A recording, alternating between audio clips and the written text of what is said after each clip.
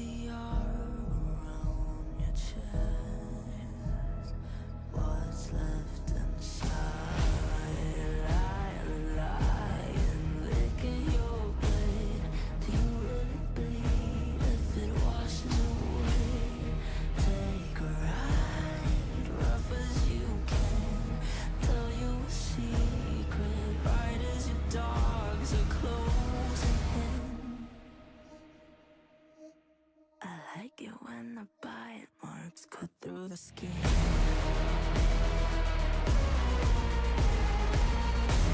I like it when the bite marks cut through the skin.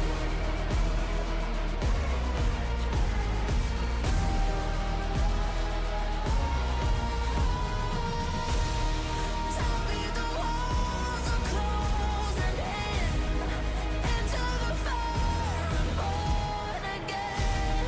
Taste the pain and drink it in.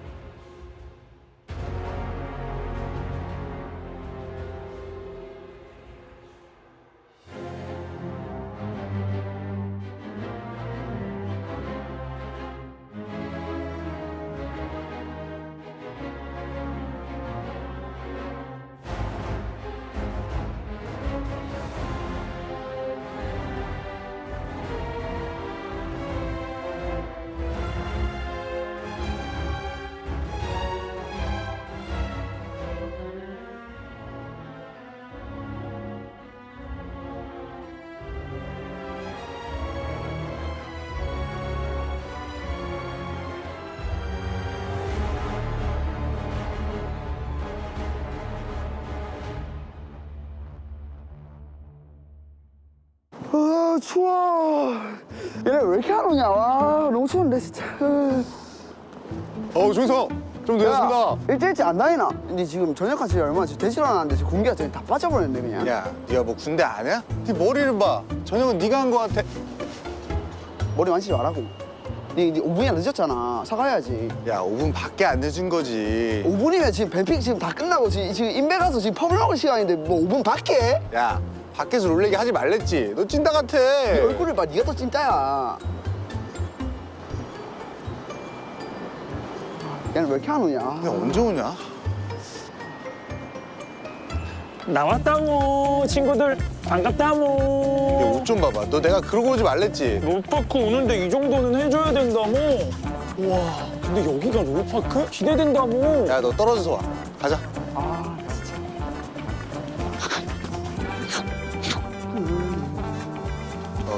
진짜. 야, 좀 떨어져서 오라고. 응. 이거 뭐야? 이거 한 시간에 1,500원인데? 우리 동네 1시간에 500원인데 여기 너무 비싸다모. 오바 좀 하지 마. 우리 부대 앞도 1,000원이었어. 야, 그냥 나가자. 여기 너무 비싸다. 딴 데 가자, 우리. 그래 우리 항상 가던 데 가자모. 그래? 어서 오세요. 뭐 도와드릴까요? 어서 오세요. 뭐 도와드릴까요?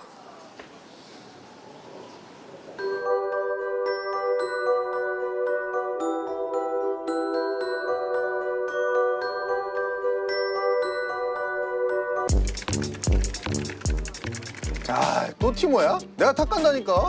그래 너 탑 가세요. 내 정글팀은 간대요. 아, 피오라 가면 그냥 캐리해 주는데. 네가 피오라로 캐리를 한다고?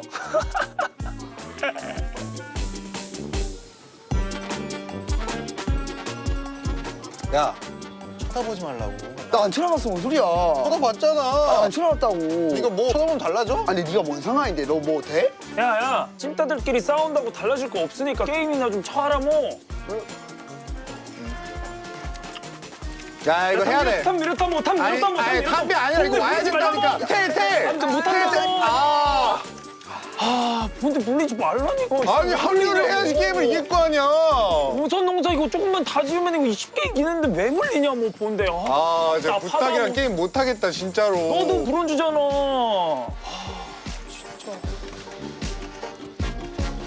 야, 잠깐만. 야, 싸운다. 1대1 싸운다. 야, 살려줘. 야, 잠깐만. 휴, 살았네. 다행이다. 후.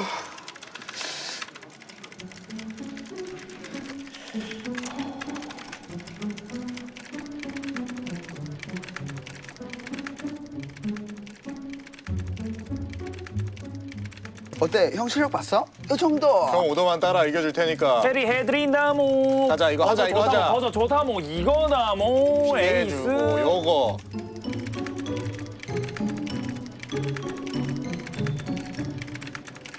야, 지금 우리 화면 보고 있는 거 아니야? 맞는 것 같은데? 정확히는 내 화면 보고 있는 듯? 아니 내 팀워를 보고 있는 것 같다 뭐. 그래. 솔직히 여기서 내가 제일 낫긴 하지. 내 버섯 농장 섹시하냐 뭐. 그냥 이게 내 슈퍼플레이를 보여주는 거야. 야, 한타 하자. 미드 간다 미드 간다 미드 간다. 이거. 빅토르. 세주.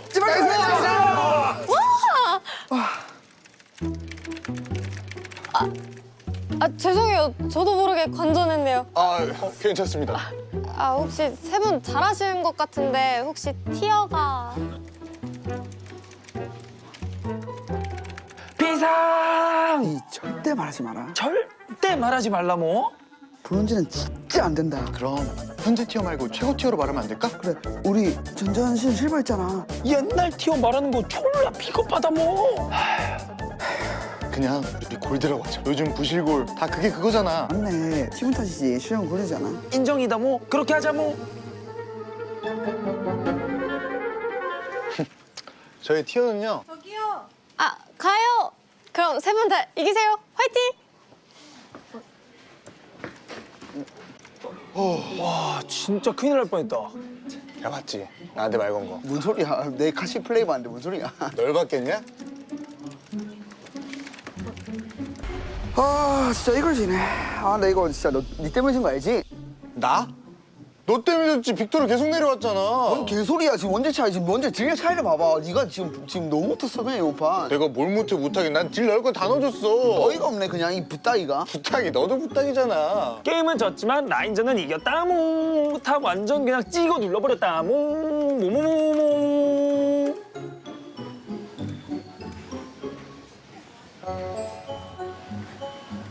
그래. 응? 저분 너무 아름다우시지 않아? 남친 있는지 여쭤보면 안 될까? 근데 남자친구 물어보는 거 좀 너무 노골적이지 않나? 아 그런가? 약간 이상형 정도만 물어볼까? 이상형 좋다. 그러면 이 판 딜량 꼴찌가 물어보는 거 어때? 너무 좋은데? 걸? 콜! 가자 뭐. 야 누른다. 아 저기 저. 자. 저 준비 안 됐어. 나 근데 진짜 딜 진짜 많이 넣었거든 나는. 난딜 많이 1등. 넣었다. 나 무조건 1등. 난 꼴찌야. 나 이번 나이스! 나이스! 아나 진짜 이런 거 못하는데. 나 안 돼. 오다모. 너 졌잖아. 할 수 있다 뭐. 해야 돼. 벌칙이잖아. 알았어 해볼게. 할 수 있다 뭐. 화이팅.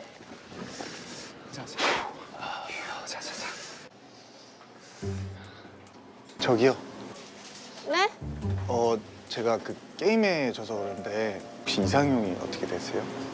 아, 저 외모는 안 보고요.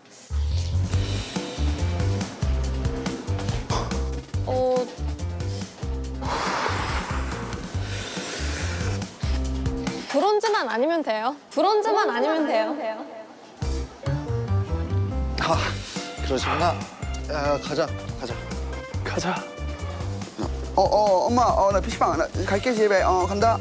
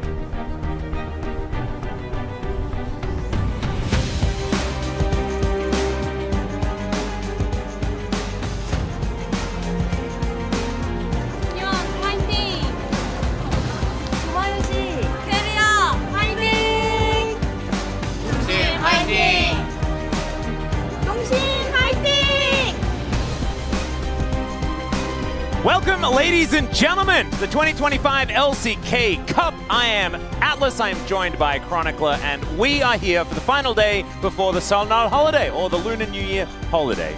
If you don't say the word in Korean, and it can be a little bit difficult to say as well. I struggled with it right then. I think in my expertly unexpert ears, you did great. So I'm Thanks, sure most man. of the audience would approve as well. Perfect. We'll have to find out from Ji-sun at the end of the day whether I'm fired for my lack of being able to say it correctly. But for now, we'll just stay in suspense. As actually she said something, but I couldn't hear it because I was You're talking good. over her. Let's have a look at the standings here and dive into where our two groups are sitting at the moment. Baron, still struggling, unfortunately. It is, they've been struggling to stay around the halfway point between themselves and Group Elder, and that does mean that BNK Fearex are really in trouble, especially after Bro proved themselves the greatest team in LCK history earlier on in the week, being able to put that #1 next to the 3 on Gen G's scoreline. Today, we have some banger matches, and speaking of the Bros, they'll be coming up next, but first, it is T1 taking on Nongshim, and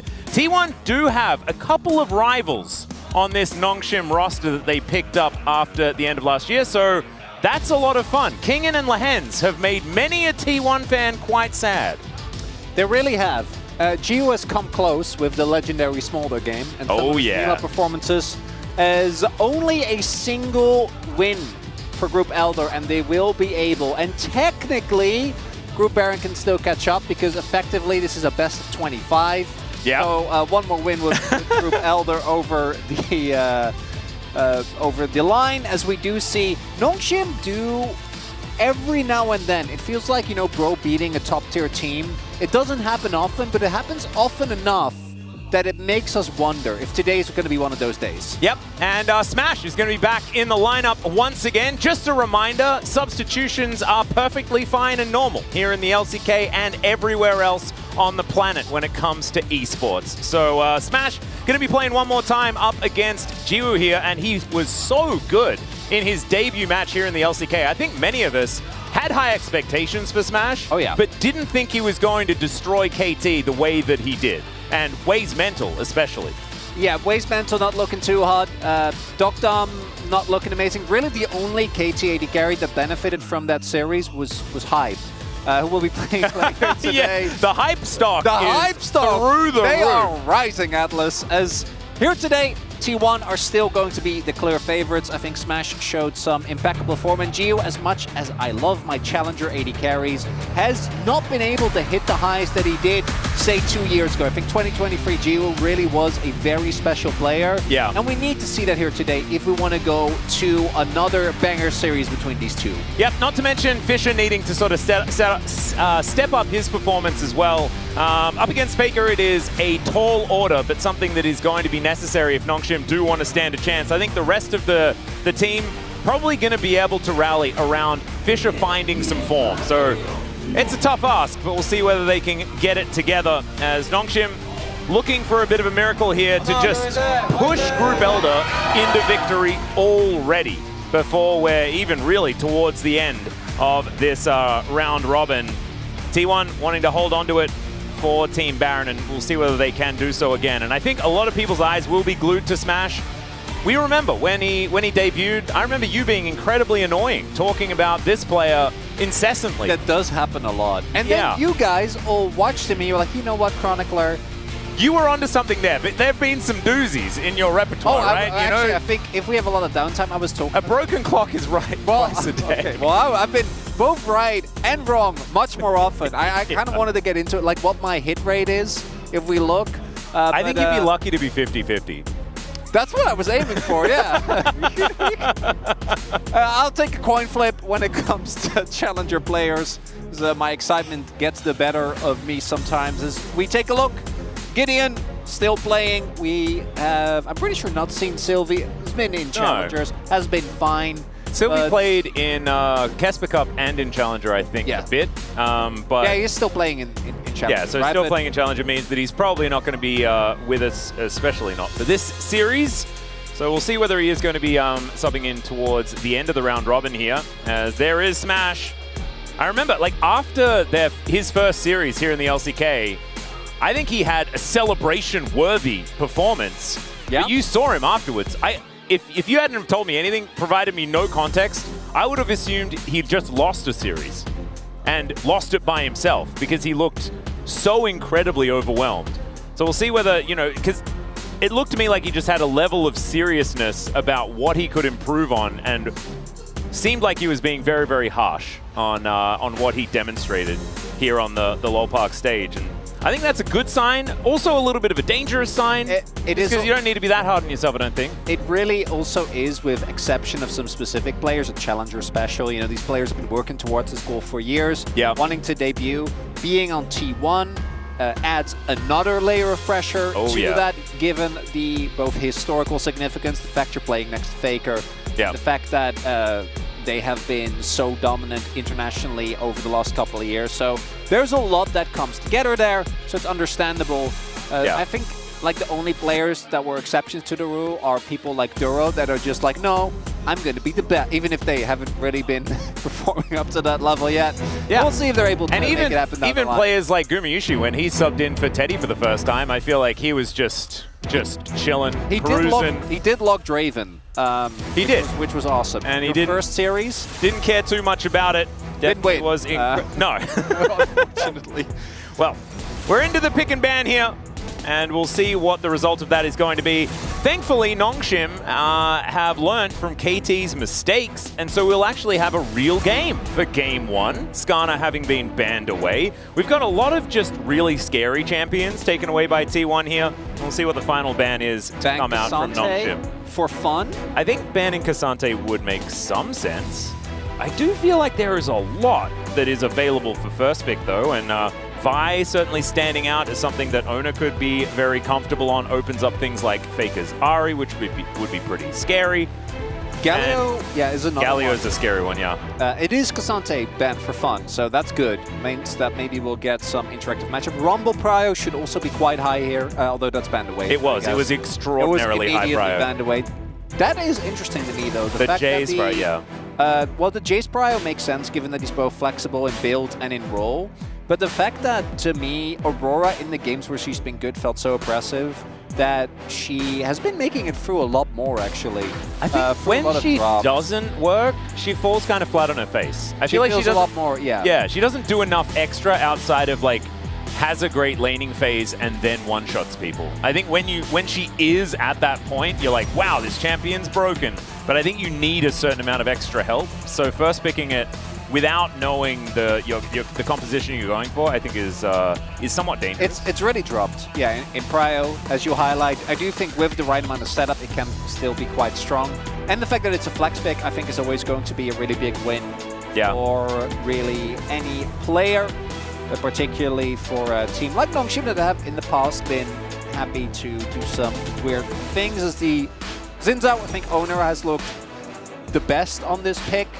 It's a pick that I'm still pretty neutral about. I feel like it's fine. It's very versatile, but it does sometimes struggle when it is put behind early on as the victor does come through. It's so weird. Looking at the name, you're like, T1, oh, they've got Jace, Xin Zhao, Victor. This makes so much sense for Zeus, Owner, and Faker. Yeah. But then you see that it's Doran, and Doran does play a different style of Jace, you could say. A little bit more of the team fight prowess outside of the absolutely dominate in a side lane as the Nautilus comes in. Yeah, the Renata ban then comes as a, like Renata Braum bans, I would say. I think most likely. Is that Nautilus priority a little high?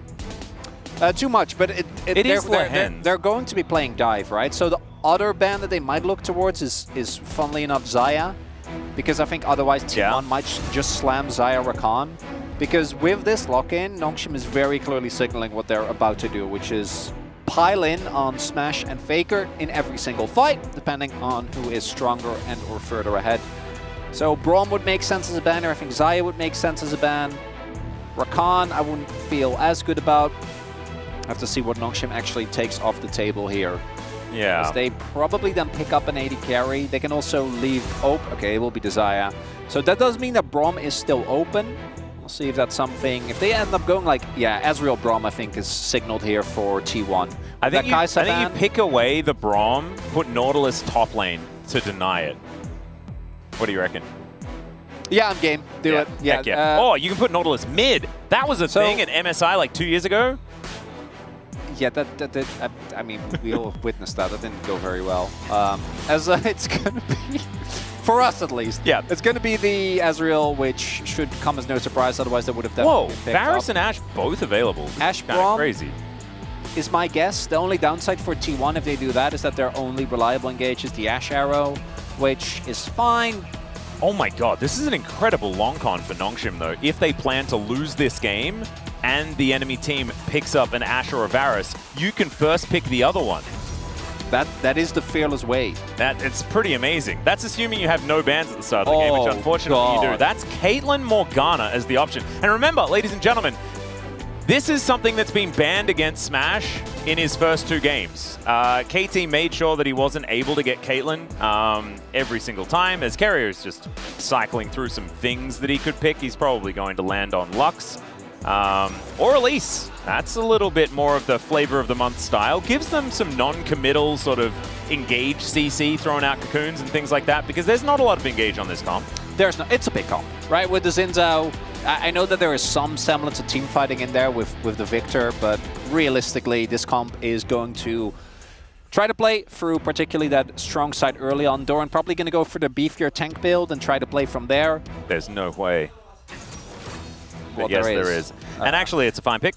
We'll see how it is going to go. Well, wait, this is a situation where Wei actually should be really good. If the map is not in complete tatters, which unfortunately I think is what T1 is going to try and look for. What you have here is a composition that, with that Hui and Ezreal combo, can actually really punish the lack of engage for T1.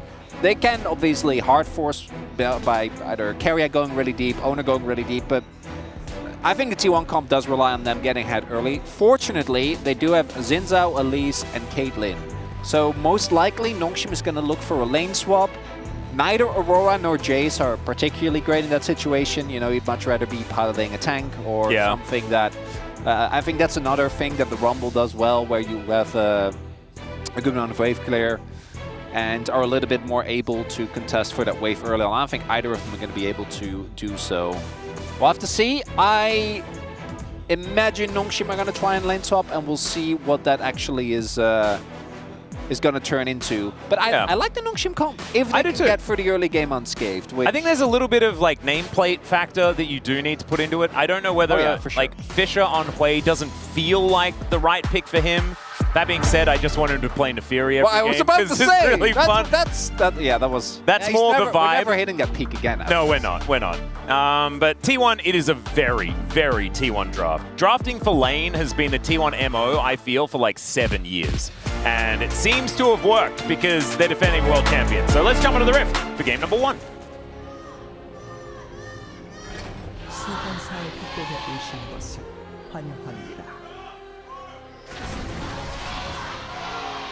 Ooh, some loud Nongshim fans here at Lowell Park today, but T1, of course, very, very loud on their end. Wow, trading flashes.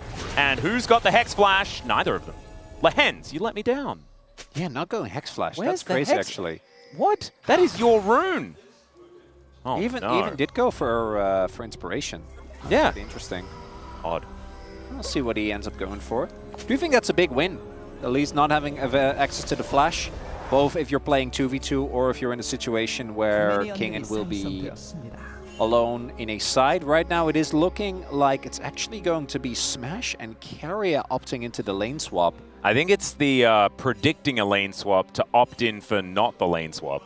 But what it means is that because this control on the bottom side of the map is going to exist, Jiwoo being already down here, and they can just go to the bottom lane. Yeah, they kind of fine. should know with the amount of vision that they have. Oh, they do not know! Oh dear, Doran going to be targeted first as there's hooks going everywhere. Flash out from Owner is going to get him out of dodge, but that means Gideon starts on red, and Owner is on his way to the other side of the map. This early game is beautifully crafted from Nongshim. The T1 really did not see that one coming. You can see they're all out of sorts here, as we do have Doran now also looking for a lane to go to. Can't really go towards the bot lane, particularly with how much he's been chunked already. And this was kind of like Doran ganking Fisher's lane, but Lehens finding him means that it's a huge win for Nongshim. It's also just the tempo for the jungle, right? Owner has to spend so much time walking. Like, I'm pretty sure he'll be able to clear fine. I don't think that's going to be the limiting factor. But we now have Shove in mid. Lahens is just being an absolute just wandering around jester. And I think he sees Owner, but like he's obviously not going to beat the Zinzao. He can't really do. He's just covering for Kingen. And whereas Kingen has been able to just get a ton of experience again, that's mainly what we're looking towards. Oh, although wow. I think Doran avoided vision there on his way down. Could have been even worse. And we'll be able to catch most of this. Like, do note, Kingen actually was forced to flash. I imagine Carriac caught him off guard. Or maybe there was a trap set up. Not 100% sure. I don't think this is diveable now with the state. Yeah. That hitting King level is in. 2 as well. Yeah, we'll see. They do have Elise, one of the best diving early game champions in the game, but there's no wave. I think they're just kind of spending a lot of time with a play that doesn't seem to be working out. And yeah, Owner is still sticking around. They are gung-ho on making this happen, Atlas. Yeah. Well, let's see whether they can make it work. Lehen sitting at full health right now. Carrier wanting to find that cocoon, gets it, but great buffer on the anchor. Kingen bounces back. Let's see what can happen here. They get on top of the Aurora and take her down. Carrier repelling just to get himself out of the way as we're looking for a bit of a hook. Jiwoo fighting against Doran here. Doran winning out on that one very, very handily. But first blood going over to T1 without too much of a fuss. Well, shame on me for overestimating the turret. Carrier barely even needing the diving capabilities of the Elise there. Doesn't end up repelling until the very end. And the damage actually, I think, also kind of catching Nongshim off guard. They definitely had an opportunity there to drop the wave, leave the turret. So credit to T1 for finding the dive angles. Faker will spot the back. Oh, okay. He also knows that the Vi is there as well. Yeah, he warded over the Raptor pit. I was like, Gideon, now's your chance. But I think Gideon even saw the ward go down, so he knew that it wasn't going to be an issue. Yeah, it was pinged. Yeah, for Faker, if he tries to cancel and he, gets queued, then kind of just goes down. So I think the right call. Also just really wants the back. Because we now have TPs coming in here for both Nongshim solo laners and experience. Because of that, Kingen, who actually had a much better early setup, is now behind. About, what, like half of a level? Yeah, so decent T1 margin. Doing a really good job of recovering from that early game. Just keeping cool, calm, and collected. And it looked like it was a bit dire, but they didn't panic. So, now that everything's sort of evened out, the gold lead is approximately first blood. That's all that's really in it here. Maybe a little bit of change. So T1 pretty happy with how that one's gone. Gideon being able to pick up this first dragon would certainly help even that out. We've got 50 seconds until the grubs are up and available as Kingen bouncing around this bottom lane and is still just taking a lot from these shock blasts that are raining through from Doran. Fisher comes down to help out, so Gideon will be able to secure this, and then should also be in position to head over towards these grubs.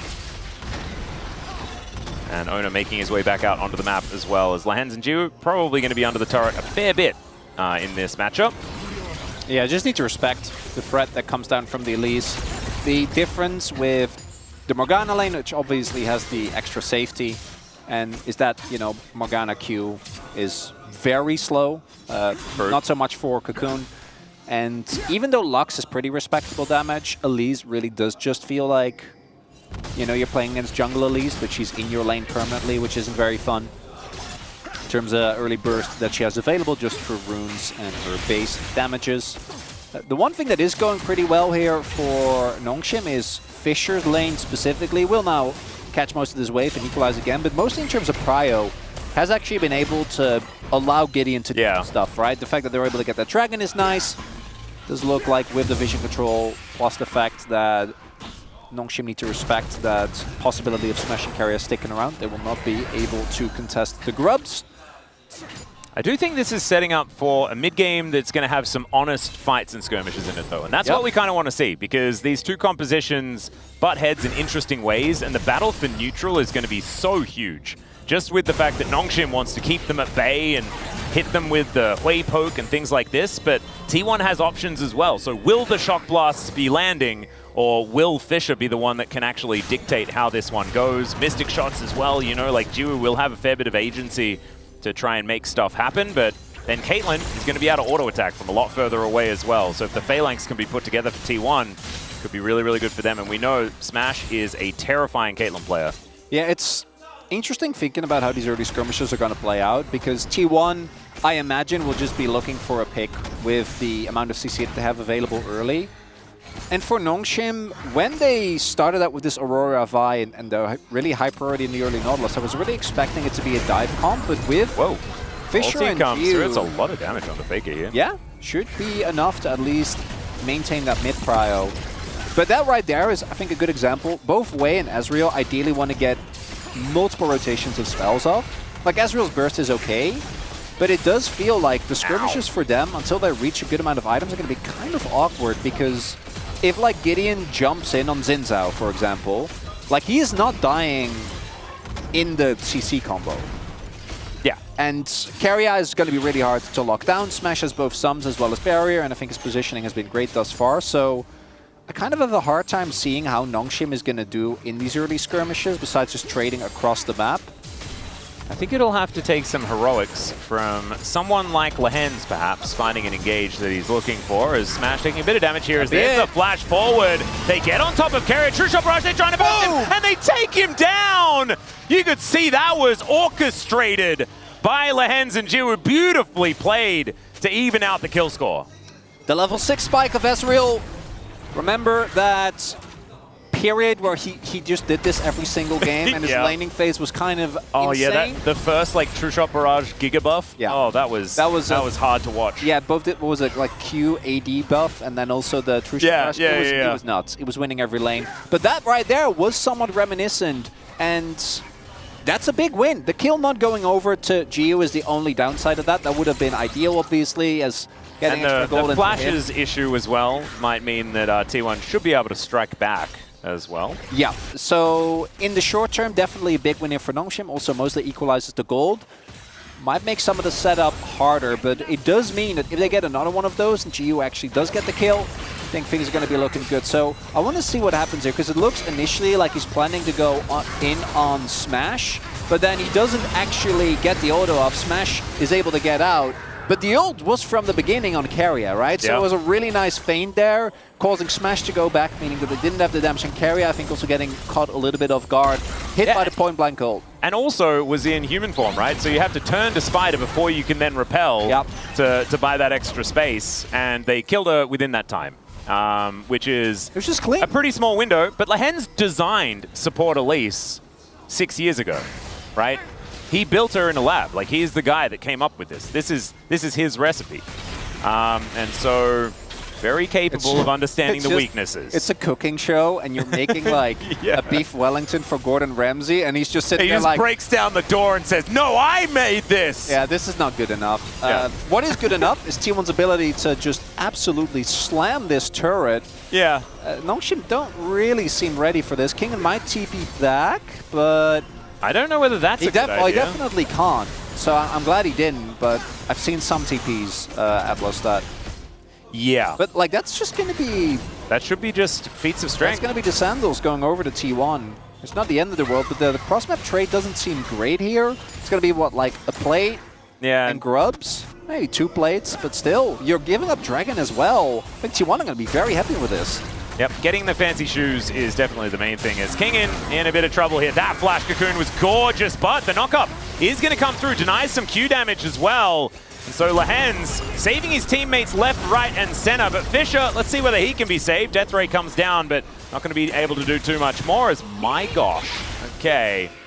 Smash and Keria now just get more free time with this turret. So the thing is, Nongshim are like narrowly escaping and doing cool mechanics to get away from things, but then they still lose all their stuff afterwards. So it doesn't matter that much. No, the objectives are still going very much in favor of T1. As you're saying, we do have another Infernal. We've had a ton of those. It's been a very Infernal-y type situation. It's fitting for LCK Cup, I think. That's kind of the vibe. Yep. You know, fast, fiery. And it's got a Noxian theme. You can see everything looks a little bit like it's the height of summer in Australia. I don't know whether anybody else other than Australians knows that, but everything just turns yellow. It used to be green, not anymore. It's all dead. And so it all just goes yellow. And so it's similar vibe, you know, it's got a heated up sort of theme. I'm there. There with you. Bit of harrowing commentary there from Atlas. Yeah, I apologize for that one. That's fine. Doran is trapping Jiu, or is it the other way around? Well, at least it's there, so I'm pretty sure that they have to respect. Well, Lahens is there as well. Let's see whether he can tank up enough damage here to keep Jiu alive. The answer is yes, but Smash is still going to come up. The same situation, right? Yeah. It's like they turn up, and Nongshim are like, haha, we got away, but then Caitlyn's still there to destroy your stuff.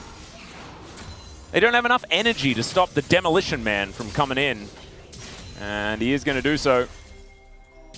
Still, Lahens and Jiu will be able to pick up this wave, and it looks like they have other things on their mind as Gideon could be in trouble, has to flash, but there's the flash knock-up. Ace in the hole comes down as well as Gideon trying to taxi out via Faker. It's not going to do enough.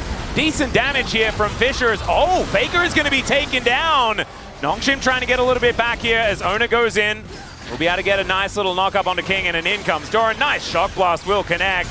Kingen's in trouble. Smash grabs it with the very end of the Peacemaker, and he's not making very much peace with that one this game. Lahens moving on over as well, but he's lumbering in a little bit too slow to really get anything done. As Nongshim, they're just doing less, and T1's doing more, is what it feels like this game. They are getting consistently out-rotated. Feels like T1 always have an extra member on the map. It feels like they're playing with 6. But this should be kind of a no-brainer from Gideon. We just witnessed Keria and Smash towards the top side of the map. So trying to clear the ward against the Elise and Caitlyn combo not going to work out. Kingen actually really nicely done there. Good amount of damage, but Owner stays very healthy. And even with Keria's Cocoon not quite hitting air, the damage is already done. I mean, it hit. Well, I hit Fisher, yeah. And also, it doesn't matter, right? They still get the kill. As Doran actually with really good timing there as well. And this is exactly what you'd expect from T1 with this type of composition. Continuous roaming, being ahead of the opponents in the rotation and looking for these continuous skirmishes as -1 for Fisher. 2K gold deficit at 14 minutes is pretty sizable. It is, especially when there's like a 1 kill difference and a 1 turret difference, right? Like, there's not a lot of, like, 1 dragon apiece as well. Like, everything else seems somewhat even. Yeah. Except from being able to kill minions and be in the right spots and take plates and that sort of stuff. There are basically 2 avenues, because I think T1 is about to reach the break point where Nongshim just never get to do anything on the map anymore. I don't think we're there just yet. And if Nongshim can keep the gold lead at this point, get the second item up on Fisher and Jiu, I think this composition is really going to start to shine. As they actually do have both amazing poke, but like getting in a position to poke right now is just that they're not able to, because they have basically no prio in any of the lanes outside of when Fisher was able to generate something against Faker, but even that's now kind of gone by the wayside. So you just have Xin in every lane showing up. Caitlyn obviously outpushes you. Aurora has been put behind, so Doran is just continuously bringing the pain there as well. So like, you have a poke comp, but they don't know where the opponents are. You don't have vision control, so it just kind of does not a lot. Yeah. If they were ahead, right, it's a beautiful seat composition. And it but can come back. Yeah. This is not going to help, as Lahens is going to flash to try and get out of the way. Keria comes down. There's a nice double knock-up to come through here, and Fisher's AoE is sizable. There's the crushing more as well, and Fisher answers the attack on his support. Now Gideon looking for an opportunity. Ona goes in and just takes down Lahens. The fear is a little late to save him, but they'll still be able to give another kill over to Kingen, which I think is a big deal if they want him to be a part of this game. Oh, if only Lahens could have just pieced out. Really good turn there from Owner. Knew he was dead for sure with the rotation coming through. But this is the issue. Like, that play was winning for Nongshim until you look at the map. Faker even teleporting to just guarantee that his inner goes down. Yep. And that's going to, again, increase that gold lead and bring it back to, like, the 2K that it was at before. Yeah, 2.5 now, actually. Pushing that money a little bit further ahead. There is going to be a Rift Herald picked up here by Nongshim on the top side as Lahens finds the wall. Fisher going to come down here as Jiu is fighting against Smash. I don't know about this one, Jiu. He just shoots and he kills. There it is. Oh, Jiu going to survive. Thought that ace in the hole was actually going to be able to do more there as the repel just to dodge out of the way. Maybe with 1 extra item, 1 finished recipe, Smash would have been okay. I'm not going to lie. I think, even with the barrier, I thought it was dead. Yeah, me too. But like between the BF sword and the collector. As we take another look here, T1 need to push forward. I think getting Lahens' flash was definitely enough here. The fact that they then chase this aggressively was a bit too much. Fisher is just there. Ends up doing an incredible amount of damage, particularly the carrier. Owner obviously does have his ult up, and then we have the TP come in. And then here, Lahans just... We did not need to do that, sir. No, we didn't. Could have just made it out. His efforts were no longer necessary. But the real story is then that T1 immediately responds, gets the inner towards the bot side of the map. The kills are still relevant though, and again, I do want to repeat, I do think that there is still good outs for Nongshim here. Yeah. If they're able to kind of keep the game in this pace. If they get another dragon, which buys them a ton of time, that could potentially end up making the game a lot harder to play out for T1. And the scaling on the side of Nongshim is nothing to scoff at. Yeah. T1 also have great late game damage in Victor and Caitlyn especially, but Doran's still going to be doing a fair bit of work, especially with his Hullbreaker build. I like keeping side lanes very relevant here for T1, and that is going to certainly be that. But like, you get an Aurora with 3 items as well as a Hui and an Ezreal, like, well, a team fight won't even happen and you'll be dead. What's particularly Hui and Ezreal with limited engage for T1. Their pick is amazing, their damage is wonderful, and I think the scaling is good, but like, how do they actually play out the late game fights without someone to start them in a favorable position for them? Yeah. You really are going to need to once Fisher finishes that second item. Gravity Field coming down, just trying to turn Nongshim. That's going to work, but Dragon is going to be picked up. Nongshim with control of an area, also very scary as far as this composition is concerned, the way they can play it. So need to tidy up where they are on the map, making sure that they can actually defend a lot of these key positions that T1 have had a lot of control over. But T1's going to have to work even harder than they already have. They're going to be able to make sure that this is a guaranteed W. Don't get me wrong, they're still winning, but I'm starting to believe in a bit of the Nongshim magic. Well, they can continue finding some good angles. Yeah, Smash, even though he's in a great position, I think should inspire more fear in Gio, who's seemingly unbothered. Of course, does have a lot of safety with the Ezreal. The big test for Nongshim is going to be the Otacon. I think that's where T1 can also get the decisive lead that will knock Nongshim really out of this game. It's the gold lead right now. Again, it's good, but it's not going to be enough by itself. Because trying to get control of Brush, which is going to be a necessity, into Victor, into Elise, should be extremely tough here for the side of Nongshim once T1 sets up there. And T1's damage, I think, is pretty respectable, particularly once Faker finishes his second item, which I imagine will be the Liandry's. So we're going to have to see T1, if they do get Otacon, they can turn that into a couple more turrets, because the mid lane turret still standing is actually a big deal.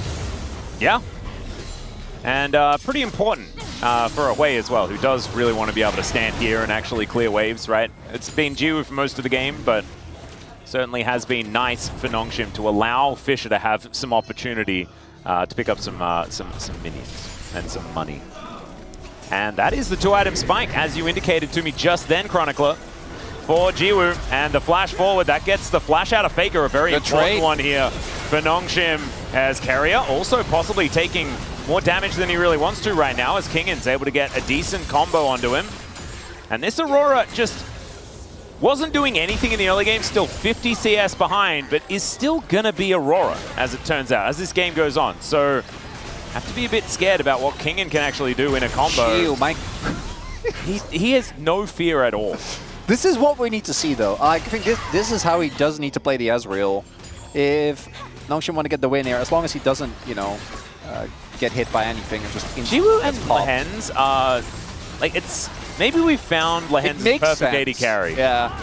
The more you think about it, I think we're still seeing them kind of finding what works for them, but that play in the top lane. Yeah, you saw that play. That's when the insane minds actually align. And that's frightening, man. Ooh, he done now for Smash. I think if Faker can get his, Leandro's done as well. Owner, I imagine, also getting close towards that second item. Faker gonna back now. That might be the opportunity for T1 to pull that trigger on Otacon, as Faker actually canceling his back there, wanting to shove out one more wave. Teleport's gonna come in from Fisher, now has his Horizon focus done. So, looking for this Otacon, it is still up and available. No one's looked at it just yet. Battle for vision is what it's kind of feeling like, as Smash taking this poke damage is pretty good for Nongshim. Jiwoo continues to land these Ws because he's so far up in the lane. Not going to be able to thread these Mystic shots through, though. But you can see he feels the item strength that he has right now. Collector IE, one of the better 2-item spikes that you can get for a Caitlyn, but it's still 2 items on Caitlyn. Kind of want 4 before you're really happy. You're very happy on 1, but then it's kind of a wait until 3 or 4, and then you're happy again. Ow. It's also the ability to actually walk up and trade is just not being given, as that is going to be the mid lane turret actually falling first. The siege power of Nongshim actually rearing its head as Doran able to shove a wave towards that bottom side. Remember, inner turret is just gone down there. As those 2 turrets that T1 have taken, one of them included an inner. Okay. So, bit of extra money. We have 2-item spikes across the board now. Supports, obviously, the exception there is... Oh dear, Cocoon connects onto Kingin. Nice ace in the hole just to make sure that he has to run away. But yeah, you said it, man. We've got actually 2-item spikes on everyone. Except for the sports, but they've got 1, and that's actually parity as well. It's the support equivalent. Even, yeah. It is. Of course, all items are not equal and things like this, but it's kind of cool that we've Faker. got 2 legendaries bait? for everyone. Might be. It has to be. Yeah, Faker throws this one down as King gonna have to flash. Does survive, though, at least for now. My goodness. Well, that was a game of inches. It was successful bait, as in that the bait got eaten. But there was no... Yeah, sometimes the fish no just catch. eats it and then Gets swims away. Yeah. They're not going to lose an objective over it, but we'll see. I think Nongshim can turn this into the dragon here. It does like T1. I really like this, actually, because Faker does FTP, and you do see Nongshim, obviously, with that catch on the top side of the map, then want to turn that man advantage into playing towards dragon. But then T1 now uses opportunity to rotate over, force a response from Nongshim, and like Faker's going to be back. Oh, I think that T1 really got the better end of Nongshim here, and now they're spotting Gideon. You cannot do this dragon, my man. They are going to start at Otacon, and they're going to be able to get control of this Tri-Brush. Nongshim, maybe the bait was successful after all. The problem is T1 needs to kill Fisher, because if they're actually fighting Otacon, he's going to do so much damage to them. Doran on a flank angle, he's going to have to flash. He has to flash. As Doran is going to discover the rest of them. Fisher flashes into him. I don't know about that one, but they do manage to take down Doran, because there is that unending despair, or the spiraling despair, as it's said. It's not actually the item. It is the ultimate ability. They're just extraordinarily similar. So nice little pick off here by Nongshim. We'll see whether they'll be able to take the Otacon themselves. Looks like the answer is going to be no. Yeah, despair, both unending and spiraling there for Doran. Yeah, the explanation is still the same. As he gets into the death chamber. Crucially, though, still not getting an objective. This, though, Fisher just in an awkward position there. Felt like maybe if Gideon or Nongshim as a team responded a little bit quicker, they could have kept that summoner alive, because you also can't really walk through the entrance. But that is a big cooldown that is now gone. I would love it for Nongshim if they're able to actually set up, and it looks like that is going to be the case right now. We do have lands and King towards the top side of the map, and Doran is up now.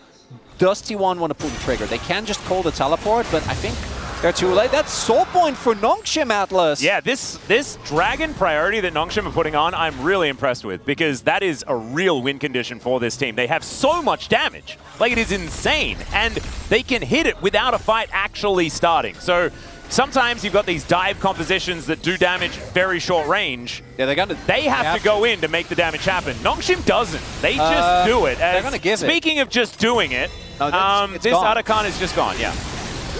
So I feel like there was a good thing about the dragon, and then they had an opportunity to not just give this up.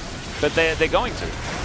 And so Otacon is going to be picked up. They do not commit to trying to kill them after the Otacon goes down, which we've seen a few times.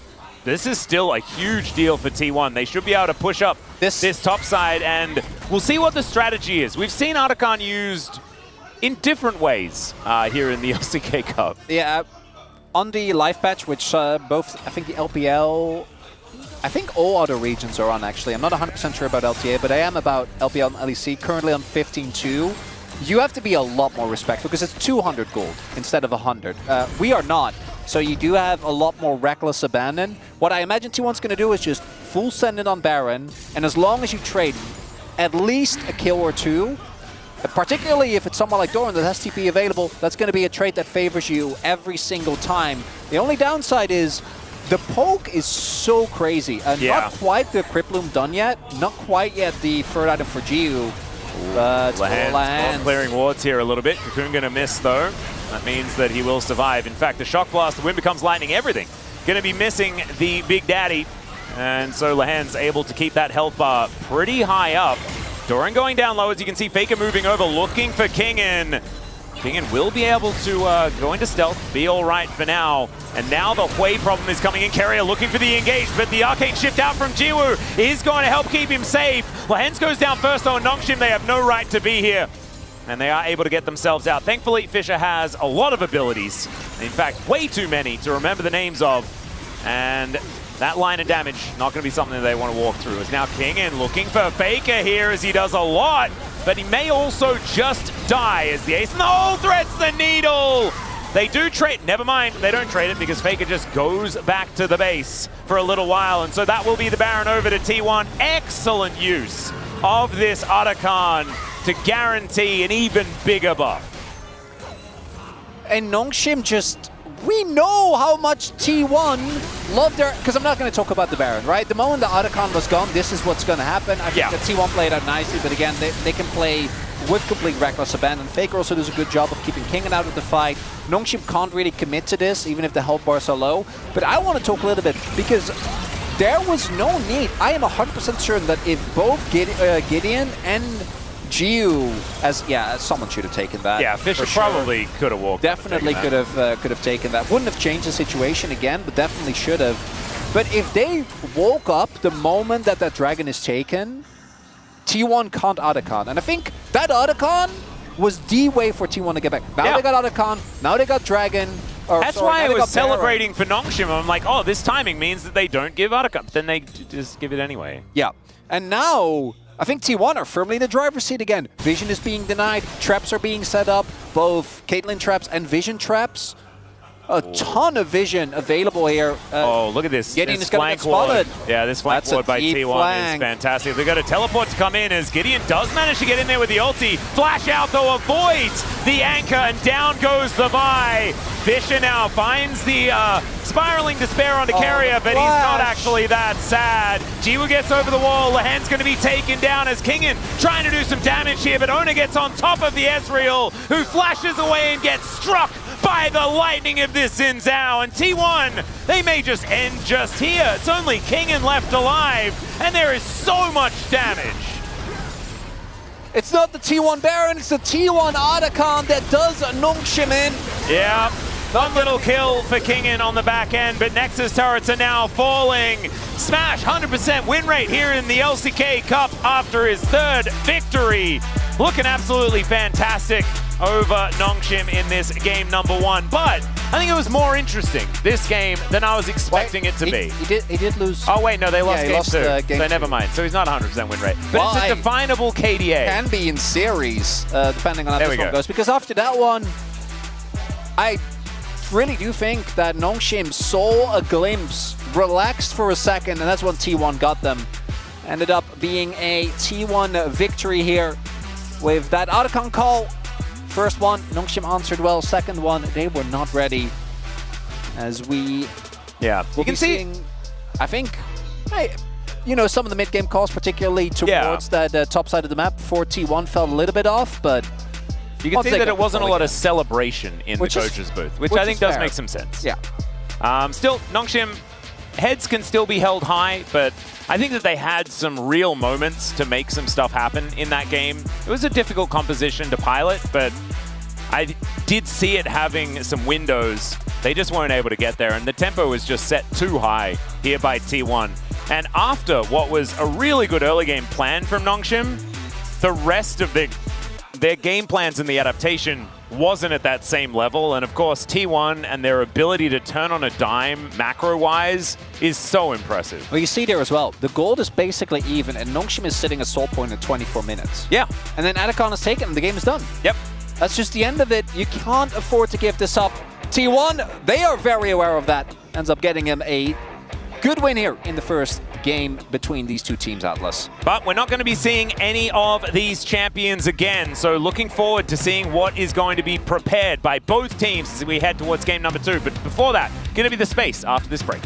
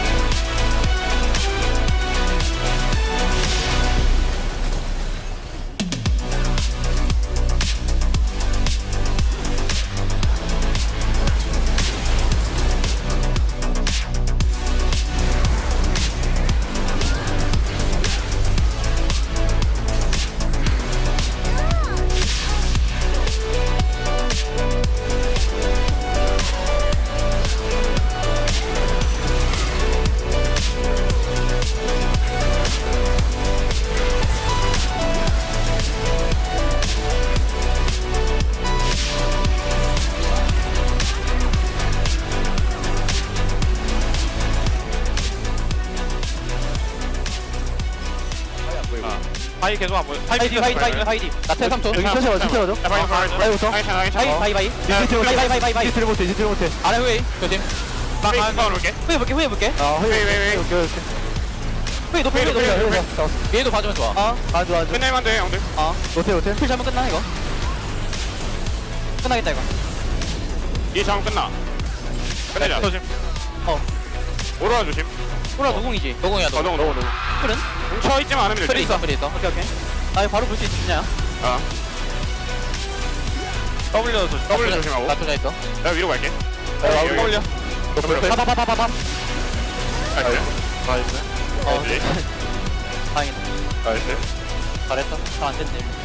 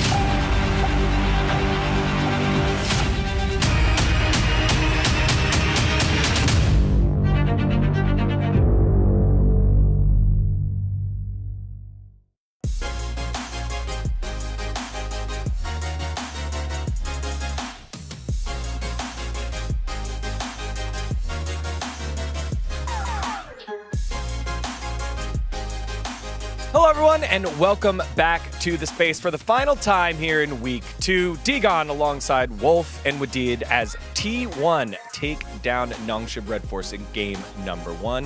Wolf, that one slow at the start after first couple of kills, but then some decisive macro here by T1. Yeah, I mean, I think the theme of this first game is definitely T1 really out-macroing Nongshim Red Force. Nongshim have some new players in their lineup, right? And they're still figuring out that synergy and stuff like that, but there are some veterans here, and I feel like the calls around some of these objectives were really slow by Nongshim. And when you're running into a Caitlyn, you're always going to be a little bit behind the 8-ball on macro. The Jace side lane with the hull breaker as well is a big problem for them, and they just couldn't actually patch the holes on the map. At the beginning of the game, I think they gave up the turret just for free, and then end of the series, I think they kind of gave up Atakan for free as well. I think that outcome came from their macro play, as you mentioned, and also I think the details that T1 had was just great. The Elise pick coming out here for Keria. Let's dive into the early parts of the game here with the turret plates and how it all played out early on. I mean, I think Smash could just reset here, but Owner kind of gave an idea that he could just push one more wave, and I think that kind of managed well in a really good way, because after this wave you can speed up really fast, and you can show a Smash pushing out this cannon wave once again while Azure was basing. I think it was really bad idea to lead hands to actually freezes this wave, and also not hard pushing with Jiu right there. And then actually result of that, they had like huge tempo on them on the bot lane, so they could actually manage to push out the turret while Azure was just pushing slowly on the top lane, and I think it was really crucial. And after that, T1 kind of snowballed early game really easily by them getting on the bot turret. And of course, this is first turret, which is going to guarantee feats of strength over to T1. So there's just multifaceted reasons why all the decisions made here favor T1 massively. They utilize the Caitlyn pick incredibly well, something T1 has been known for. And you could see, I mentioned it when Smash was playing in his last series, but he's a really good Caitlyn player as well. He and Guma both share that trait. And, you know, in situations like this, when he's set up for success, he does not drop the ball. And just overall clean play from the rookie again. I love replays like this because it shows how it's a cascading effect from a decision and the support, and like you highlighted earlier, Smash thought about recalling, was given the idea to continue to push, and how it resulted into that first feed of the first tower. Now let's take a look at some of the action that we had here in highlight number 2, where at 25 minutes, this is some not so great macro and maybe some decision making from the opposite AD carry Jiwoo. Here is the same for the Jiu as well. He was thinking about the reset here, but he thought about the pushing bot wave as well. But I think it was really bad choice because Atakan Atakan spawned on the top side, and your AD carry is you're pushing on the bot side. That doesn't make sense at all. If he has teleport, which sometimes you take as Ezreal, then you can kind of mess around with this and TP into the fight. He doesn't even try to true shot for the steal or anything like that either. So he backs here after canceling his back. So he clears a wave, doesn't impact the fight at all, doesn't get the turret that's standing down there either. And you can see there's definitely, I mean, I don't know what the comms are in this moment, but my expectation would be there's either some arguing or disagreeing about what's happening here, because you could see Ju wanted to do something else, then decides to back anyways, too late for the fight. And those are the kind of calls that need to be much cleaner for Nongshim, because against a good macro team like T1, you drop the ball here, you're going to lose the game over it. By the way, you could easily fix this problem. If you really wanted to clear out that bot wave, you're Israel. You could just use your ulti to fix that wave and then get the vision sight of the Atakan, because of the Nashor, it had really narrowed path to the Atakan as well. So I think it was really important to get the vision control. Otherwise, it's really hard to walk in to the Atakan pit because of the Caitlyn traps, and also you are playing as Elise. Yeah, and up to this point, there were no catastrophic mistakes. There was no very clear lead. But now with that mistake, Atakan buff on the side of T1, Nongshim had to face check into Baron. Once again, you could see the traps and also the vision control by T1. I mean, they even had the Atakan, but on top of that, look at the engage from the carrier. It was phenomenal. Yeah, really nice reaction here from Jiu, but it's just too little too late. Obviously, that engage is what splits this fight in half, so Lehen's engage means nothing. He's cut off as well, and that's just it. I mean, that's the end of the fight right there off of a great flash play from Keria.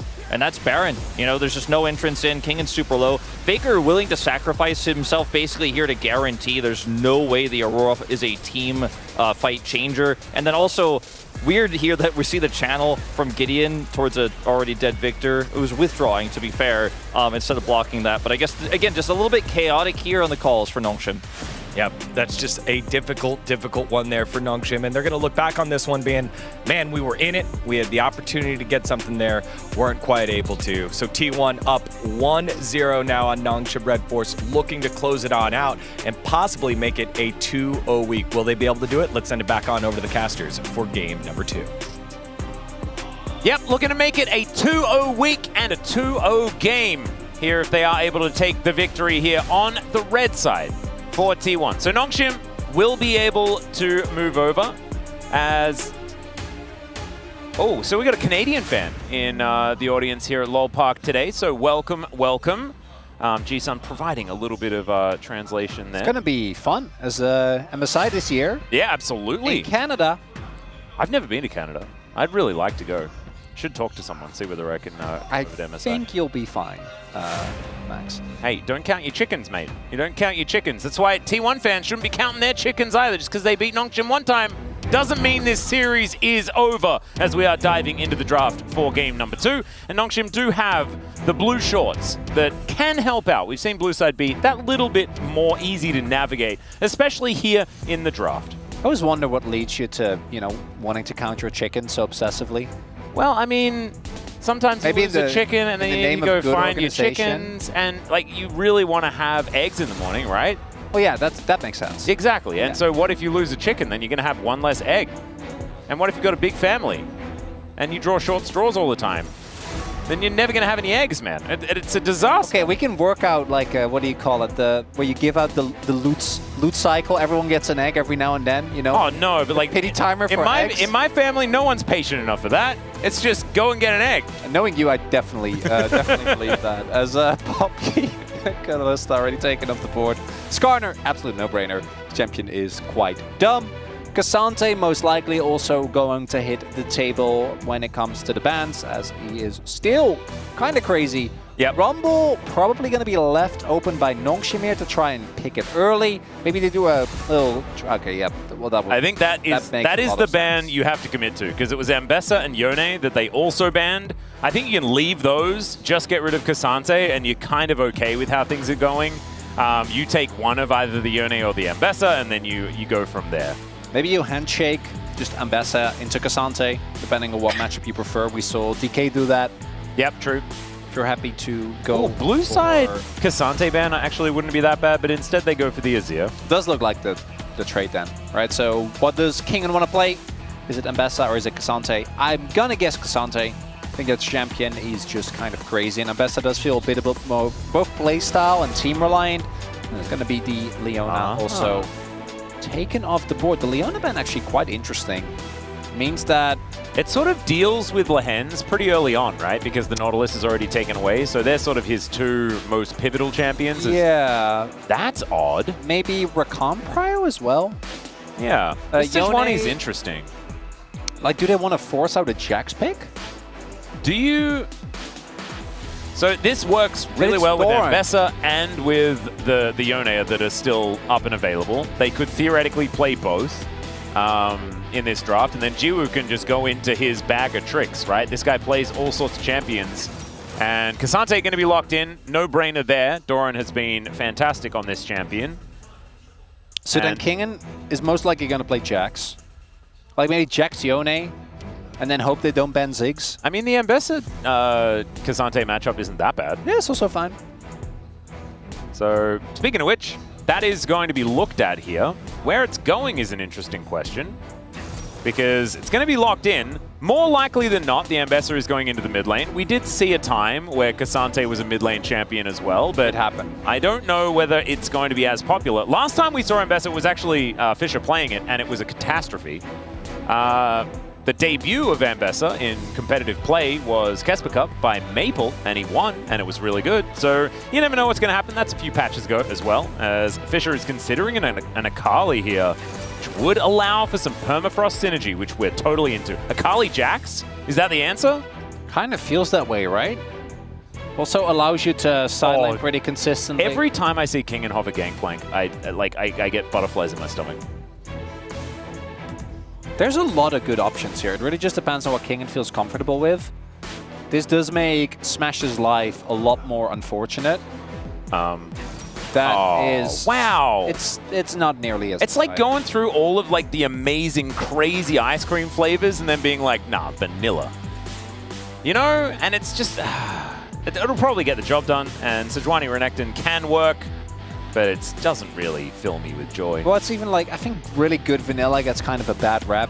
You know, That's when you get, true. If you go to a really good ice cream place and you get vanilla, it's generally exceptional. I don't even feel that way about the Renekton though, as we have Owner on Lilia. I think Owner had an exceptional game number 1 on the Xin. He did. Performance on the champion, I think, has always been just insanely consistent to the point where teams have started preparing counter picks. The last year spring Kazakh's counter pick comes to mind, just because of how threatening he has been. I don't like Owner as much on AP picks. It's not even a mastery thing, it's just how T1 looks, you know? T1, I think, relies on him so much for the space he creates and the power he has when he decides to go in. Not going to have access to that this time around, but it is a really strong pick at the moment. We've seen Lucid have POM-worthy performances of it, and it's also annoying to play into a Sejuani because you just get outpaced pretty aggressively, and it's hard to, outside of, you know, if you have backup and a combo to 100 to 0, actually locking her down consistently is just kind of a nightmare. Yep. And we've sparked a little bit of a debate in the chat about the vanilla ice cream call. Nothing against it. In fact, Renekton, great champion. There just could have been more interesting things. There could have been more flavor. Yeah, could have just been a bit more off the wall. That's all we're saying. So what is it's your okay. favorite? What is your favorite ice cream flavor? Coffee. That actually tracks, yeah. Yeah, like or like a good tiramisu, but I don't know. Tiramisu ice cream? Yeah, tiramisu ice cream is never had. Absolutely. But isn't that just coffee with extra steps? Exactly. It's coffee and alcohol, basically. Smash thinking about what he wants to lock in. We've got the Ashe Varus handshake, as well as the Alistar and the Renata. Alistar being probably the next rung on Lehenz's list of champions that are good, and then the Renata being Carrier's, you know, the champion that you just really don't want to see Carrier on if you are the opposition and you want to win. Smash thinking about Jinx, though. This is certainly a great pick for him. He has found so much success in his career on this champion, and that will be locked in. Provides them a fair bit of range. Not a whole lot of peel with this composition. I was about to say, they're definitely going to go in further. Do you think you want to lane swap here if you are Nongshim, because the early laning phase is not fun because you get outraged so aggressively? And there's also not a lot of engage support, but Rel is still open. So there's also no Alistar. That, I am not... so they're going to lock Xayah Rakan, right? And then they also take away the Rakan from Carrier. A lot of the counters are taken away. I don't like it. Get me first and foremost, but I can see the thought process because Carrier was going to play Rakan. You can't play Leona, you can't play Poppy. You have to blind something. Like, I guess you could blind Maokai. Is it Blitzcrank? I've seen that Lance face before. God, yeah, that's what I was thinking as well. Don't blind Blitzcrank. Okay, this is fine. This is No, it's not fine! Why would you not lock the Rakan? There's nothing fine about what Nongshim just did. First, they hard countered themselves. Jiwa just locks in the champion that you pick Jinx into. And then they don't even do the thing that you're supposed to pick it for. You could play Rel with anyone. Misfortune would have been A-okay. Well, Atlas, I was kind of upset about the fact that you didn't ask me what my favorite flavor of ice cream was, but now I'm upset about this. Oh, what's your favorite flavor of ice cream? Please take me away from talking about this. Mango. Oh, really? Mango, yeah. Interesting. Love mango ice cream. Would you like more of a sorbet or like an ice cream ice cream? No, not because for sorbet, my favorite flavor is actually lemon. Yeah, mine too. Like the classic. You can't. I mean, can't beat it. It's going back to the it's going back to the whole vanilla thing, but I do think lemon sorbet is so good. Yeah, Speaking of good, you can beat Lulu and Jinx in a lane against Xayah and Rel. Oh, I don't think they're going to be laning against one another. But then you still win because you have Cassante in the lane swap. Yeah, and they have Renekton. Yeah. Wow. I was feeling the Nongshim draft, and I feel like, particularly in first, we've had a lot of these where you see the first three, you're like, feeling pretty good. As some base Nongshim fans, you love to see that. Yeah. That is very cool. I am worried about, you know, the rate of success. And I think it's okay, like, if you're looking at the king in half of the draft. Like, so those fans absolutely happy about how things are going. And that guy's just a chill guy, so everything is He's okay not over bothered there by too. this Not draft. bothered either. I'm very bothered. And you heard, like, I don't often let my emotions get the better of me. Don't you? I mean, I try not to. But that was... I apologize for the outburst, but it bothered me. I felt like things were going a relatively okay direction. And then... They were going, and now they are no longer going. They are not going. We'll just have to see how it does work out here, because of course Nongshim, they still have a fair bit of tools, and there is a lot of melee outside of the Jinx that you can utilize this Xayah to try and alleviate yourself. But I just don't know whether it was the greatest choice on the line. Maybe they can prove us wrong.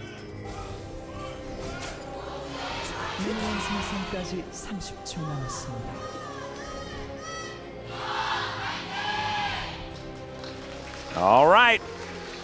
Let's get into it. Let's see whether Nongshim can show us something that we weren't expecting. And by we, I mean me and Chronicler, at least. I'm sure there's some of you in the chat and here at LoL Park, perhaps, that just know Jiwoo has a plan. And his first part of the plan is by picking Ghost, which is fun. Gets to run a bit more quickly. Got some backs coming on through on some wards, which makes me a little bit frightened given the location of Lehens right now. Owner is not aware, I do not think. No, he was. Lehens was just backing on a ward. Yeah, never mind. Okay, so he's aware of everything. So they do know. Oh, It's T1 is setting it. It's Oh, plans God. within plans, baits within baits, and now they are going to cascade on top of Nongshim. Oh, Lehens with some fancy footwork there. Actually able to get out. Does have to expend a lot. And now Carrier flashing over this wall preemptively to make sure that Fisher is going to die to Smash. Ladies and gentlemen, on... Okay, never mind. Maybe you won't. Jiwoo's going to turn up.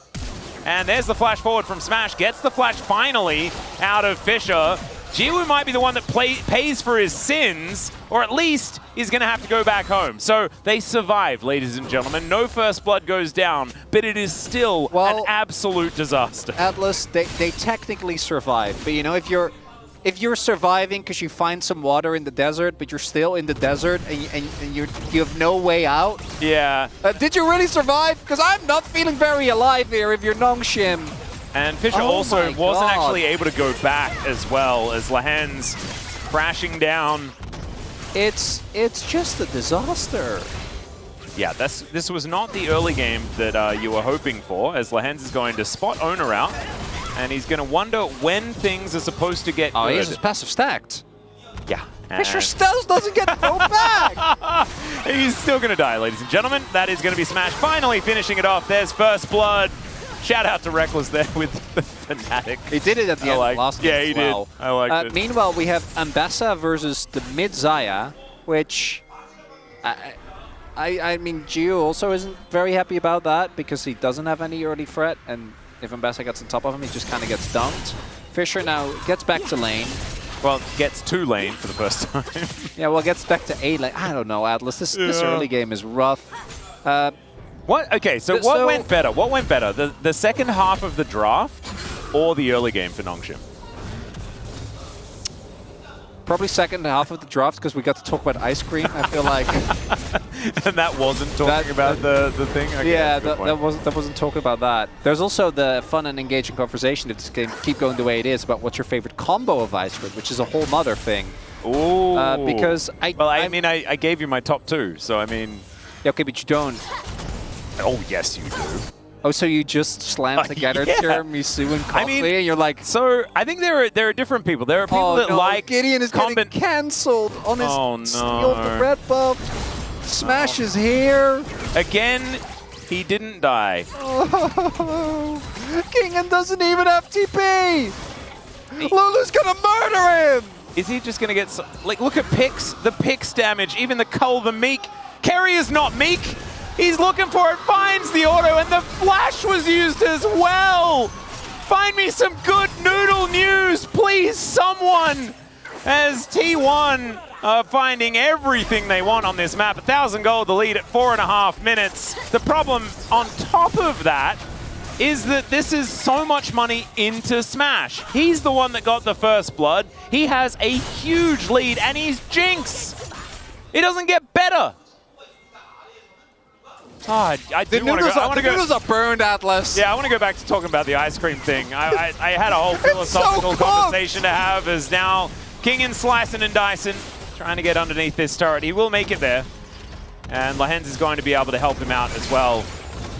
Oh, man. Oh, dearie me. Let's have a look at this from Carrier's perspective as he just goes and he kills Kingen.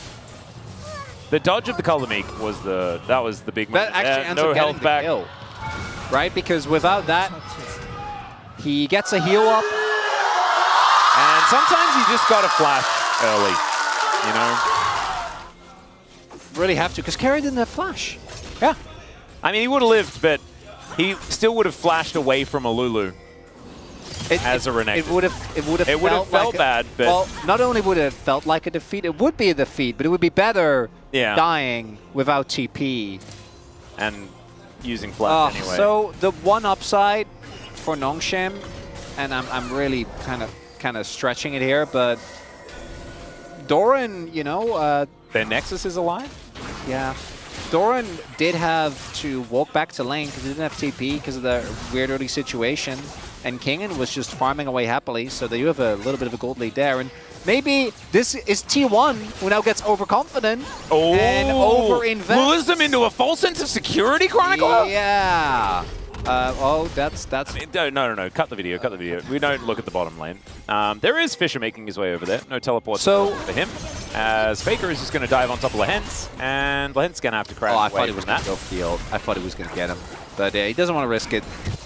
Does not want to get overconfident, which is understandable. Oh, dear. Fisher about to get the perfect execution by hitting another level. So it is just two flavors of coffee. Yeah, basically. So what I was going to say is there are like two types of people. There are people that like the combination of the flavors, and then there's people that just like this thing and then like another thing, and they put them together, you know?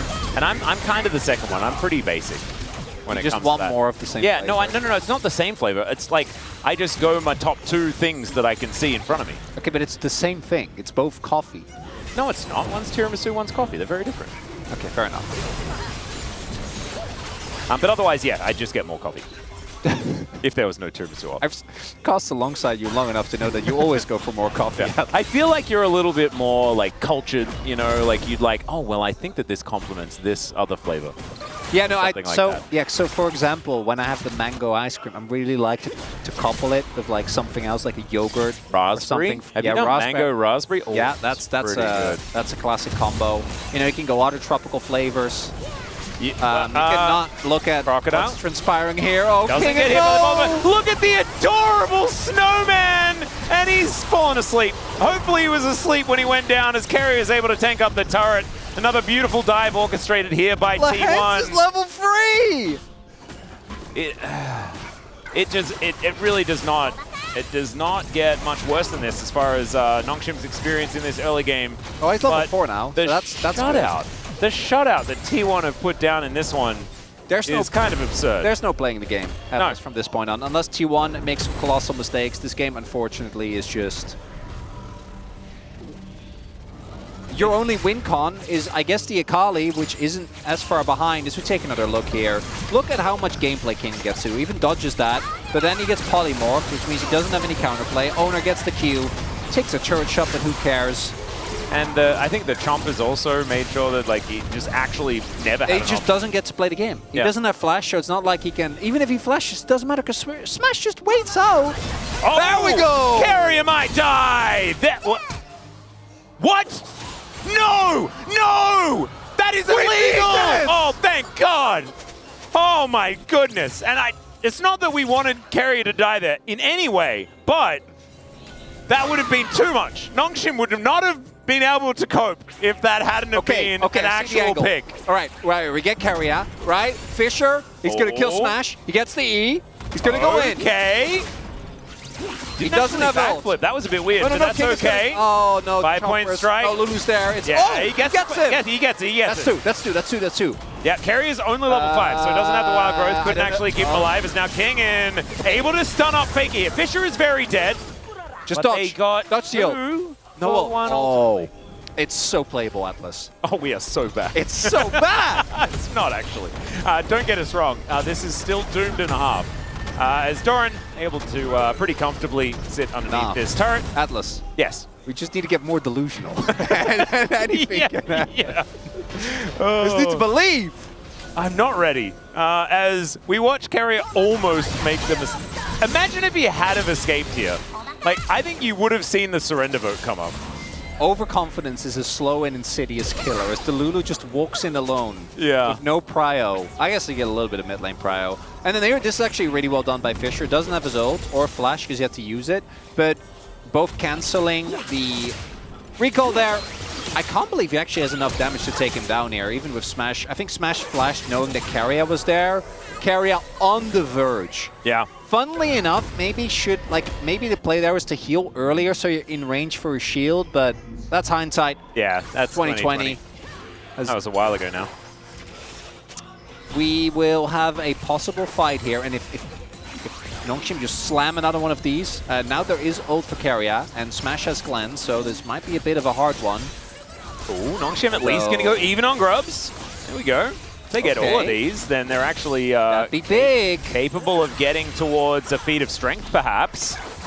The Faker's moved up. Kingan's moved down, though. Faker, I think, looking for the ult. All right, that's going to be the secure by Gideon. So that is a feat of strength, or at least almost a feat of strength. As Doran, yeah, Perfect Execution is named weirdly here on the bottom side of the map, but will allow Fisher to escape. Atlas, we are on the verge of playable. 2K goal deficit at 11 and a half You are minutes. really buying into actually commentating a video game here, aren't you?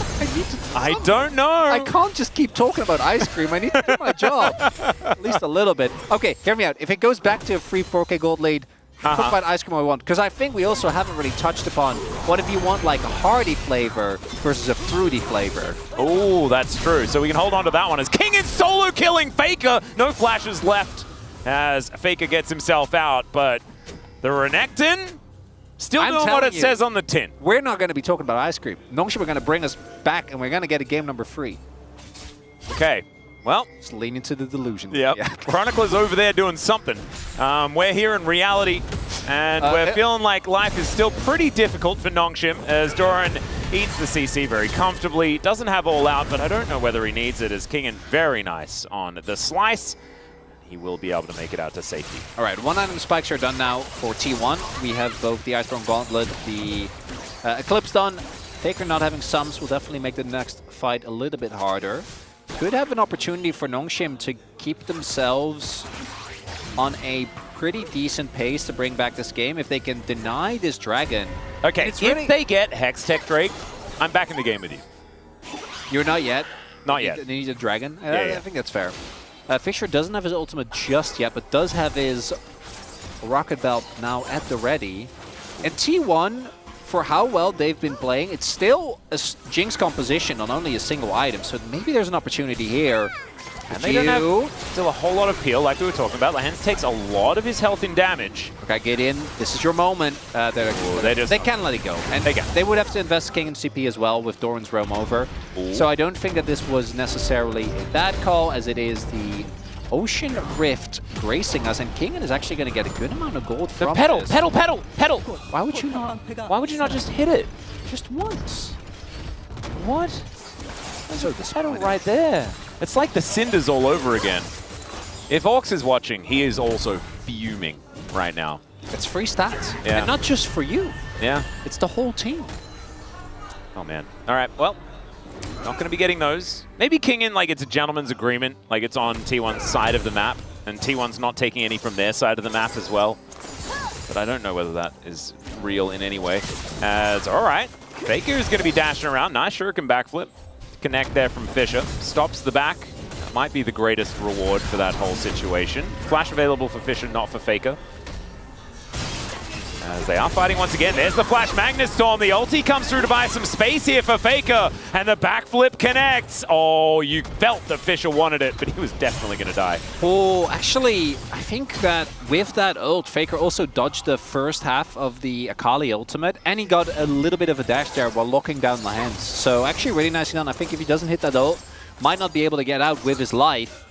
So good save there, because Fisher is definitely going to be the main win con that Nongshim are currently looking toward, and then hopefully scale into GU 1v9ing at some point. The range disadvantage plus the fact that there's a Lulu on the enemy team is something that we're going to have to, you know, deal with as we go. But at least Faker is being kept on the back foot. Another push possibility there for Nongshim, who do have 5 grubs, so if they can get a little bit of time alone with these turrets, and try and look further. GU might have to flash here, at least use his ult. Wow, that is... Oh, he's locked nerves of steel. Yeah, I mean... He didn't even press Ghost. Like, I'm kind of wondering if he shouldn't have, but there's no objective up. So, realistically, the wave is a bit unfortunate. But Types in all chat, wanted to back anyway. He would. He would. Man. I think GU is the same as me. He thinks this game's winnable. I don't know why you guys are getting so I hope so. I hope that's the way Nongshim are thinking. No, but I'm talking... Every pro player will always think that, but I'm talking in your heart of hearts. Yes. Oh, Gideon! Oh, dear. Well, Owner is going to turn up. He's running real quick. As Gideon looking to try and get out of the way. Bowling ball goes wide because of that. They actually had an angle there. Yeah, Nongshim are, like, they're on the map now. And they're behind by 2,000 gold, which is a lot. But that's the same as last game, and we were kind of talking about last game as being, maybe I'm in it with you. I'm in it with you. I'm in it with you. We're locked in. We're doing it, Atlas. It's a real video game. Lahans is on a flank. They are unaware. We've got spotted here. Oh, God, not the same spot. Oh, dear. Oh, dear. It's a different board, but it's the same trauma. I've seen this before, as Owner is going to slow him down, speed himself up. They turn. They're going to look for it, as now Owner is just going to kill Lahens. So Lahens is really dead, but is he actually going to be able to get out with his life? That's the question. No tag on a shuriken there, as Faker is on a ward. Fisher still wanting it, wanting to find an opportunity. Meanwhile, Doran is just, you know, unaware of the funny business that's going on the top side of the map. He's just doing his best to win the game. That is kind of working out here. Unbothered was Doran, who's Indeed. just like, I can just push, I can TP if we need to, but he clearly didn't. They got cleanse and heal, which is something. I think that's actually what allowed them to get away from Gideon, and who was looking for an engage. The fact that Lahans gets spotted, not exactly in the same spot, but in the same area, and it kind of forces the play again, is a bit unfortunate. And it also means Owner is getting further ahead. And we haven't really talked about Lilia this much. And as I've mentioned many times, I think Owner on AP junglers, even if he looks good individually, just doesn't always feel like he's able to play as proactively, which I think T1 really relies on. On this Lilia, I'm seeing none of those issues. Lilia, I think, is a different breed as well. Like, I think compared to like Brand or Zyra. Yeah. Well, we're seeing it in play here, right? Because you do actually have the opportunity to set up plays for the rest of your team. And he is also the sole AP source, so itemizing against this guy is actually kind of a nightmare. There's the flash there, which I think is good. Giving Fisher a shutdown would be a really good way for Nongshim to try and... I don't even want to say get a grasp on the game, because I feel like we're a couple of plays off of that, but at least be allowed to play the game again, because now it's almost 3.5k, as we have a We're coming back. flank. And if at first you don't succeed in finding a flank angle, just go for it again. Did he ult already? He did ult. Yes, there's a turret. Okay, well. If a Renekton ults in where no one can see, did he ult at all? Well, as it turns out, he did. It filled up his rage bar, though, as we can see. They get vision on Carrier here, as now Lahens, he's driving. Let's see what can happen here as the Glacial Prison goes entirely wide. Owner is in trouble. Nice wild growth, but it's not going to be enough there as they manage to take down the turret, but not before Doran makes his way in. Faker's there as well. You got the all-out. Is the public execution going to be employed? The answer is yes, but it does not land. And Nongshim, it's a 1-for-1. They take a turret. You call it a trade-up, I guess. You get the shutdown. That's worth. Unironically, that's not that bad a trade. The problem is that they're probably going to lose their own mid lane. And they might lose Fisher as well, who's inside the Shroud, but that will wear off eventually. Doran's health bar isn't infinite, as Smash did not want to tank that turret shot as well. And they run out of minion wave. Nongshim able to breathe a sigh of relief. So not going to get the turret. Most likely they are going to give up the dragon for this, but it's only a second dragon, as I want to take another look. So even with Kingen not able to find the ult going wide, oh, Fisher, that flash was also... I guess it worked, so he like flashed to get to the wall and then eat over. I feel like there was a more elegant way to do that without having to invest in something. Flashing over the wall and then using the E for damage could have been good. Yes, would have been preferable. They got the damage nonetheless. But he could have just held onto his flash, or maybe they could have gotten another member. As Lahens is again behind enemy lines. At this point, I think T1 not going to be remotely surprised. He knows. He knows that he's been walking over wards and like getting into awkward situations all game, and so he trolls us when he does it again on a control ward. Oh, so he's trying to clog up the comms. So Lahens. Yeah. It is very Lahens. Yeah. Not ideal for winning the game. Although, Atlas, it's 20 minutes in. It's only a 2.5k deficit. That's the sweet spot.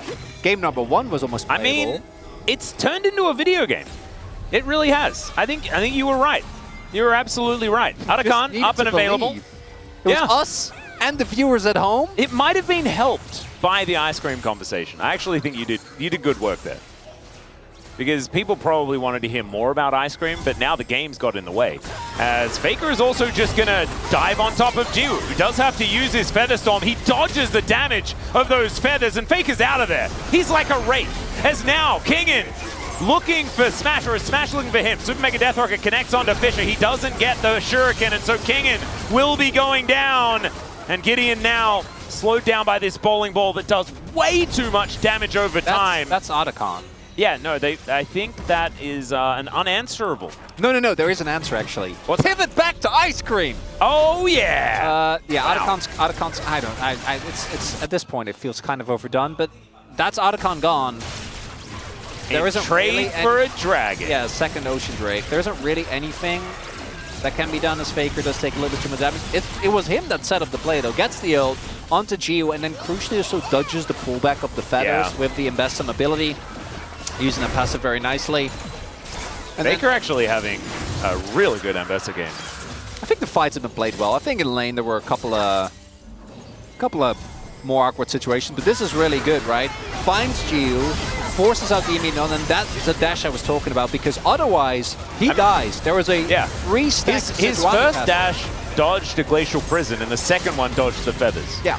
Not bad. So really well done by the fight there. Kingin, unfortunately, this time he gets his ult off amongst people, but there's too many, so he still doesn't get the value that he's been dreaming of. And now Otacon is here. T1 have carte blanche to do whatever they want for the next minute and 50 seconds. And as we said, all that Nongshim got was just an Ocean Drake. Yeah. They at least get it, so it's Jiwoo has 2 items. If he gets a third. Yep. We're ganking Faker in a side lane when Faker cannot die. And the rest of his team are coming over. Fisher, if you reveal yourself, you are condemning yourself to death, but he didn't. Nice. Really Can't nice believe no one is checking that brush. Are they going to go, like, Gideon is still there as well. Are they going to go for the deep flame? Oh, God. Oh, they are. Well, let's see what they can do here, as Jiwoo is at least able to avoid the public execution. And Nongshim, they decide better of it. And I do not blame them, as Lahens, he could just be all out at here. It's a decent Magnet Storm to buy some time from Faker. Gideon, he books it and dives underneath, as T1 are now trying to back themselves away. I think it might still be a rough time for Nongshim, but Gideon makes it out, and there's another ticket home here for Doran as well. Oh, if Fisher had hit that E, maybe that would have been an opportunity. Double teleports. Faker goes into the mid lane, and Doran is going to come back up once again. The Sleepies come down as Owner is likely to die. Never mind, actually, the turret just goes down, and Owner is still alive. 30 seconds until this Otacon buff goes down again, as Fisher at least gets himself 100 gold, but they'll lose an inhibitor for it. That's 2, so maybe he's almost got a kill's worth of money here, but if he dies, then that's actually a huge deal. Not going to, but the inhib will still fall, and T1 retain that stranglehold on this game. Could have been worse, Atlas. I mean, that's kind of what I'm thinking. Bot lane inhib went down. Maybe we do. Yeah, we do a TP flank. Why not? Oh, 4 seconds. Because we can kill Doran. Smash can't die. No, Smash can die now, because the buff just wore off. Timed out. Yep, Fisher is going to look for the angle here. Melee range with a manaless Jinx seems somewhat doable as he flashes in to execute Smash. Permafrost being used for what feels like the first time this game as well. Growth keeping Doran alive for way too long. And Ona, he has so much AoE damage, it is disgusting. And now Faker is corralling them. The Hens is at death's door as Jiwoo is just trying his best to be alive in this situation. Another pack of feathers are just going to do nothing as it's a triple for Ona as he just tidies up Nongshim. Somehow it's Lehens that's the last man standing. But I don't know whether that really matters at all. T1 moved to a 6,000, 7,000 gold lead, and the base is in tatters. I was really excited to be excited, but unfortunately ended up not quite panning out. Jiwoo gets his flash or his ult force very early on here, and then T1 feels safe to engage on Doran or in on Lance because they have the buff. But it's Gideon with the long con actually waiting for like, what, a full minute there that ends up getting behind enemy lines, which forces a response. And that alone doesn't really kill anyone, but Doran doesn't have any backup as a result because they have to deal with the Sejuani that's in their midst. And then here, the fact that Smash actually stays alive for as long as he does, between the shield from Cassante and then this, I want you to look at this right here. The fact that Doran gets that dash up and then stays alive for as long as he does, yeah, that's what ends up winning the fight, because that's what set up a multi-man. Even Faker missing his ult doesn't end up mattering because they're able to get on top, and this is the dream scenario for Lilia, right? So many rotations you can get off. You're not under any threat at all, and yeah, they end up getting a kill there. Keria ends up going down, but it just doesn't really matter. Is Doran, is he in trouble, or is it? I don't know who's in trouble. I think Nongshim are in trouble, as now Fisher is looking for an angle. He's spotted on a ward. Magnustorm's there. As Super Mega Death Rocket also helping out with the AoE. Ona turns up though, and Fisher is out of there. Hasn't actually offered any damage to this fight, as now King is desperately trying to stay alive and keep Faker away. But Gideon's down, and Smash gets excited, understandably so.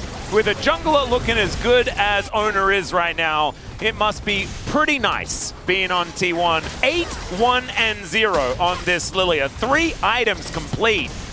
Oh my goodness, he's just a monster. Both games Atlas is in was also kind of crazy. Oh yeah. And showing his performance on what is really is feeling like one of the stronger junglers at the moment, particularly with Fearless continuously. Oh! He got an ice cream! I love that! Wait, is that a coffee ice cream? I think it's tiramisu ice cream? Stracciatella, probably? Oh, it looks pretty good. Can I have one? What? Oh, that is... You know what? I was tempted to storm off. But I'm not going to. I'm kind of interested in how T1 decide to end this game. There's not a lot of games to be played. You can. It's 10k gold. It's yeah, fine. I mean, go. No, you know, go get that ice cream. There's like a last fight. If it was coffee, I know. It was. That was the problem. That's so mean. I know. As the deficit here, unfortunately, way too big. The interesting thing that we haven't really gotten to look at yet is seeing how the Jinx works in this composition. You have a front line that has so much damage available with the M-Pesa and the Lilia set up from the Cassante, so Jinx doesn't really get threatened, and outside of an Akali flank, which I think Lulu answers pretty handily. Oh, why are you taunting Atlas? Stop this! Stop putting him there! That's so mean! It looks delicious! It is! Oh, and I'm also trying to do keto at the moment. I can never eat that. I just can't eat that. I want the mini-map back! Give me the mini-map, thank you! We don't need the mini-map, I need the mini-map! That's okay. First inhibitor, I think there was an inhibitor that went down. There was a beautiful Captain Jack there from Smash as he avoids the Glacial Prison. Some redemption to keep them all alive again, but it's Nongshim that need redemption in this game, and they are not going to get it. Fisher looking for a backline as Smash takes a bit of damage and then proceeds not to care at all about the situation. Wild Growth is going to be used, and he will actually be taken down. But we all know the real carry was in fact Ona. And Kingen now just using the fountain to keep his health bar a little bit higher, as they are losing health bars on T1's side. Maybe dealing with this Nexus turret could be a good idea, as the Flash Polymorph comes in to make sure that Jiwoo can't get any more work done, but he's still kind of doing it. And now Ona throwing these bowling balls around. Kingen keeping himself up here, as Doran will be able to take that one, and Carrier just wants to try and find the kill, but he doesn't get it in the end. And T1 will take down Nongshim 2-0 here in our first match of the day, the final day of this week. And the first one, the last one before Solnal does kick off. Our national holiday for the Lunar New Year is going to be a whole lot of fun, especially for T1 and T1 fans, because they get to go into it off the back of a big win. And you could see Nongshim, game number 1, I think they had the game in a position where they realistically could have had a great shot at winning. Game number 2, that one was kind of over from the beginning. I know that they found some great opportunities and credit to their fighting spirit, but after that level 1, particularly against a team like T1, realistically, it was always going to be an incredibly uphill battle as Group Baron avoid a certain demise. Now, are the odds great? No, but that doesn't matter. We're going to keep believing. If they keep winning forever. And honestly, Group Baron going 2-0 today is probably, like, that's the accepted outcome, right? Because we've got Bro playing after this. I don't even care who their opposition is. I don't even remember who it is. Can't believe you would do this against KT. No, I mean, oh, it's KT? Wow, guaranteed. Wait, no, that works for KT. Oh, God, what do you have to say in order to help Bro win? There are too many layers. And you know what? That's not even the worst part. The worst part is I found out Emily Rand didn't know about the existence of mango ice cream. Wow, really? Which is like a whole nother thing. So now we have that to be everything upset ice about. cream? Can't you just put anything into ice cream, basically? Tea-based ice cream? Yeah, Earl Grey ice cream's delicious. Oh, this was like a winter road. It was amazing. Absolutely incredible. Smash had another amazing set of games here. Didn't really get to showcase it nearly as much, I think, as you would expect, given how these games played out. Faker, that was like, I know this isn't the LCK, so we didn't get the graphic, but that was another unique champion. I'm pretty sure we haven't seen him pull out. Add it to the list, Atlas. Yep, we will. What's it, like 80, 90, 150? I don't know. If you include his stream, he's played every champion, so there you go. We're going to have a look at some of the highlights here, and I'm still reeling from the draft. I'm actually mainly distracted by how angry at Dagon I am, but the draft was really rough, and then Nongshim, this early game, didn't go the way they wanted, and then they were kind of heroic, right? They made it into a video game again, and then Ona decided to say, nah, it's not actually. It really, to me, feels like Nongshim are just a couple of weeks away from actually being a good... Like, I'm starting to see the pieces kind of click into place. Yeah. Right? And T1 is still one of the best teams that we have within the LCK. Even with the changes that have come through, right? Taking out Zeus, putting Doran back in. Now, in the LCK Cup, currently playing with Smash as well. It feels like T1 is slowly getting back to what we expect from them.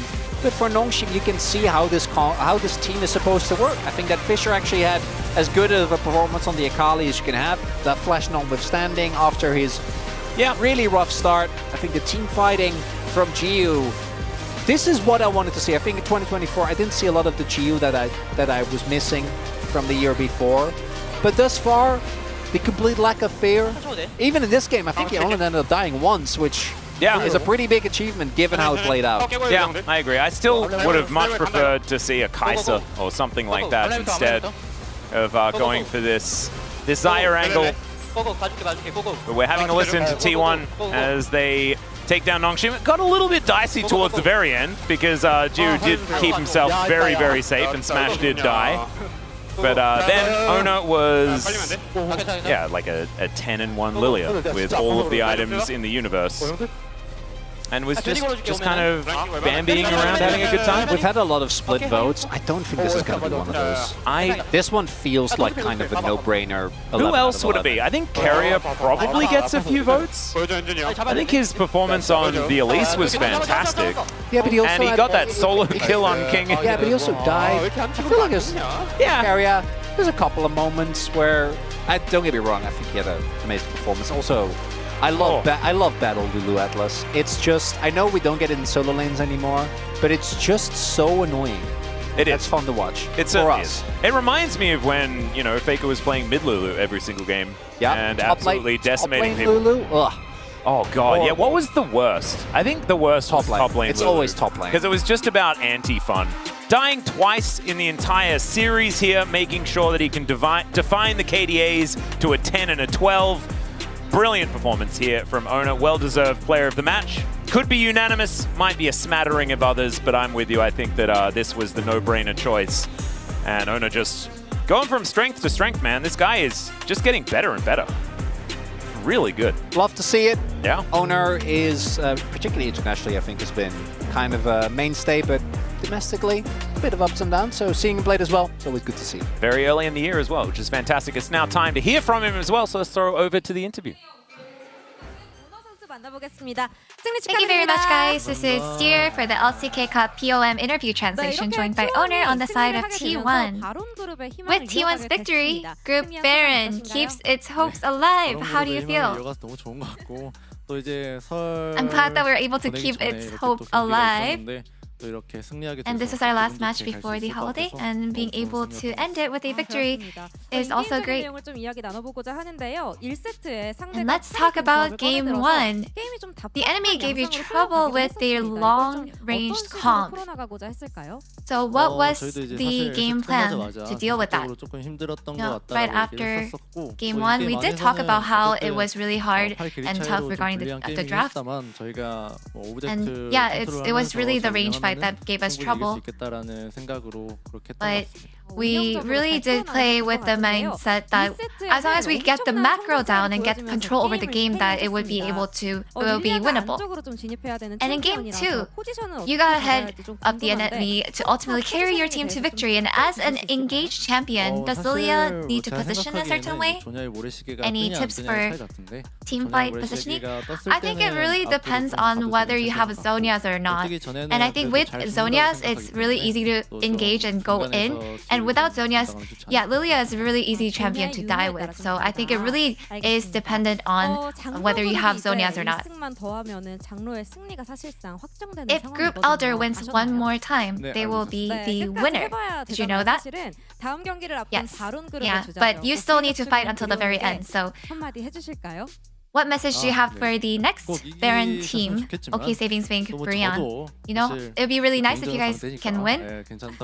But even if you lose, I think we'll just individually have to do well. But despite that, I hope that you guys put in your all. And you won your last series before the holiday break. Anything you'd like to say to your fans? I'd like to say thank you to all the supportive fans.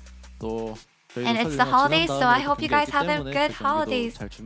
And even after the holidays, we have a lot of matches coming up, so we'll put in even more effort to keep this up. And that's the end of the interview with Owner, and back to the space. Thank you.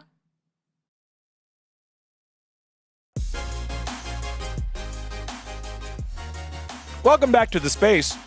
Cookies and creams, y'all. It was an easy game there for T1. They were able to get it done as they were a 2-0 victor over. You're saying you're anti-vanilla? Because that seemed to be a bit of a debate on the caster desk. No. Cookies and cream has vanilla in it.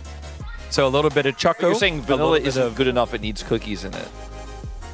I'm saying I like both. So you're also saying you hate chocolate. I'm just trying to get the record straight here. Why don't we dive into the player of the match votes as, again, Owner getting his second one of the LCK Cup. A little bit of a split vote here. Oh, Wadid going for Keria. I almost for did. Media. I almost went for Keria. Going atop. I'm actually surprised that I voted Keria alone. But anyways, I think he performed really well, and I really want to high value Keria especially in this meta because like he attack and he protect. It's just crazy. Yeah, I mean, what I mean is that Did you just roll your R? Yeah, of course. See those double C's? Come on. Yeah, of course. But anyways, I think in Fearless, it's really important to have like huge champion pool in support role. So I feel like Keria is having a really huge advantage towards the team, and I think that makes T1 really stronger. And similarly, I actually almost literally used the same quote for Owner, actually. But I said he runs Summoner's Rift, it's his playground. He has a super multifaceted playstyle as well. Can play those AD tanky champions like the Xin Zhao and absolutely crush team fights, but can also warp team fights on the map with picks like the Lilia, like the Nidalee we've seen him succeed so much on Excelon. Poppy, for example, he's so known for, is Sejuani. So Owner just was, to me, the most consistent player here for T1 and gave them so many edges in the early game. Let's see what Chronicler wrote here. He was on the cast and had himself a vote for Owner as well. Spin to win, pretty straightforward. He had the Xinjiao Crescent Guard. Yeah. And he had the Lilia Q. So, I mean, he was spinning and he was winning. That does make sense, yeah. We've had quite the Pulitzer Prize writers on the Korean side. Let's see what they have.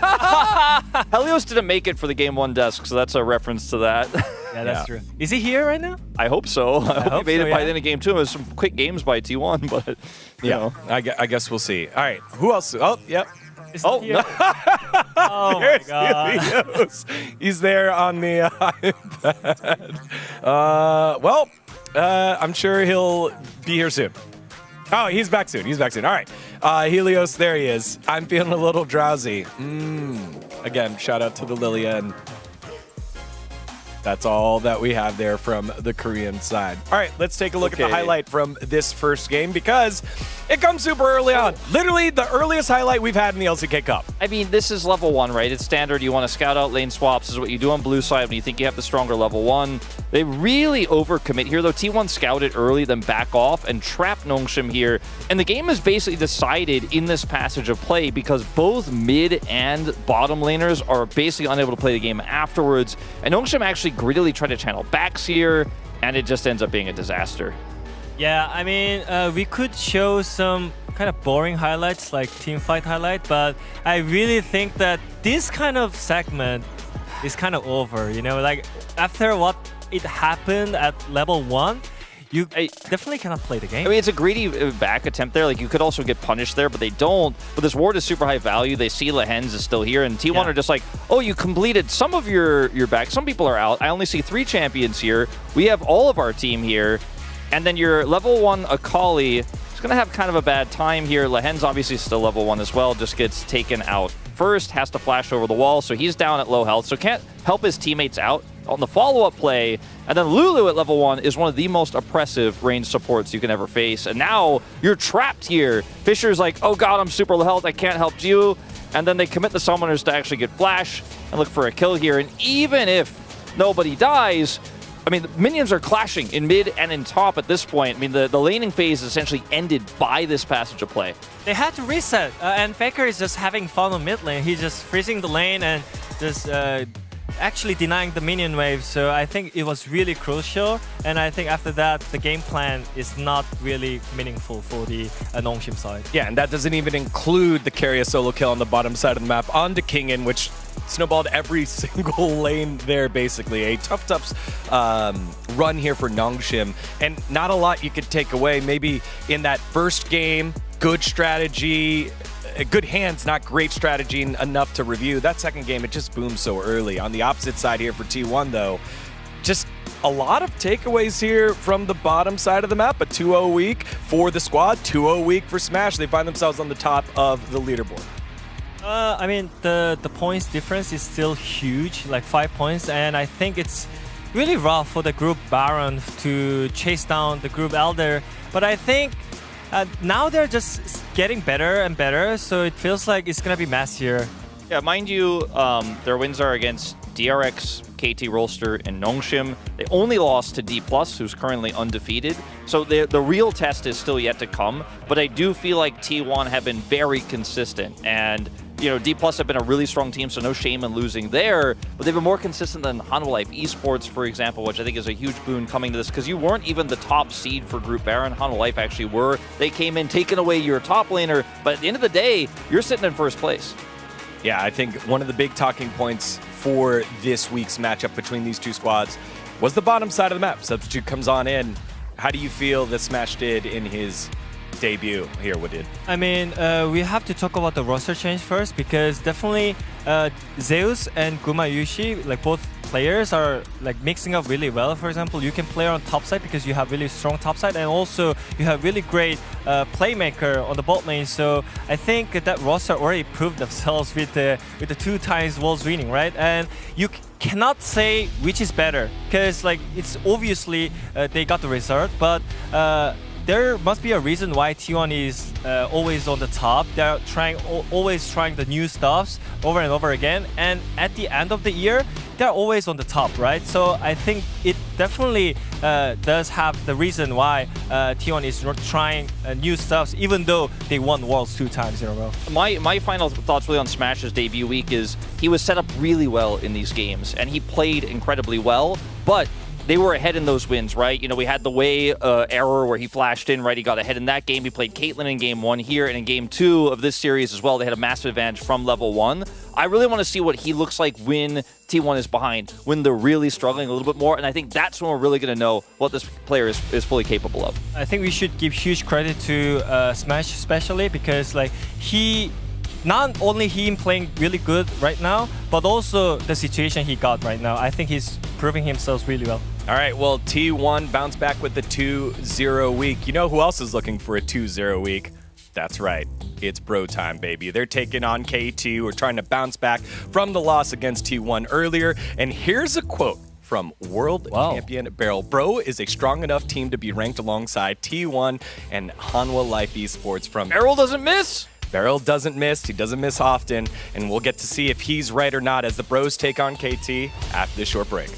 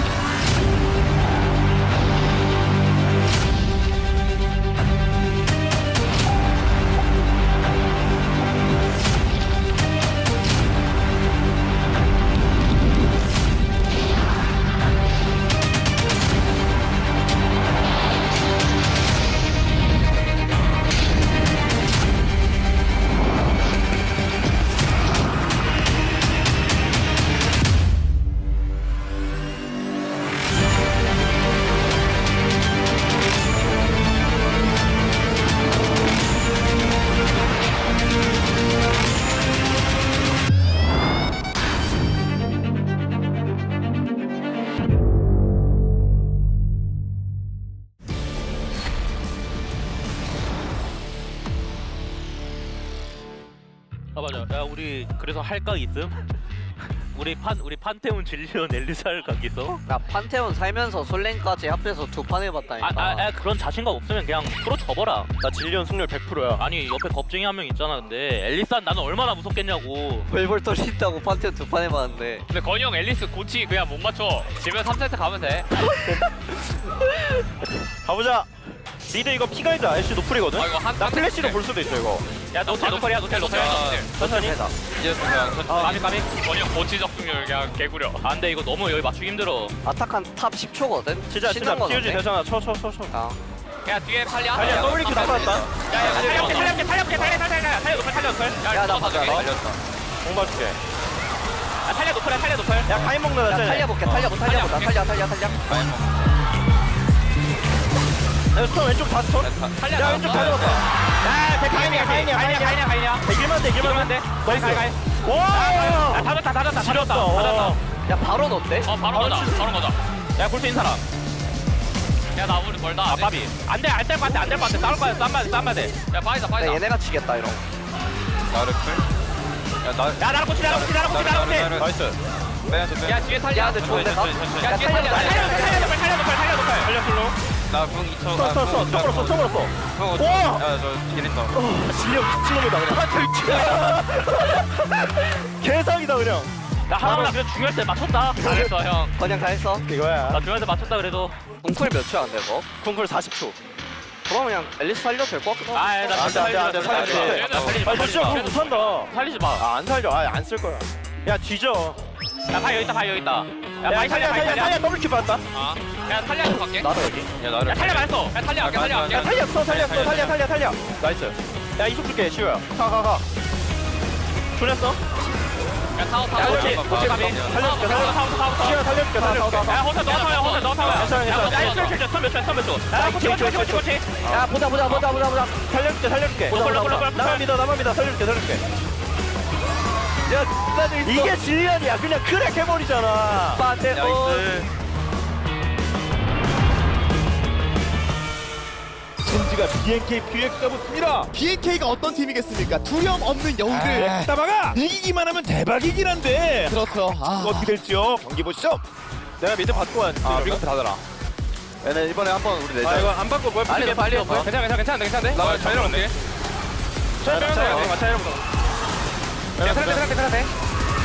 자이로 어렵긴 하는데. 뭐 빡세냐 되게 셔틀키가. 본대 싸움 할 거면 우리가 먼저 자리를 잡는 게 더 이득일 수도. 이쪽까지 돌아줄 수 있다 얘들아. 내가 찾아볼게.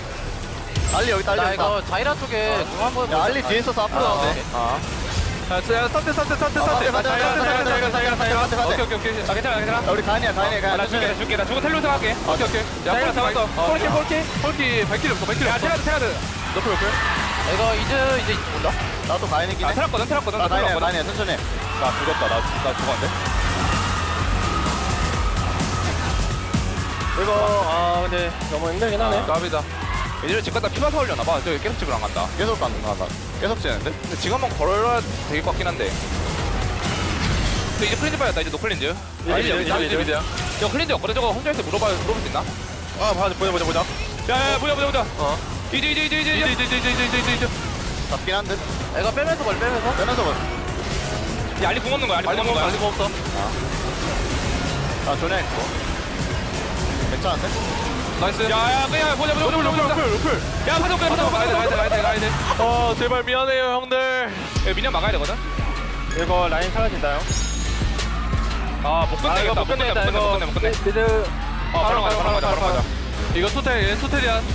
위에 투텔. 야, 레드에 텔 시켜줘. 레드에 코르키 텔. 야, 나 버려. 레오나 빼. 바로 버프 웃자서 쟤는 안 그래봐. 알리 큐 이제 돈다. 나 산테 죽었어. 한대 죽었어. 야, 코르키. 코르키. 괜찮아. 할만해. 맞다. 코르키 볼게. 잡았어. 나이스. 천천히는 안 질 것 같긴 한데, 이제. 타워도 생기긴 한다. 다행이다. 나 위치 안 걸렸고, 이거. 오로라 옆에서 공각 보는 나 회오리 점수할게. 공각 봐도 될 것 같아. 야, 알리 공 받았다. 야, 여기 보정 아래. 아래 안 돼. 아래 호응 안 돼. 우리들이 볼게. 야, 칸트 것도 봐주는데 이런 거 봐야 자이라 볼게. 자이라. 오케이, 산테. 나 산테 봐야 돼. 나 잡았어. 이거 근데 끝낼 거 나오지 않냐? 나 끝낼 수 있어. 나 코르키. 이제 10터네. 야, 이제. 오케이. 야, 화 봐야 돼. 이거 깨야 돼. 깨야 돼.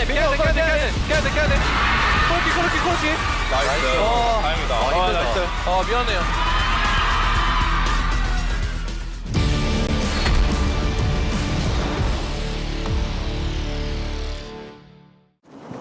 추워. 얘네 왜 이렇게 안 오냐? 와, 너무 추운데 진짜. 준성 좀 늦었습니다. 일찍 안 다니나? 근데 지금 저녁까지 얼마 되질 않았는데 지금 공기가 다 빠져버렸네 그냥. 야, 네가 뭐 군대 안 해? 네 머리를 봐. 저녁은 네가 한 거 같아. 머리 만지지 말라고. 네 5분이나 늦었잖아. 사과해야지. 야, 5분 밖에 안 늦은 거지. 5분이면 지금 뱀픽 지금 다 끝나고 지금 인베 가서 지금 펌 먹을 시간인데 뭐 5분 밖에? 야, 밖에서 롤레기 하지 말랬지. 너 찐따 같아. 네 얼굴을 봐. 네가 더 찐따야. 얘는 왜 이렇게 안 오냐? 야, 언제 오냐? 나왔다모 친구들 반갑다모. 옷 좀 봐봐. 너 내가 그러고 오지 말랬지. 롤파크 오는데 이 정도는 해줘야 된다모. 우와 근데 여기가 롤파크? 기대된다모. 야, 너 떨어져서 와. 가자. 아 진짜.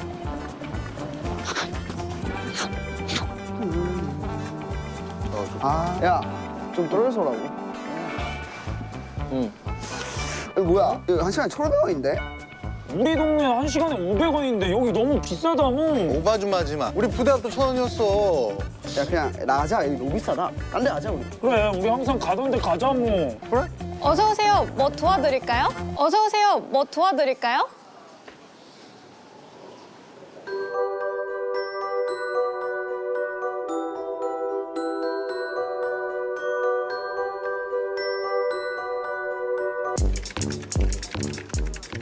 아, 또 티모야? 내가 탑 간다니까. 그래 너 탑 가세요. 내 정글팀은 간대요. 아, 피오라 가면 그냥 캐리해주는데. 네가 피오라로 캐리를 한다고?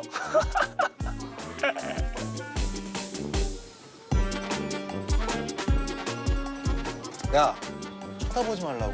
나 안 쳐다봤어, 뭔 소리야? 쳐다봤잖아. 안 쳐다봤다고. 네가 뭐 쳐다보면 달라져? 아니, 네가 뭔 상관인데? 너 뭐 돼? 야야 찐따들끼리 싸운다고 달라질 거 없으니까 게임이나 좀 쳐하라모. 야, 이거 해야 돼. 탑 밀었다모 탑 아니, 밀었다모 아니, 탑이 아니라 이거 와야 된다니까. 텔! 못한다고. 본대 불리지 말라니까. 아니, 합류를 해야지 게임을 이길 거 아니야. 우선 농사 이거 조금만 다 지으면 이거 쉽게 이기는데 왜 물리냐 뭐 본대. 아, 진짜 부탁이랑 게임 못 하겠다, 진짜로. 너도 브론즈잖아.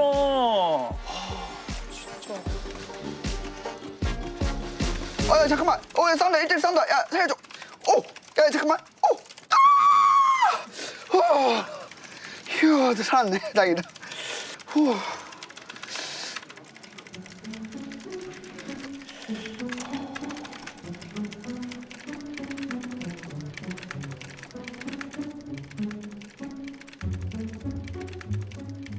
어때? 형 실력 봤어? 이 정도. 형 오더만 따라 이겨줄 테니까. 캐리 해드린다모. 가자, 이거 하자, 이거 하자. 버섯 좋다모 이거다모 에이스. 해주고 요거.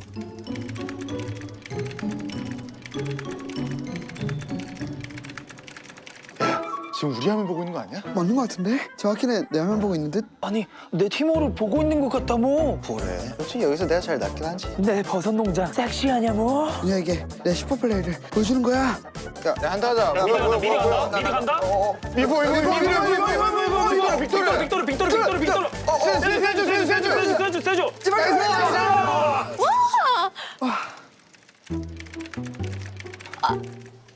죄송해요. 저도 모르게 관전했네요. 괜찮습니다. 혹시 세 분 잘하시는 것 같은데 혹시 티어가... 비상. 절대 말하지 마라. 절대 말하지 말라모.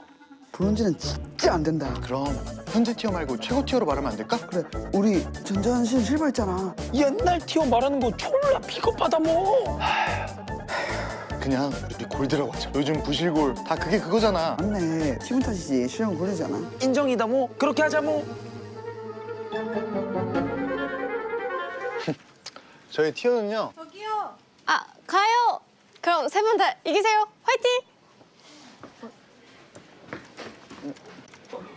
와 진짜 큰일 날 뻔했다. 야, 맞지? 나한테 말 건 거. 뭔 소리야? 내 카시 플레이 봤는데 뭔 소리야? 널 받겠냐?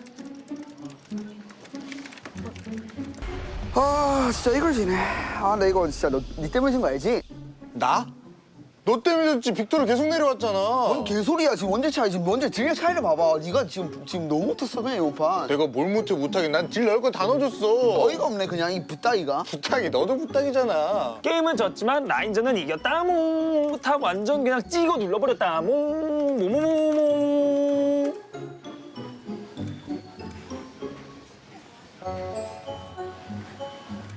야, 응? 저분 너무 아름다우시지 않아? 남친 있는지 여쭤보면 안 될까? 근데 남자친구 물어보는 거 좀 너무 노골적이지 않나? 아, 그런가? 약간 이상형 정도만 물어볼까? 이상형 좋다. 그러면 이 판 딜량 꼴찌가 물어보는 거 어때? 너무 좋은데? 걸? 가자 뭐. 야, 누른다. 아 저기 저. 자. 준비 안 됐어. 나 근데 진짜 많이 넣었거든 나는. 난딜 많이 1등. 넣었다. 나 무조건 1등. 나 볼 때야. 나 이번 나이스! 나 진짜 이런 거 못하는데. 아, 근데 너 졌잖아. 할 수 있다 뭐. 해야 돼. 벌칙이잖아. 알았어, 해볼게. 할 수 있다 뭐 화이팅.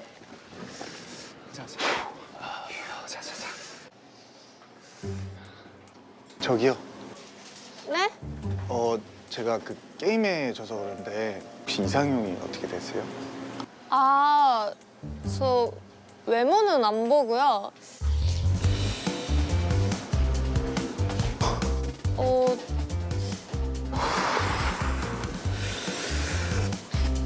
브론즈만 아니면 돼요. 브론즈만 아니면 돼요. 아, 그러시구나. 야, 가자. 가자. 엄마, 나 PC방 나 갈게 집에. 간다.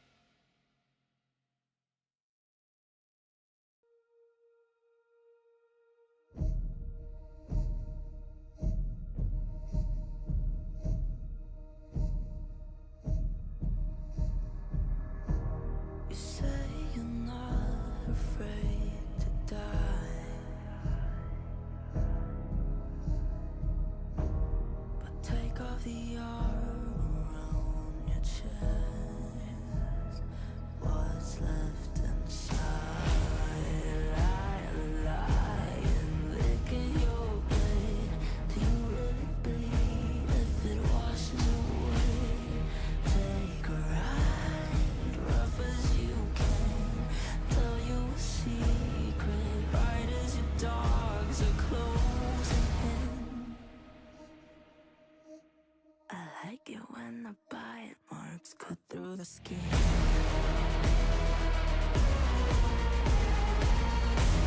I like it when the bite marks cut through the skin.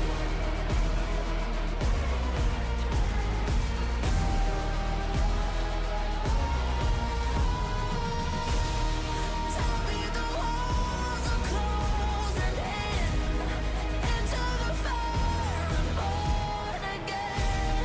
Taste the pain and drink it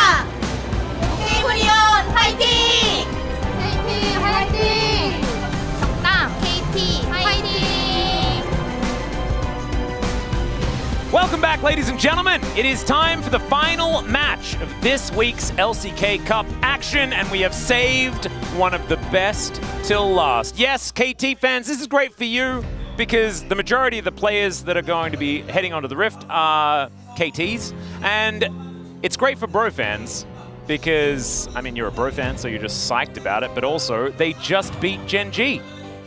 Why are you looking quizzical? There are mostly KT players taken to the Rift today. Yeah, but given the performance of Hype and Dokdam respectively, I think you have a little bit of loner's remorse if you're a KT. I'm not Whether gonna you lie, are or not, Atlas. it is still the truth. As Bro move up to third place in Group Baron, when we were talking about them as being almost definitely eliminated, and KT towards the bottom of Group Elder, but Group Elder are looking a whole lot better than Group Baron at the moment. Group Baron stay alive. They could still theoretically, with a win everywhere from now on, make it to parity. But that's a difficult task. There are still some games to play. Yeah, things are not looking so hot for Group Baron, but when push comes to shove, let's be honest, teams are playing for themselves. So as long as you are not in the dreaded BNK spot, or in the spot where Nongshim is right now, although again, Group Elder, I don't think they're going to be worried, you're probably gonna be fine, but it's not over until it's really over. No team encapsulates that better than Bro. This is a rough line. Bro successfully pulls an upset versus KT. The KT improvement is in progress. Yikes! That's a rough one. I mean, the Telecom War was not a great time to be a KT fan. I think, especially on the bottom side of the map, we saw some big struggles. Smash's debut looked smashing, absolutely. Hey, it was a free gamer. That was something. It was. It was not a lot, Atlas. It did feel like, KT were not necessarily playing up to what we expect their potential to really look like. And then Closer versus BDD. This is kind of fun. There's some trades that have happened here, but BDD has won all of them, basically. 25-9 is not a good scoreline there for Closer, and we'll see whether he can try and close that gap a little. No pun intended. Or was the pun intended? I don't know. It worked. And there is so much questions going into a match like this. Because Brion just come off a 2-0, which I'm still like, I know they often 2-0 the teams that are the best teams in the LCK, but Gen G isn't even the best team in the LCK at the moment, which is what really gets me. And yet, Bro still 2-0'd them. And I want everyone to think back to week number 1, when the hype was at a max level from all of us for Bro. We were like, guys, this team is actually good. And then in week 1, they bombed, and they didn't look good. And now they just 2-0 Gen G. And I just don't know what to think. If I think too much, I'm going to start thinking about KT as well. And I don't know what all of it means. Yeah, I don't know either. Oh man, I'm really looking forward to this. Mainly because it's finally happened. And also, I want to bring this up again. I think we showed it earlier on, but Beryl had a thing or two to say about about Bro as well. And I really want to really hammer home just how impressive the victory against Gen G was. And it may have spilled over to scrims. We don't necessarily know. DK also got... Look at this! Well, yeah, okay, but DK did get beaten by them in the Casper Cup finals, right? Like, they did get... DK, who are currently our best team, got clapped. They did. By the Bros.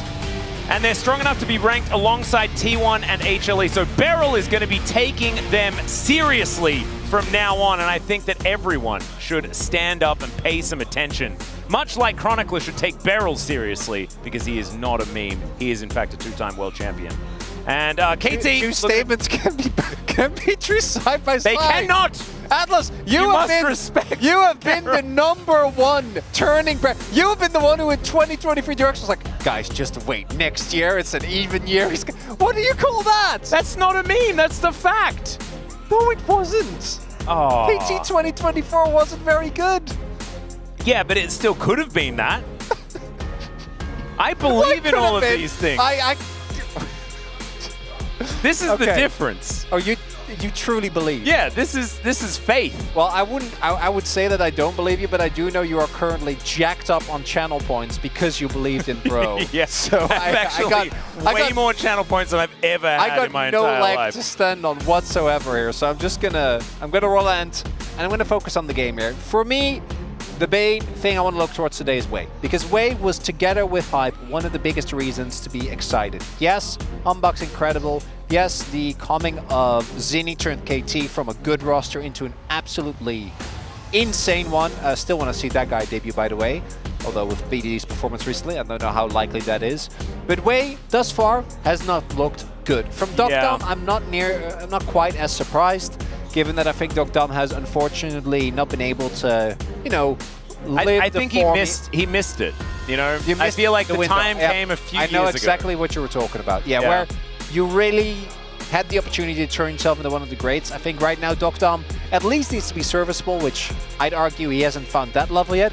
But Wei was a player that I was so excited about to see. And it was alongside that man right there, Hype, that we saw them decimate, even internationally, challengers and equivalent bot lanes across the world. And then, thus far in the LCK, just hasn't been very good. And I want to see him be good, because I know that he can be. It feels like maybe a little bit of overcompensating.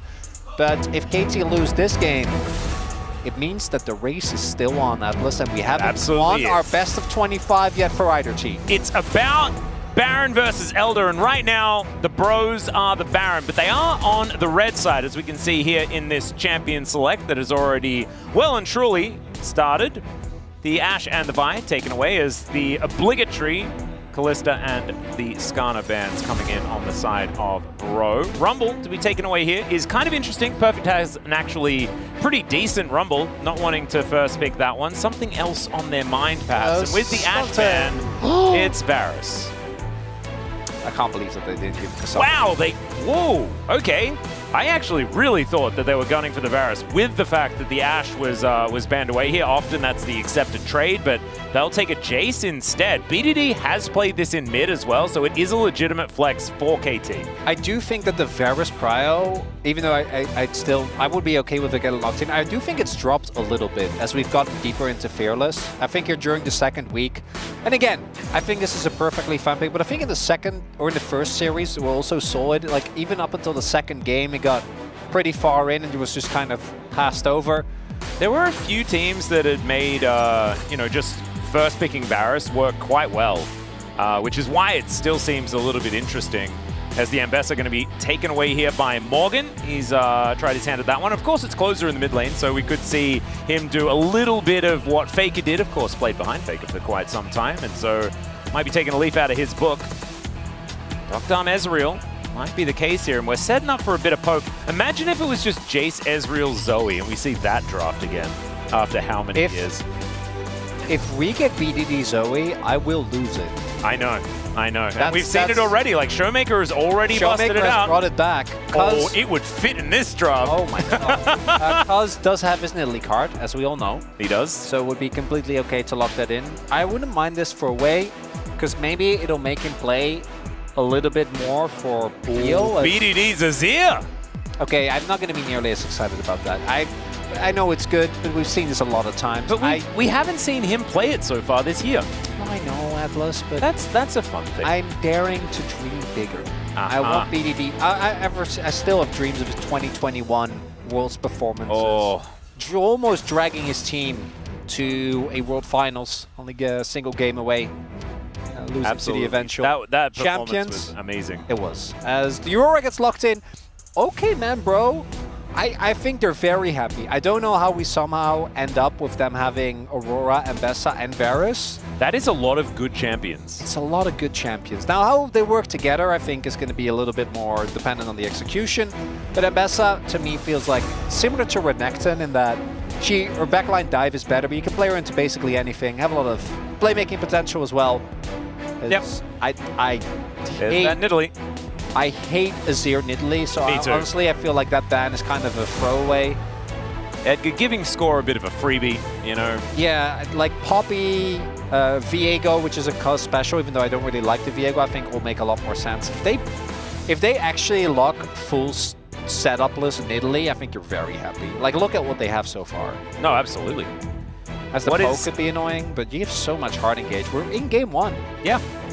Poppy probably should be the ban, right? But instead it's going to be Leona. So Bro might be just thinking, we can play Poppy.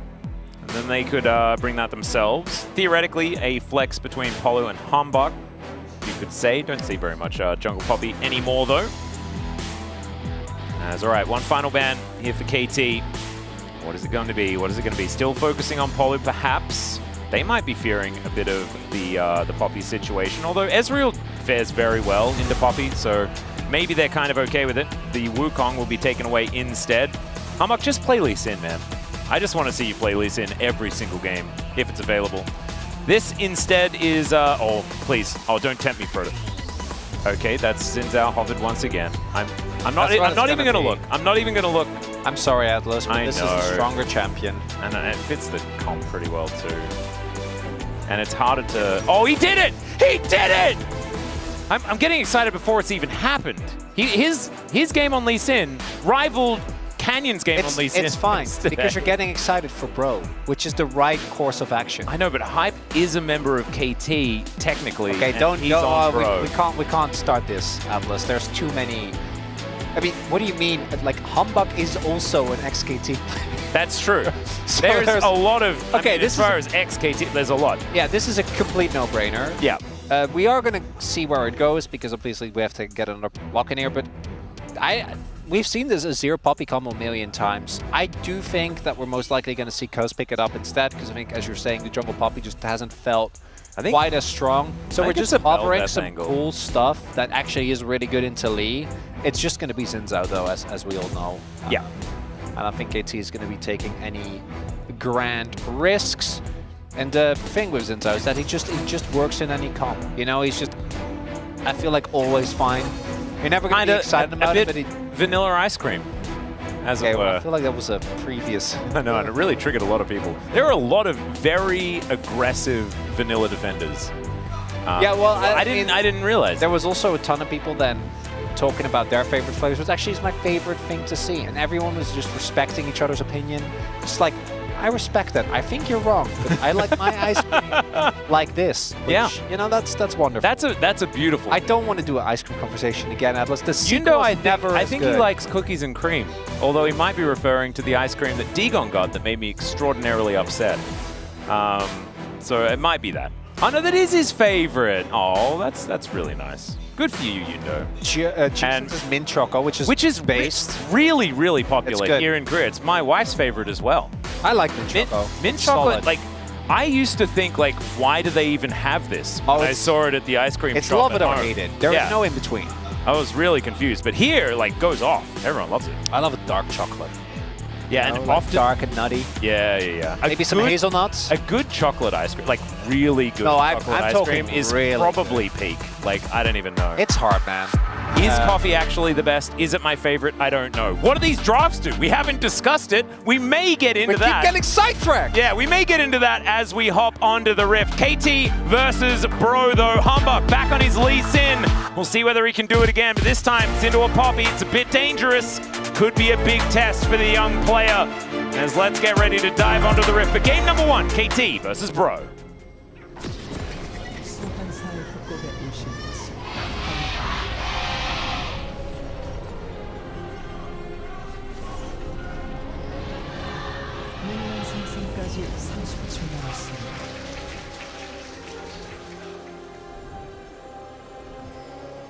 Unfortunately, Atlas has left. I am pretty sure he has moved over to the space. I don't want to. I don't want to alarm Dagon, but it might be a good time to start running, because you might have thought that Atlas was joking about the ice cream thing, but I think he takes it very seriously. Hopefully, we get a game to talk about. I hope we can shelve that conversation, because really in the first series, I don't know if you watched, but there wasn't a whole lot going on. I want actual gameplay. I want us to go to free games. And I'm just going to be solo casting for the foreseeable future until Atlas comes back from his quest. Yeah, no, I'm back. I actually never left. I was just sitting here. I just needed some time to cool off. As Wei going to be clearing out some vision here, as they do manage to at least create a path, but I think information has gone over now, and it is going to be standard lanes achieved by Bro is what it feels like. I could imagine it being a Varus Nautilus. Might feel all right into the Poppy Ezreal in the early stages of the lane. I think this can go either way, realistically, particularly with the lethality Varus. One of the things that's really interesting to me is that ever since the new changes, I actually think that the setup of lethality Varus is way stronger in mid and late game than it used to be. But it's not that much of a lane bully anymore. I mean, obviously, we also go Comet. Halo Blades used to be a lot stronger, both as a rune and I think with the early atomization. But while it's still strong, I don't think it's nearly as aggressive as it used to be. Yep. You do have a lot of control of the lane. Oh, you will. Yeah, and I still think it's solid, but I think that there were times where you could not lane into lethality. Oh, yeah, true. And then we didn't. Was that because it was being played with Ashe? Well, that was obviously, yeah. But I think even outside of that, like lethality Varus has been meta for, I don't know, it just feels like an infinite amount of time. As a lot of these players... I love that you Cal That is very funny. A lot of these players are generally going to be likely to win, but Hype, or a Humbug rather, getting that win against Gen G, do not be fooled. That was against what many were expecting, including me, to be the best team in the LCK. Yeah. So, definitely an achievement worthy of noting. I also want to go and highlight a rune choice here that I don't think I've seen before, which is BDO for PTA on the Zero. Wow, yeah. I think that there might was be a memeing first. done on the LEC about like which runes have been. Was it on LEC or LPL maybe? I don't know. have seen Comet, I've seen Grasp, I've seen Lethal Tempo, I've seen Conqueror. I don't know if I've ever seen PTA. I haven't seen PTA, and if I have, then it was a very long time ago, and I'm sorry my memory doesn't quite get there. Humbug! He finds the Q, there's the first blood, and he even predicted a flash that didn't come in, or an arcane shift, or something, because he flashed for it, He's not and done. now Wei is dead. There is no way out. Pun not intended. Let's see how they manage to orchestrate this, as, yeah, he just watches. He is going to be able to get a slam, but not onto the target that is tanking the turret, and out they go. Polu realized the error of his ways, so he will die as well. But 1 for 2, first blood going over to Bro. I guess you take that. Yeah, you do. That's Humbug with a perfectly timed gank there. Polu was the one that set it up. And immediately, this is what we were expecting off of Humbug. I don't think we really saw it in week number 1, because there was a reason why this guy was the only one that could even hold a candle to Lucid back when he was still in Challengers. And when Lucid was gone, this guy was strutting around and no one could match him. And it's because of aggression like this. As we take another look, level advantage here. And then when Dogdom actually gets the buffer, they're like, oh, maybe we can trade back. Look at that. Flash together with that auto attack. And then here, Wei actually plays it as well as reasonably could. Is able to not get auto, which means he gets the flash stun into the wall. The problem, and Apollo knows the moment he does that he's going to die, which I think is completely fine, is just to make sure that Hype actually gets the arrow guaranteed. Well, there's Hype looking for even more here. Is Perfect not really liking this lane swap that has come down. 400 health left on the Jace. And Bro are going to continue their assault, this time towards the top side. Humbug actually in tow, and let's see how Morgan is going to fare in a similar situation. Great heroic charge here from Wei to start this one up. As the knockup comes in and Dogdom secures the kill, but he's dead! And that is actually Morgan picking up the kill. I was worried that Morgan hadn't actually tagged him, but still going to be credited with that one. So not the cleanest there from KT. There is a lot of AoE on the Ambessa, right? So ends up actually getting the tag. I thought the same. I thought that maybe he wouldn't have. And that's new turrets right there. Noxian turrets, they do not mess around. Oh no. Dogdom going down. And I was actually thinking as well, looking at that. Normally what you do in a Xin dive is you just allow him to stack up on the turret. And they probably were, and as we see now, Morgan is basically level 6, so they were to try and make sure, is my interpretation, that they didn't hit the timer. Also, the fact that Dogdom did effectively get 2 shot by the turret might have still thrown them off. But that's a big win for Bro, because towards the top side of the map, they were able to bully out Perfect. And it should equal some grubs as well. And with an Ambessa composition, this is going to feel absolutely fantastic. They can endlessly clear waves in mid lane, in theory, throughout the mid game. So it will give Morgan a lot of space to try and play for these side lane turrets. And with a few extra grubs, certainly going to feel good. So Bro, picking up the first one. We'll see whether they do manage to get the Sandals of Strength. And it should be, yeah, Humbug picking that one up without a contest.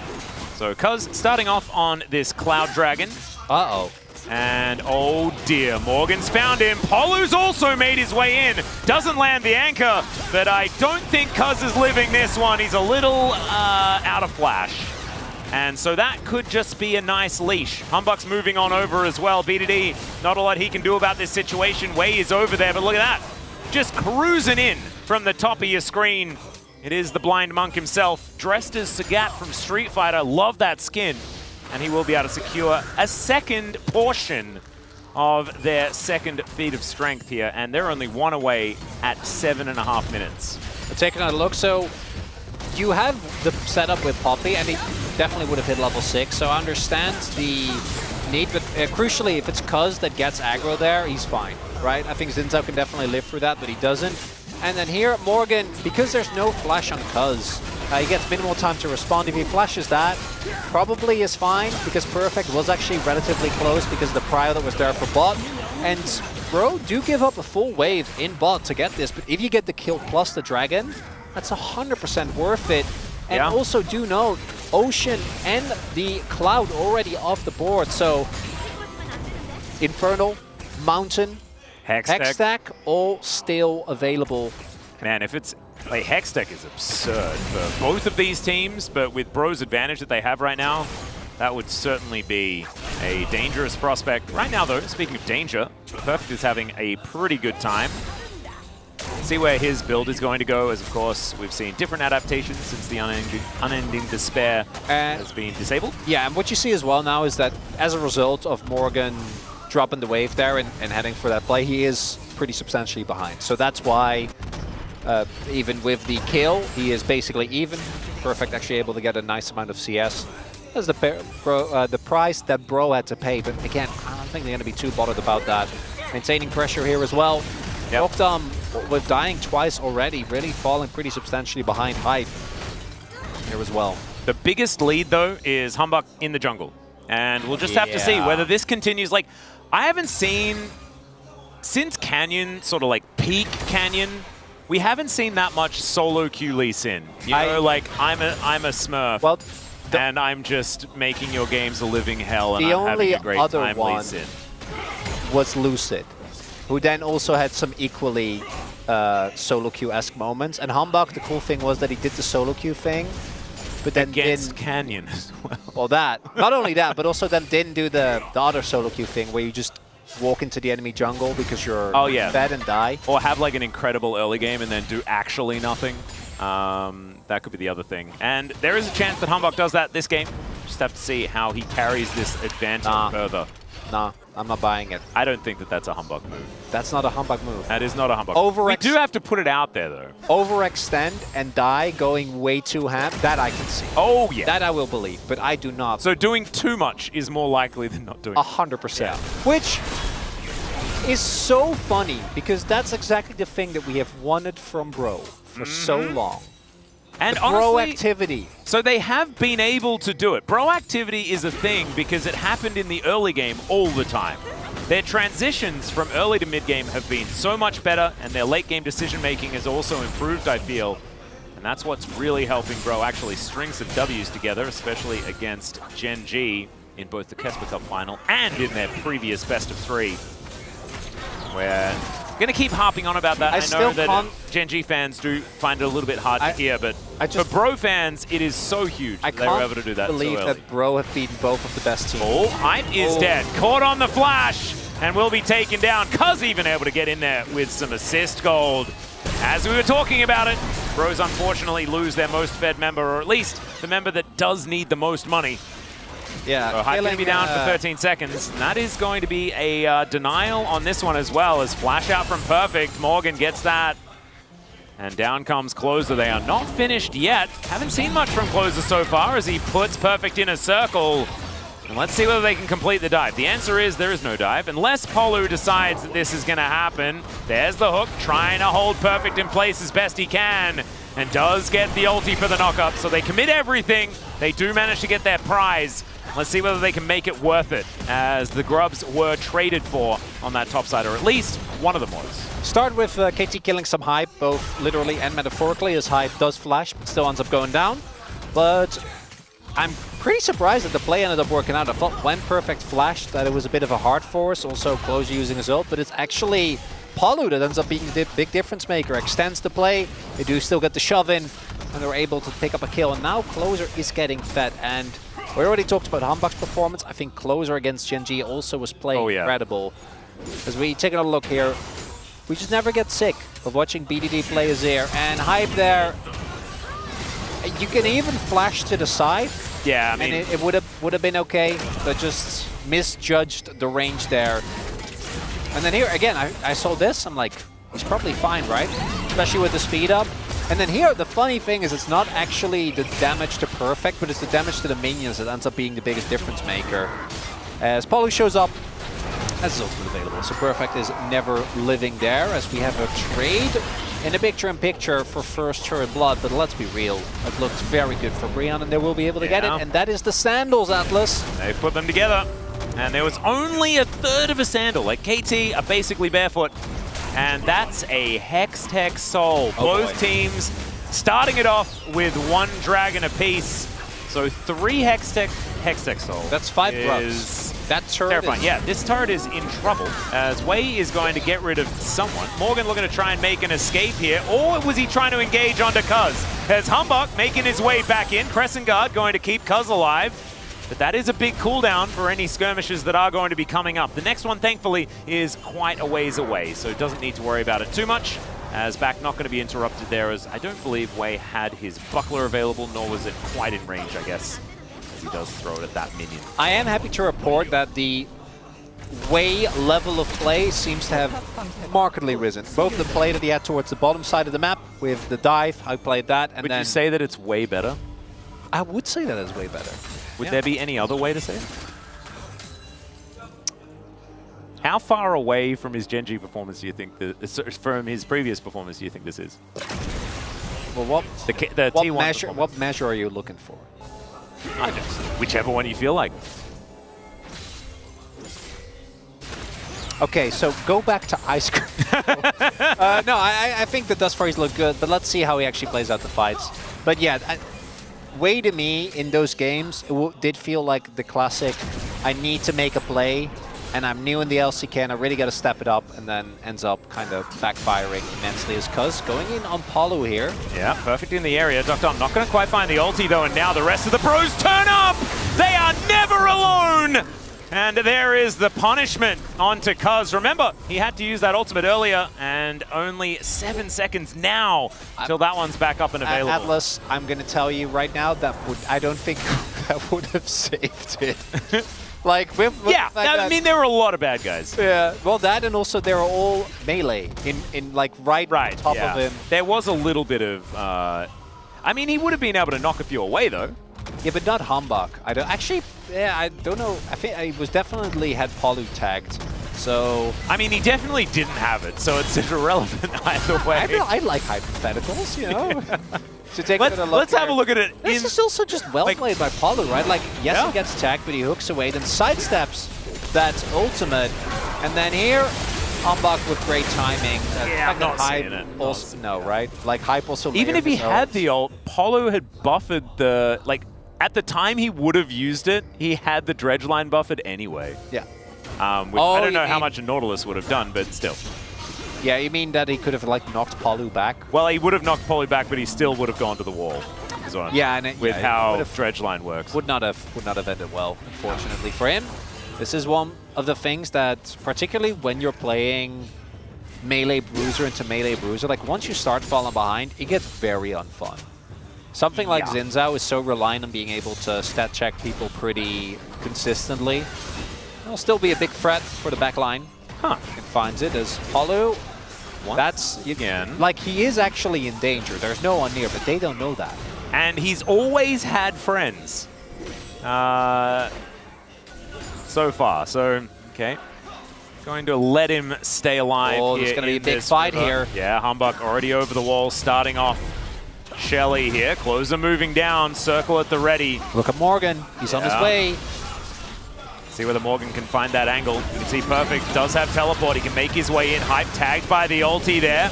As Keeper's Verdict doesn't find a target, but there's a public execution. And Wei goes down in front of all of his friends. Closes over the wall as well. Poly will be taken out. So it's a 1-for-1. Cuz is able to nail the smite. And Bro, unfortunately, will lose out in the team fight. Even though they get Wei, it's a lot of resources thrown into a target that doesn't matter that much. The health bars get a little bit too low for comfort. I think Closer felt obligated.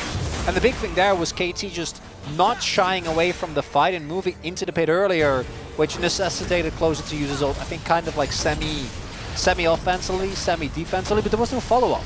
Because the rest of his team, outside of Humbug, couldn't follow. As we're going to take another look at it here. So look at what I mean. With Cuz and BDE there, Humbug and Closer don't really want to walk up because of the teleport. Teleport for Perfect actually ends up being a really big deterrent. And then yes, they kill Wei, but Closer's already taken out of the fight, took way too much damage, which means the Humbug can't really look for a steal right next to it, but... Very awkward positioning, mainly from Hype. Like, he wants to be standing behind his team, but he was sort of standing behind a wall and off to the side, and it wasn't quite working out. As Bro will be able to get priority on this Hextech Dragon, the first one of the game. We'll be getting towards their second Drake here as well. That is a lot of power as BDD is looking for Morgan. Cuz is making his way up as there's the flash traded there for Morgan's as he gets his way out. But is he actually safe? As Wei is going to move on over. Humbug also trying to find Perfect here, who does just hammer him back. Yep, that's an extraordinarily dead Ambassador, unless she has a few... No. That is just a kill going over to Cuz. Very nicely done here by KT, but Bro, trade it for the outer in the mid lane. Just need to try and make sure they don't lose too many extra structures towards the top side, because that is a pick into a turret. Well, they have the Herald as well. It doesn't look like they're going to use it. BDD is continuing his streak of being the best thing about KT. Trying his very darndest, and it's him forcing the flash that ends up to Morgan going down later on. Now this is Riftmaker done as well. As we take another look, yeah, Morgan opted into that. Bone plating fell off, thought he could make it happen, but crucially the rotation. And this is just Morgan making a big misplay when your team is towards the mid part of the map and is applying a lot of pressure there. Trying to look for the 1v1 when you're that far up the side. Just at worst, you only lose your, or at best you only have to blow your flash. At worst, exactly this situation happens. And it could have been worse if he goes down earlier and they throw down the Herald, because they were winning. Just getting that mid lane turret was a really big boon for Breon. Doesn't feel like that was a necessity. Maybe if Morgan doesn't show up there, they don't get the mid lane turret, but I think the siege from Bro is pretty spooky. Yep, 30 seconds until the voracious Otacon comes up for a change. Never before seen in League of Legends, Atlas. Not often seen on the bottom side of the map. We do often see a little bit more action on top side, as Bro really want to kill Wei. Oh man, just an extra link in that chain. Poly would have landed it, but not going to quite find it there as Closer finishes off his second item. Cosmic Drive now done. That is a very large Aurora, although BDD is larger. You mentioned before, he's already hit his 2-item spike. Actually, probably pretty ready to go for a back as, yep, Otacon yells a whole bunch. And Humbug trying to trade some skill shots here with Cuz. So the biggest issue for Humbug is who's the most fed member on Breon when it comes to kills. Not necessarily in terms of gold, as we can see Morgan and Closer both doing really, really well, is who do you actually kick? And I think there's not really a great answer. I think you actually have to set up just for the CC, because realistically, neither Dogdom nor BDD should ever be in a position where like you get to kick them into the team and they die because of the amount of ability that they have, the amount of deterrent. So for Humbug, most likely, you're just going to look to maybe kick Perfect, you know, into the back line, and then the rest of your team can follow up. There is so much damage available here for Bro, but I do think that they are a good amount squishier than their counterparts. I think Poppy is just naturally so much tankier, and then there is the... It's kind of not fully tank Jace, but mostly tank Jace, you know, with the Shojin, plus the base resistances that you get in your melee form, plus the Fimbulwinter that will be done momentarily. You're quite beefy, as We did spot Cuz towards the top side of the map, and I like this from Brion. That's some bro activity, Atlas. It absolutely is. Morgan going to be teleporting in, but we're committing to this play. And it's gone. It is just gone. Yeah, Cuz is not getting over here unless this Keeper's Verdict can get rid of Humbug. The answer is no, and he's all the way back in again, down to 2,000. Cuz might get in, but it's Humbug that takes it away, and then takes a quick trip back towards his fountain. Way also going to die, but unfortunately, that is for real. And Perfect gonna have to flash out of the way of the bro freight train that is bearing down upon them. Hail of arrows comes through, and now Morgan trying to take matters into his own hands, but there's a wall of soldiers from BDD buying some space. He'll take the 100 gold there as well, as Doctom's not finished. The piercing arrow, he may have overstepped here as Hype is dangerous. Sundis comes up. Humbug from the side gets the kick with the knock-up through Perfect. And the rest of the bros not quite here in time. The first Q that I think Humbug's missed so far, and Hype not going to find that one either. The Comet not enough to finish off BDD. KT, they slink away. That could have been so much worse. If Brion were a little bit crisper on some of the execution there, that could have been the game ender. Yeah, so that could, I mean, that was all of them dead, but none of them were. Okay, no. What I'm talking about is, as this was a great macro call, first and foremost, credit. Then Palu's delay, I think, actually ends up, like, I think Cuz was just shy of Smite range. It's also Elise, so it's hard. I just want you to pay attention to, unfortunately, some of the plays here from Brion. So Palu flashes into the wall, then hooks. Then we have Closer just kind of dying. Palu then again hooking the wall. And then just Morgan dashed walking into the wall. Walking in and dying. As PDT just kills him. And then Humbug, this well done, but there isn't actually any follow-up. And then Humbug missing the Q there could have also been the difference maker. And then this flash Q. And then despite all that, yeah, it's still fine. It's still fine, because they got out of con, and they're going to get Soul Point. So, macro, A+ for Brion. Really good call. The moment they spot Cuz, pull the teleport, pull the trigger, get that objective. Execution on the fight afterwards. You know, C, what's passing grade? Like C-? Yeah, something like that. Yeah, worked out. It's fine. They got the soul. They got a decent amount of value from the Atacom buff, and they are in a wonderful spot here. And the only one standing stalwart is BDD. Is like, I'm playing my pigeon. Oh, hi. I haven't died yet. Please, guys, we can win this. His lead really has evaporated, though, as Closer is 3-0-2 now. And even though BDD still has, you know, a whole bunch of farm and a bunch of money, it's not accruing at the rate that he'd like it to. As Closer hops over the wall. Doctom here, just trying to hold on to this mid lane. Oh no, it's the super Swifties, Atlas. Oh yeah. With Edge of Night as well. Uh-huh. It's going to be tough to kill Hype. Okay, T, that's where we are at. That's where we're at. We set up the Death Brush, they spot it, we set it up again. There's no way they'll fall for it twice. I think Morgan just needs to live in this bottom lane. Try and break up KT as much as possible. They have 5 grubs. Yeah? Oh no, perfect. That was not the... He's 3 levels down! That is absolutely absurd. As now Humbug going to get the mini stun into the wall. The public execution comes down, and Perfect kind of wishes that it wasn't so public. As Cuz trying to be defended there, as Morgan not going to be falling down. He's level 15. Yeah. Which is weird, because at the very beginning of the game, he was kind of the sacrifice, right? He was leaving lane all the time. And since then, I guess he's just been living in lane all the time. Closer also sitting at level 15 here is... Sorry, Morgan, I guess we cursed you, as he's just going to dash around for a bit and then die. I know promos aren't real anymore, but I know BDD isn't his. Man, like, he got a pop-up or something. Oh, yeah. They changed the patch for him. He is not giving up this game, Atlas. Oh, him and his Sand Soldiers, all of them, still trying their very hardest.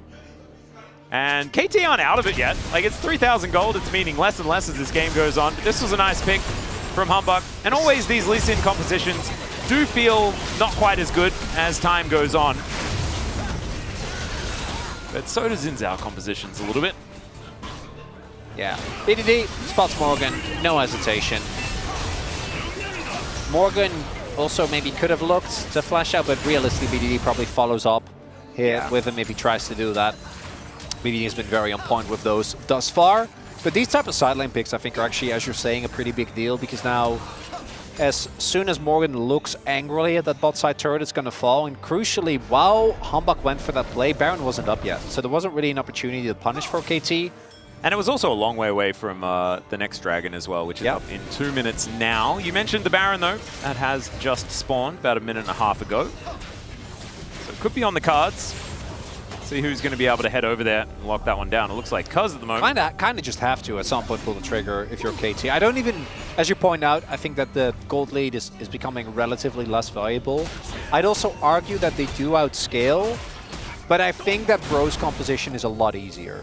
Because you just Nautilus ult someone and then you throw all your damage on top of them. Yeah, that's true. I think it does still have ways to make things work. I also think that, yeah, the chain CC is kind of revolting. So we have a look at the money. And yes, Morgan has more than perfect, everyone. The dissing? Yeah, that's not. When did that happen? Like, it's sort of snuck up on me. And normally I'm pretty good at keeping tabs on our Lord, you know? You are. Yeah, you're generally the guy that does that. Some might say too well. I wouldn't, but some. Yeah, I mean, I could probably commentate an entire bro game only talking about Morgan and what he's doing. There's absolutely no shot. I know you're a big Morgan fan, but you would talk about some of the other bros at some point. No, but it would be all in reference to Morgan. Ah, okay, yeah, no. Yeah. Everything is... I'm with you. Is Morgan. Well, I've heard you do it with Well, actually, I guess maybe I do that all the time anyway. I've heard you do it with Barrel plenty of times, so actually I do 100% believe that. Right now, we have the next Dragon setup. If Brion gets this, that'll be it. That'll be a Hextech Lethality Varus as Hype. Oh, does get his spell shield popped and a little bit he is dangerous. Speeding, but that was that could have been a rough moment there. Speaking of dangerous, the feats of strength that Bro get are actually bigger than everyone else's. As now, BDD looking for Polo. He does get himself his shield as the Chains of Corruption go down, but Hype gives away his position. And unfortunately, he needs Humbug to come in and save his life. Oh, that's going to be a Dragon denied, though. That's huge. Unless... Oh no, Morgan, he wants the team fight. Oh, they can't get access back. There's no way. They can't walk up. Cancel that, Morgan. BDD, man! Yeah, BDD is like you say, he's 100% in promos. 100% in promos. That is going to be denial. There's a long way to go to denying this soul, as of course, Bro do have soul point for quite some time. This was only the second for KT. But they just need to keep making plays like that. Things are going to look good. They also get the turret, so it's going to close the gold gap as well. It's like every time BDD goes for a shuffle, stuff happens. Just flash. Just flash it. It's fine. And it's understandable because he feels relatively safe because he's a Nautilus under turret, but they're just clearly unbuttered. The fact that Hype loses both sums, and that's including Humbug like needing to go for a hero play there, further means that they cannot fight. And the gold lead is still there for Brion, and I think the map control that they have will remain valuable, but we are, you know, you're hearing the rickety sounds of a roller coaster winding up. You know, when you go up, it's like... And the thing is, we don't know whether the roller coaster is going to be okay. As Closer gets out of the way of the Emperor's Divide this time around, doesn't quite get what BDD's looking for. Ult for ult. Yeah. Humbug also, we haven't talked about the Poppy nearly as not that much as a champion. It's hard playing into Poppy. It's hard trying to play any of the champions that aren't Hype because they all do a lot of dashing. Yep. As we are upgrading shoes all over the place, only a couple more upgrades necessary here on Bro to make sure that they have bought all of the things in the new shop that they have access to, based on their very shiny feats of strength. As the hook, it was on display there, of course, with the control ward, but good arcane shift timing there from Doctor. Level 8 kind of stagnated as well, except for Perfect, who is unfortunately still kind of getting boomed in that regard. 5K Atlas. Yeah. Actually, looking at it, that's it. That's the gold lead. The gold lead is Morgan. It's just Morgan. Cuz has actually caught up very nicely with the assist that he got, plus the global ambient gold. Dogdom's been ahead for a while. It's all down to the Lord, who now hits his 4th item on the Ambessa, but he does need to pop off unless Humbug can get a hero kick, and he is. That's a pull bay angle, Atlas, and he wisely abandons because if BD or Wei finds him, he will die. Well, Bro are now looking to try and clear out vision where they can. Doesn't manage to get that ward, so they know that's there. But KT retain vision advantage around this Baron. And Morgan gonna head back towards the bottom lane. He's got a lot of items that do a lot of damage. Like, that's more of Malmortius finished. So he's got 4 damage items that also make him a little bit tankier, but he does so much. Like, he ults you, you're dead. Well, it's the combination of, like, you get the Eclipse Shield, then for backup you have Maul, and even though Maul, I think generally is a worse item than Sterex, BDD is definitely your #1 enemy. Oh, so yeah. I think the extra MR makes a big difference. I think you have Death Dance on top of that as well, which gives you so much more sustain and allows you to really survive for a lot longer in these fights. I think KT keep setting up these vision traps. That's the one issue, is that the engage from Bro is still pretty good. So it looks like KT doesn't want to run the risk of setting up an objective. And Baron is still threatening. Dragon is not perfect, is going to be fine. It's the same level as the enemy jungler, by the way. But Bro, they just want Hextech, because if they get Hextech Soul, it's going to be really hard for them to lose the game. Yep. Even with how well BDD has been playing, even with how this gold lead now doesn't mean that much more anymore in the grand scheme of things. I do think that if you're thinking about the trade, Hextech Soul and Baron, I actually would definitely take the Hextech Soul. You would. With how much 100%. Bro can, like, find fights as well. If KT get Baron, it's not like a guarantee of like a huge influx of gold, because sieging can be dangerous into all of these champions that can just press these buttons that lock you down. Hextech Soul is just... It's just It's also... You know, there's always discussions about what is the most powerful, but I feel like playing into Hextech Soul is by far the worst. Yeah, it feels the most oppressive. Because as well. every single ability hit just makes you slow, it makes you sluggish, it hurts your whole team. Yep. I do think Mountain is kind of gross as well, just with how durable you are. It I just think feels it like depends on you turn into a compositions. noodle. Yeah. Not a good noodle. Well, Bro going to just continue to try and push KT out of this area. They know that KT haven't been anywhere near the Dragon. Can't really fight from in Cryo. Yeah, True Shot Barrage going to get the shield from Hype. So now KT can start trying to move forward. That Edge of Night is so important to deal with, as now Humbug on a flank angle. They haven't dealt with the wave just yet. Morgan. There are flanks upon flanks. They don't know. Flanks. Bald Wave is crashing as well as in they go. Yeah, Morgan's making his way around. The ulti comes down from Closer. Humbug misses the Q though as Cuz goes in. Closer is the one in trouble, but he lands the combo and it does so much damage. Cuz has to flash for it. As now Doctor dies on top of Hype. Doctor may be the hero for KT as Morgan in the river by himself. Now Humbug and Polu picked up by BDD, who says, "Not today, my bros. Welcome back to reality."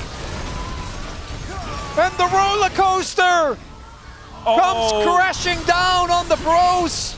I mean, it may not be over yet, and the Dragon is still alive. But KT, they will be able to break open the base. They destroy the mid inhibitor. It's 17 seconds, and that's Palu. I mean, it's Morgan. He has to do something crazy here because this turret is going to go down so quick. Yep, can he deal with the wave? Oh, there's one caster minion! And he's ulting in! Okay, Morgan, I wouldn't be walking around like that, but the AoE damage is disgusting! Okay, I'm never doubting you again, my lord. He's alive! Yep, he's alive. So is Polo. Is this Dragon? I don't know about this one, Closer. No! I don't know about this one, Closer. He throws down the ulti and he explodes.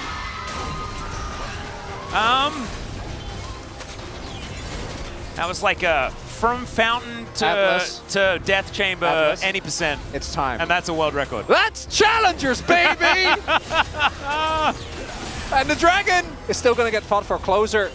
I think they have to let this go, which means that we're going to get soul points on either side. Teleport from BDD, who now has a really cool hat and a potion.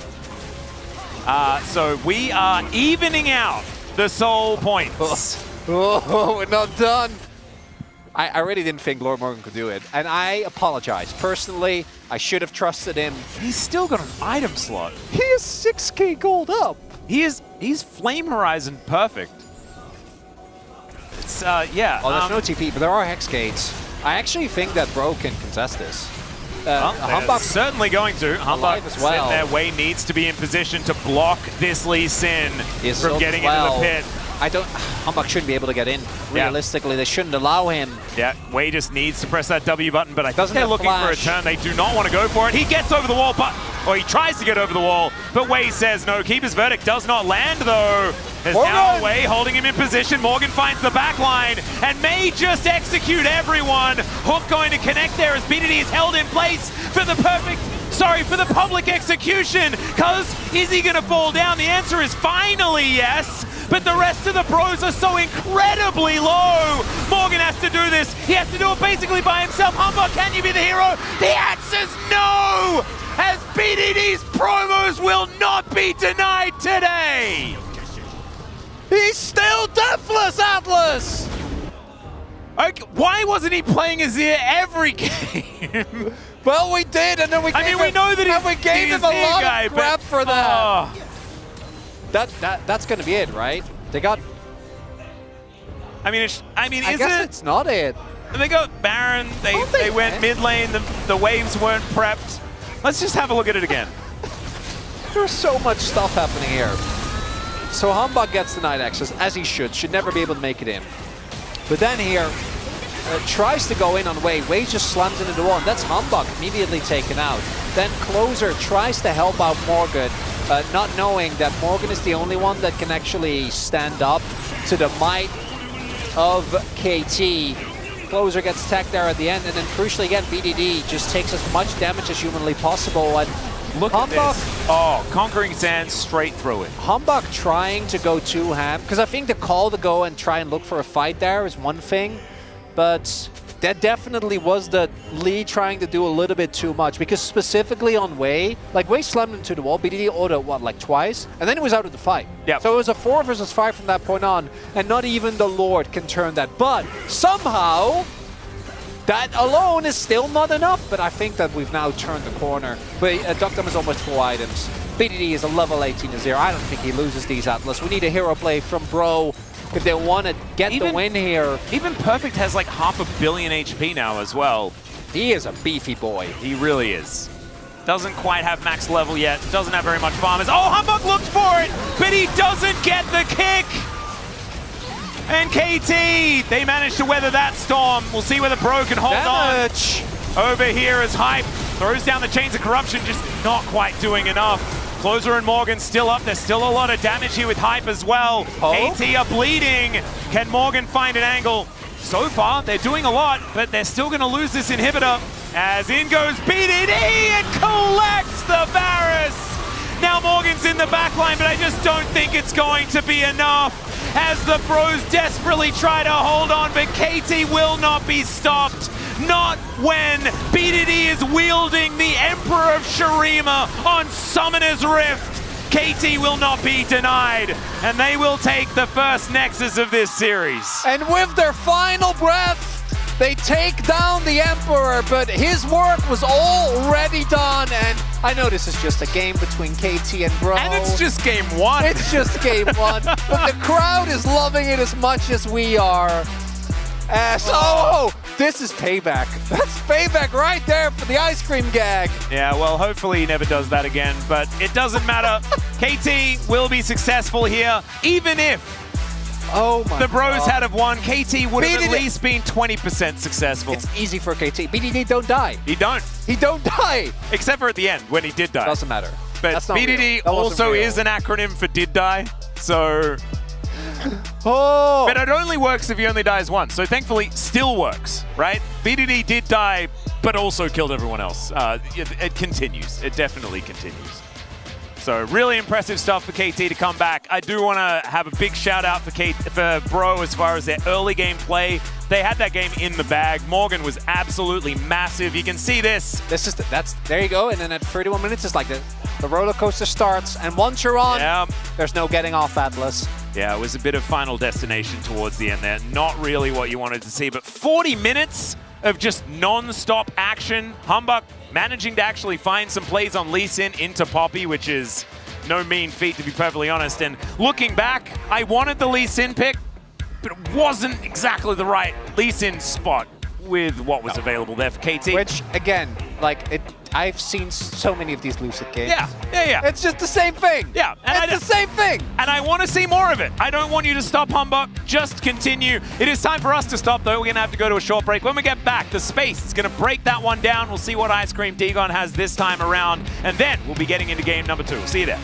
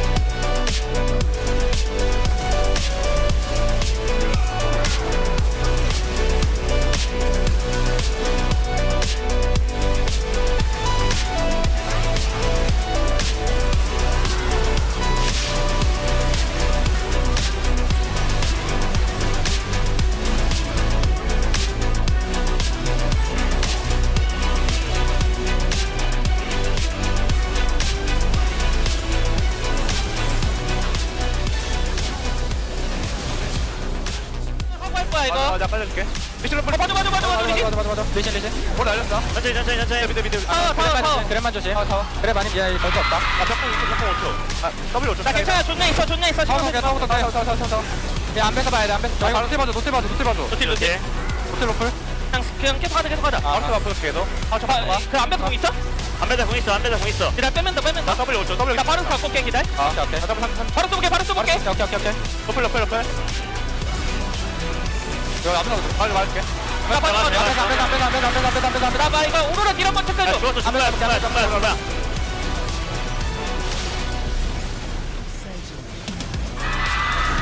감사합니다. 여기 있는데.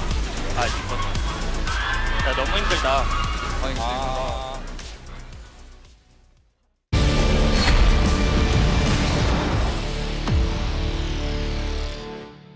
젠지가 BNK PX 붙습니다. BNK가 어떤 팀이겠습니까? 두려움 없는 영웅들 따바가 이기기만 하면 대박이긴 한데. 그렇죠. 어떻게 될지요? 경기 보시죠. 내가 미드 받고 와. 미국 닫아라. 얘네 이번에 한번 우리 내자. 이거 안 받고 뭘 빨리. 괜찮은데? 나 자이로 볼게. 자이로 돼. 어렵긴 하는데. 뭐 빡세냐 되게 샤트가. 본대 싸움 할 거면 우리가 먼저 자리 잡는 게 더 이득일 수도. 이쪽에 알리 돌아설 수 있다 얘들아. 내가 찾아볼게. 알리 여기 딸려 있다. 이거 자이라 쪽에 한번 야, 알리 뒤에 있어서 앞으로 나오네. 자, 산테. 오케이. 괜찮아. 우리 가인이야. 나 줄게. 나 주고 텔로스 갈게. 오케이. 야, 잡았어. 폴키 발키리 없어. 야, 테라드. 높을. 이거 이제 몰라? 나도 가인이긴 해. 테라거든. 나 가인이야. 천천히. 나 죽었다. 나 죽었는데. 이거 근데 너무 힘들긴 하네. 까비다. 얘들 집 갔다 피바사 올려나봐. 저기 계속 집을 안 간다. 계속 간다. 계속 찌는데? 근데 지금 한번 걸어야 될 것 같긴 한데. 근데 이제 클린즈 빠졌다. 이제 노 클린즈. 미드야. 저 클린즈 없거든. 저거 혼자 있을 때 물어볼 수 있나? 보자. 야, 보자. 이제. 잡긴 한데. 이거 빼면서 걸. 야, 알리 궁 없는 거야. 알리 궁 없어. 조냐 있고. 괜찮은데? 나이스. 야, 그냥 보자. 루플. 야, 가야 돼. 제발 미안해요, 형들. 미니언 막아야 되거든. 이거 라인 사라진다, 형. 못 끝내겠다. 못 끝내. 미드. 바로 가자. 이거 투텔이야. 위에 투텔. 야, 레드에 텔 시켜줘. 레드에 코르키 텔. 나 버려. 레온 앞에. 바로 버프 웃자서 쟤는 안 그래봐. 알리 큐 이제 돈다. 야, 산테 죽었어. 한대 죽었어. 야, 코르키. 이제 코르키. 괜찮아. 할만해. 맞다. 나이스. 콜키 볼게. 잡았어. 나이스 나이스. 천천히는 안 질 것 같긴 한데 이제. 타워도 생기긴 한다. 다행이다. 나 위치 안 걸렸고 이거. 오로라 옆에서 공각 보는 거나 회오리 점수 할게. 공각 봐도 될 것 같아. 야 알리 공파였다. 야 여기 보정가 아래. 아래 안 돼. 아래 호응 안 돼. 아 우리들이 볼게. 야 칸트도 봐야 되는데 이런 거. 자이라 볼게. 자이라 오케이 선택. 야 선택 봐야 돼. 나 잡았어. 이거 근데 끝낼 거 나오지 않냐? 나 끝낼 수 있어. 야 코르키. 아 이제 10터네. 야 이제. 오케이. 야 샤워 봐야 돼. 이거 깨야 돼. 깨야 돼. 코르키. 나이스. 다행이다. 나이스. 미안해요.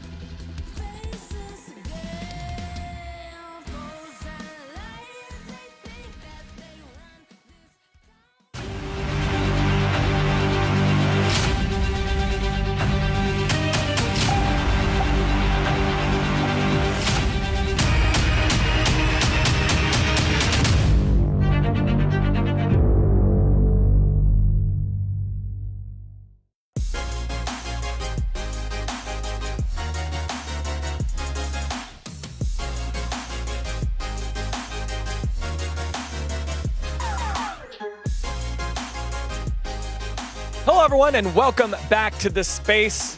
After a banger of a game, it is KT up 1-0 over the Bros. Digon alongside Wolf and Wadid, and I would say maybe not the greatest display of macro between these squads, but a lot of hands here, Wolf. I mean, I think that some of the core parts of why Bro wasn't able to finish a game where they had a massive lead, where they snowballed things really well, is poor macro on one hand, but a lot of the gold they had was on an Ambessa, who had a massive gold lead, but spent a majority of the time building so in a side lane and not impacting team fights, wasn't there for a lot of the really important moments, and then tried to carry later, but BDD just wouldn't be put down, and they tried to flank him at the end. He had Zonia's. BD's positioning phenomenal this game, and some of the, I think, over-aggressive tendencies we saw from both the AD carry and support of Bro backfired a lot in this game, and Bro weren't able to close it out. Maybe we're gonna see the bot dive, but after successful dive on the bot side from Bro, I feel like it was really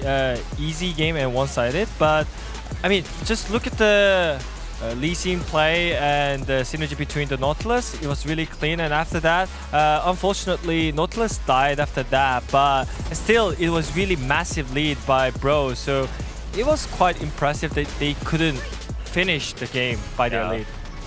Just utilizing the fact that they have that 80 carry damage coming through from the Varus, the execute coming through from Hambach. I think a lot of this was super successful because of the fact that they had the Varus into the Ezreal, right? They had that lane pressure, the lane swap isn't enough, Jace isn't very tanky, obviously, and you're going to be able to, if you can crush this lane here, get a massive advantage, right? Play through where you have your strong point. The Lee Sin rotation, the timings there were incredible from Hambach. Mechanically, though, great as well. Flashing for the E, just to guarantee there's no way out. Yeah, and from there, lots of scraps for both sides, whether it was Bro creating some space, KT battling back, all the way on up to about 30 minutes here where we have pro tips from Wadid coming on in on the telestrator. He's going to break down the big flank that broke the hearts of Bro fans and me.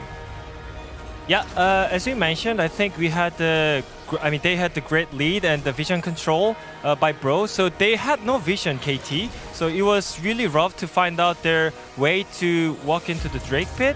And I think that was the timing that they could look for insane engage, but I think Polu, he should look for just click the ultimate and make it simple, because they were collapsing on the other side as well. So he could just flash on the one target and make it simple, or he could look for ulti on Poppy and then like flash on our flash on here, so he could look for multiple targets.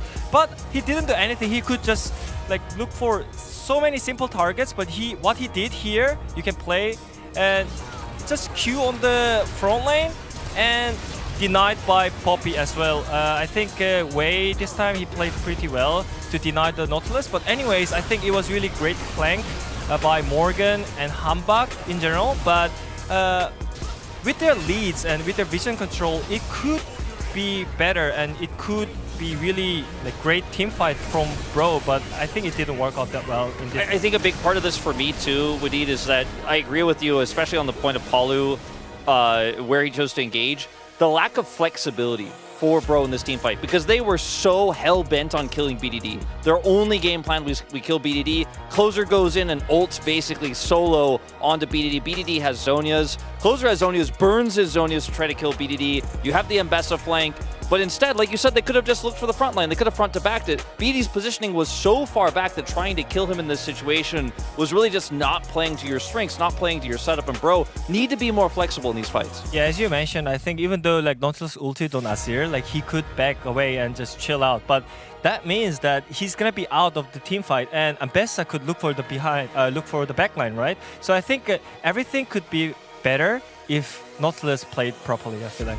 What I love about this when it came to the draft was that we had the iconic champion pairing there, Azir with BDD, something that he's made his name for, and the resurgence of Closer here for Bro has been a lot on Aurora and not really checked. Here, the clutch plays came down to BDD. He made it happen for the rest of KT.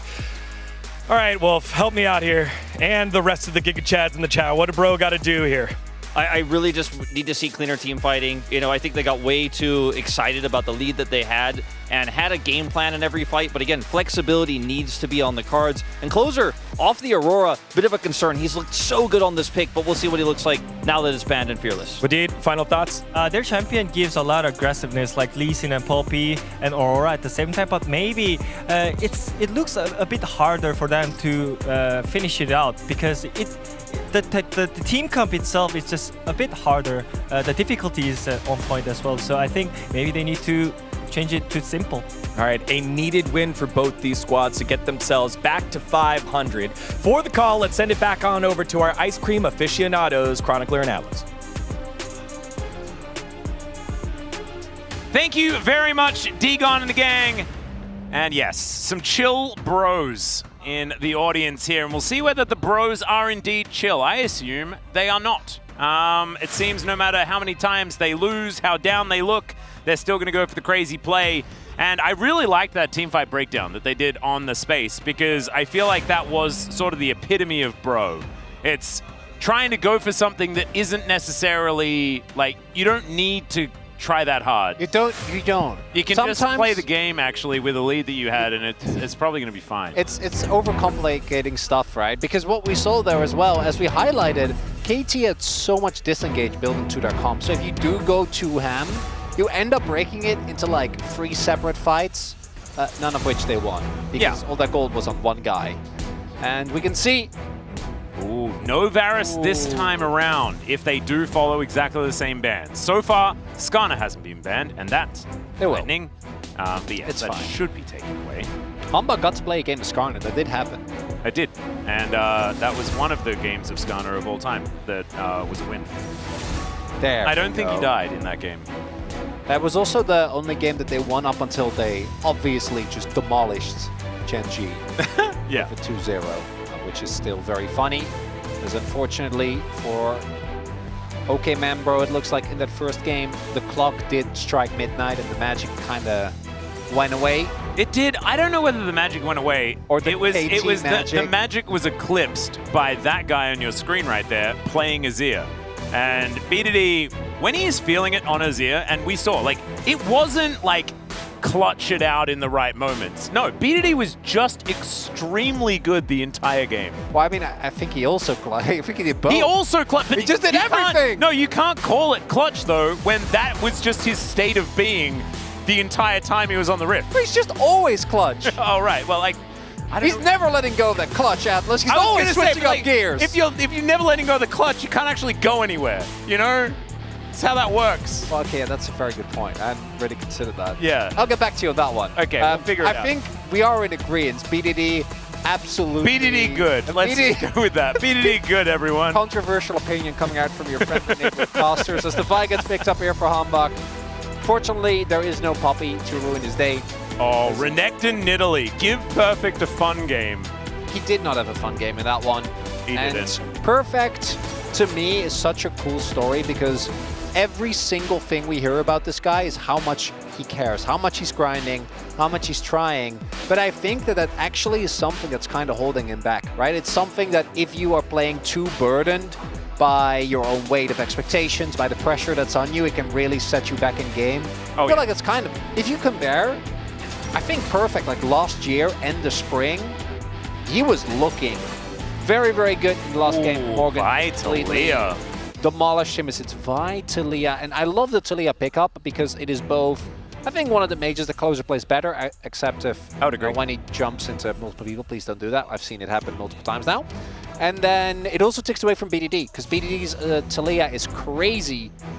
Oh, no, don't pick Wukong into that. I don't think Wukong is Wukong the way into at Talia, all. no. That's, there we go. Because maybe they were hovering the Wukong to make people think, oh, maybe that's Elise jungle. But it's, I think it's always going to be that bottom lane that we saw T1 absolutely demolish with earlier in the day.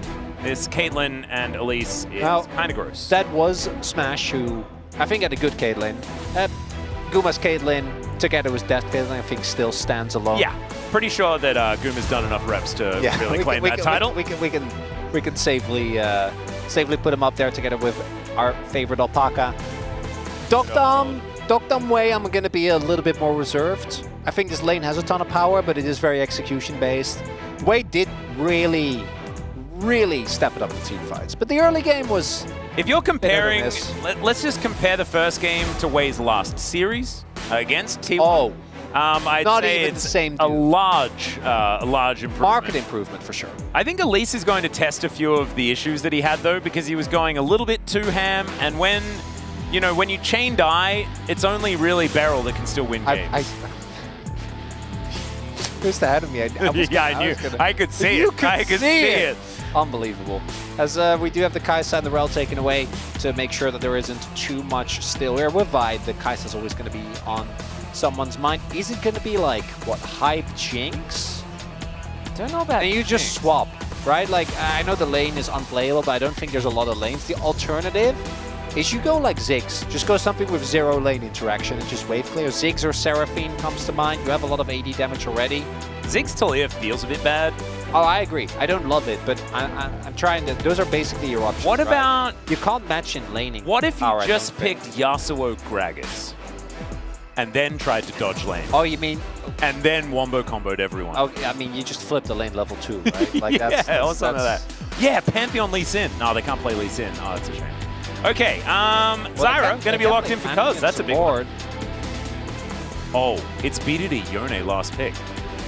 And there's nothing they can do about it, except for have Talia in mid lane already, and that is pretty good into Yone. I don't like Jhin, just as a rule. Jhin does have a large amount of range, though, so it might be all right. Probably going to be playing the Leona this time around. And I think it's going to be Yone, and it's not going to be Azir. So the only issue with the Yone is that I think that Yone into Talia feels a little bit. Zed doesn't have to run over the rocks. Wei's hovering this for a really long time. It's going to be Yone. Remember, It's going to be like, it's fine. Yeah, the reason we get excited about Zed is because BDD was a well-known Zed one trick many years ago on his way to becoming a pro player. Yeah. And so it's always really exciting to see them hovering that.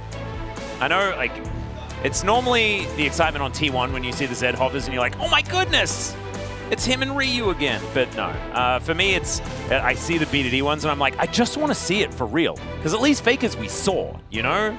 And he was exceptionally good at it. One day, Chronicler, one day we'll see it. What are you seeing as far as these drafts? I'm looking at KT and I'm thinking, that is terrifying. And the bros, I'm feeling a little less okay about. I know OK Man, as you can see there, OK Man is feeling real good about it. I'm not so much.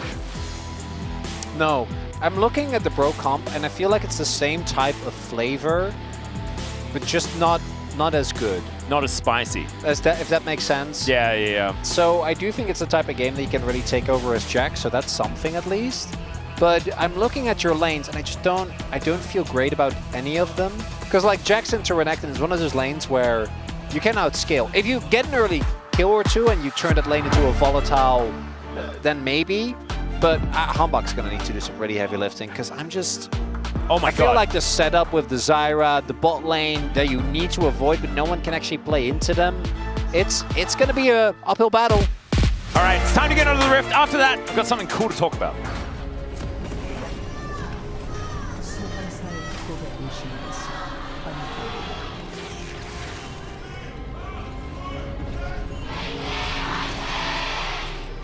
KT fans, extraordinarily loud. The Breon fans, you can sense a bit of added desperation.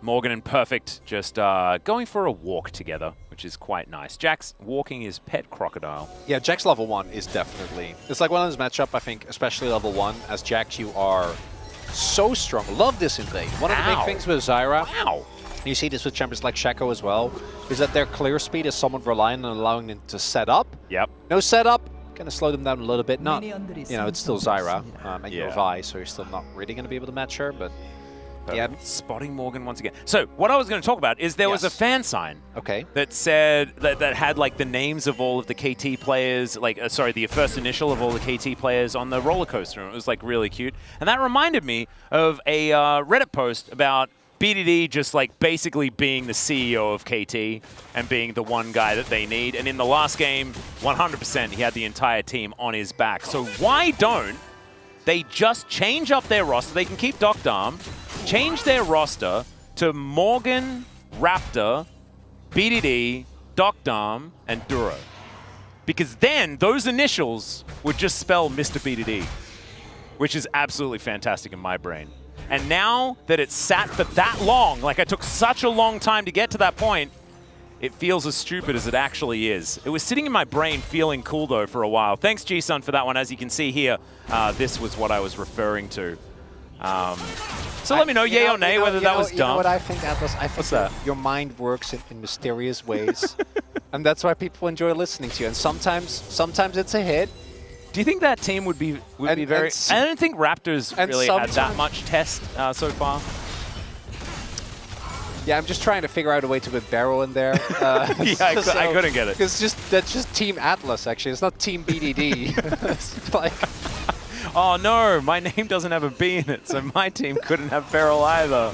I'm so doomed. And no Morgan ass. Pack it up. I know.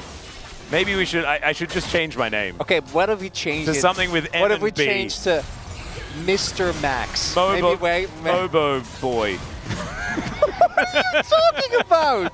I just need to have a B and an M. For Barrel. Oh, yeah. So Mobo Boy it is. Hi, I'm Mobo Boy, here to do some commentary. I'm sorry for anybody else who's already called Mobo Boy, but no one is called. Why is no one called MOBA? Why isn't they it really MOBA like, Boy? You cast a MOBA. They don't. It's not about the MOBAs. They're coming over from the motherboard forums. They really like MOBOs. What are the motherboard forums? I don't know. Just assume that's where Mobo Boy I thought that was from. a thing. Oh my god, I can't.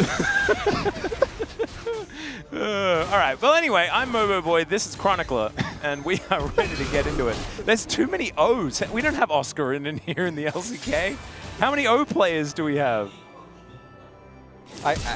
Owner? I've got an owner at least. As BDD's going in, Closer taking so much damage, and there it is, the snapback. Will claim first blood and will save the chat from that horrendous conversation that was lasting way too long. Hype down to 50% here on this bottom side of the map, as we could understand with the Caitlyn versus Jhin matchup. One can only assume that Closer was also listening to us and was distracted by that and was like, what is going on? Because unfortunately did die to the gank there. Also want to highlight the graphic that we saw, thank you production, that Zyra has only lost except when it was Cuz. Which has been pretty good at Zyra. He has been good at Zyra, and it's also Cuz is such an interesting jungler because I feel like he's so important to how his team works. But KT are very malleable. I don't feel like they play one style, if that makes sense. With T1, something I always talk about is owner on something like Nidalee or Zyra. I just don't. I think it's where carry comes from in a team. And I think you're right with this. And did he land the grasping roots as well? Yes, but it was because BDD flash Q3. So like it's BDD that sets it up. I mean, yeah. It always comes back to the Mr. BDD. Mr. BDD. One day that team will exist, and it'll be absolutely fantastic. Cannot wait. But anyway, we need to find another O player that's not I'm going for Mr. BDD now. So we have Morgan. Yeah, Morgan, Raptor, BDD, Docdom, and Duro. Ah, okay. Yep. I was thinking about Dove. I'm like, what's he up to? Bring it back. He's probably just... I reckon he'd have an incredible career in audiobooks. His voice is magical. Mesmerizing. You're exactly right. It's beautiful. And it's so funny because one of the situations where you see Dove and he just looks like a League of Legends gamer. He's just an average guy. Yep. And then you hear him talk. Seismic Shove avoided there by BDD because he didn't actually quite find Closer with that button. Well, he was listening to us as well. Ooh, face off. As we do have a little bit of a face off here in the middle. We do have Hype already ahead of the play. Docdom is towards the bot side, so Bro could theoretically overload. Would have to pay pretty heavily. Those Docdom, yeah, I think Morgan just sides. Morgan's doing the walk around it strategy. Never heard of that one. Just needs another leap strike in power, so that's going to get the flash out from Docdom. Yeah, understandable. And KT's still got to grab some grubs. But it doesn't really matter. I would have loved for them to... I think the problem here was that even though Docdom did mess up, by the time that Morgan would have been there with, what do you call it, Turtle Port, the play was already kind of done. If it was Herald, I think Morgan TP's there and I can smash that fight. Unfortunately, this does mean that the struggle continues. The problem is that BDD is really utilizing this early advantage that he picked up quite well. You might be seeing it and being like, oh, but it's, you know, CS is still even, Closer can still farm. The problem is that this is the part where the Yone should be having the most trouble and, you know, then just waiting for that Blade of the Ruined King where he's going to be happy finally, but he's already happy. He is really happy, Atlas. Great gold lead, sitting on the kill. Level lead as well. Those extra stats are rough. I do remember when Talia was basically a must pick. That was at the time she was also getting flexed to jungle. Yep. It was the situation where eventually Yone started coming up. In theory, you're like, but why? Because he can dash. Like, he is so reliant on dashers and Talia blocks them.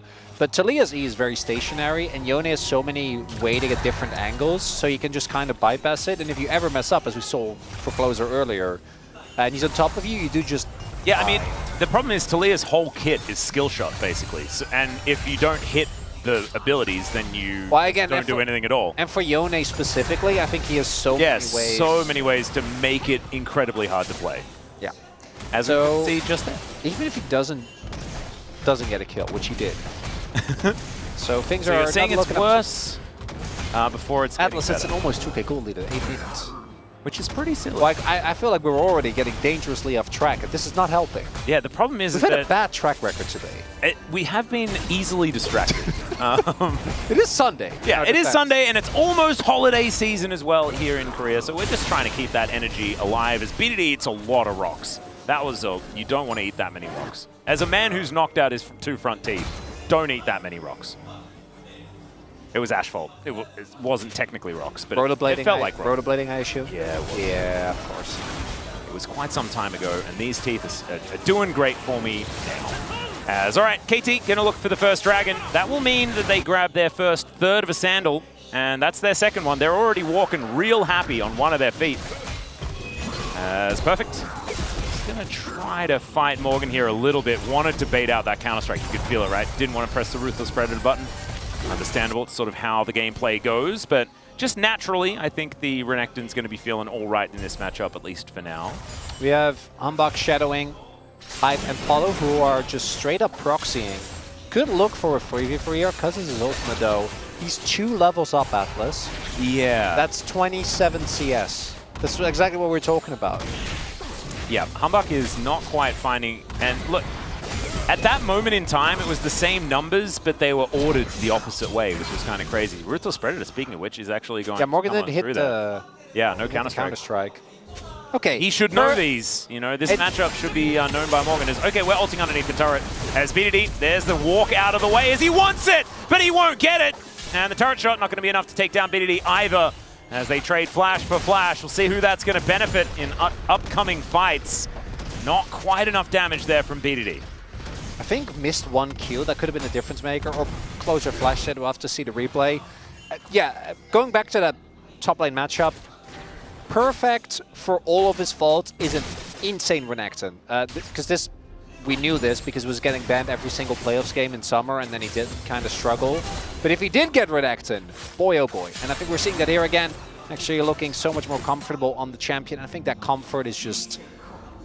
the confidence is just such a big thing, particularly when you're playing against a player like Morgan, who, as far as we're aware, is just brimming with confidence at any point. This is going to be really hard to approach. The traps. The flash cocoon, though, from Wei. Try and get rid of Closer, but it may not necessarily be enough. Humbug, though, will launch his way forward. They get rid of the Zyra before she can ult. Such a big deal. Wei going to be taken out here to try and get a little bit of something back, as now Doctor dived in on by all of the pros.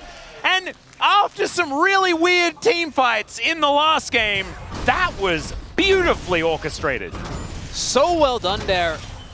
Humbug finds his mark this time around, able to take down Cousin. As we often say, if Zyra gets a rotation up, who cares? Yep. But he legitimately did not cast a spell there. Just got blown up, not able to do any damage. So we take another look. So it starts off with Wei. It's actually, I think, Wei that inadvertently creates the opening for Humbug to go in, because he's going in and Closer. Hype also got full value out of... He hit every shot. Oh yeah. Which is just a lot of damage. And then, I mean, this poor Duck Dump, like, it's a really nice trap from Closer, but let's be real. He was dead already. Perfect also didn't have the teleport available, so couldn't really join the fight. Ooh, so he was just pushing away. As, Morgan. Oh, Cuz going to sweep him out here. Get some plants in the area. Does find the grasping roots, as Morgan is not going to be dead or anything. Just didn't quite have enough juice left to go toe-to-toe. Understandably so there. We'll just be able to go. Grubs were not taken. Only one was taken there, I think, by KT. In that exchange. And also Closer now actually sitting at gold parity with BDD, thanks to that skirmish of the bros. Keeping us in it is perfect. He wants to find this turret, but he's going to be found instead. Seismic Shove does come through. Slicing is dangerous because there's rocks. He didn't take a lot of damage, though. Yeah. I think he's going to be all right. Does have his Black Cleaver completed already as well, so 1 completed item versus Morgan's almost done Trinity Force. I remember when, when you hit level 4 on Talia, you could just one combo someone. Oh, God. That was a thing. That was why also why Talia Pantheon existed.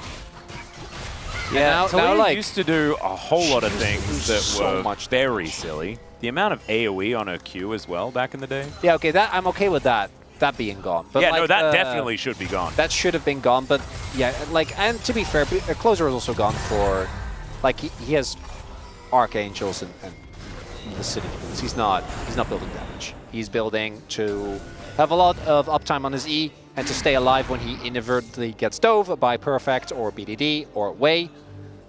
But it still hurts me as a big fan of Talia to see that Paulo got the W at the end there, so... Wow, that's rude. Also the ace in the hole. Yeah, it's fine. He still had a clips up when that came through, so it wasn't too bad. Oh, Way's moving down.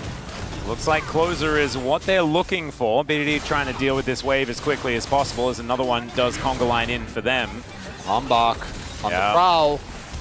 And I think KT realized that they gave Bro too much time to prepare.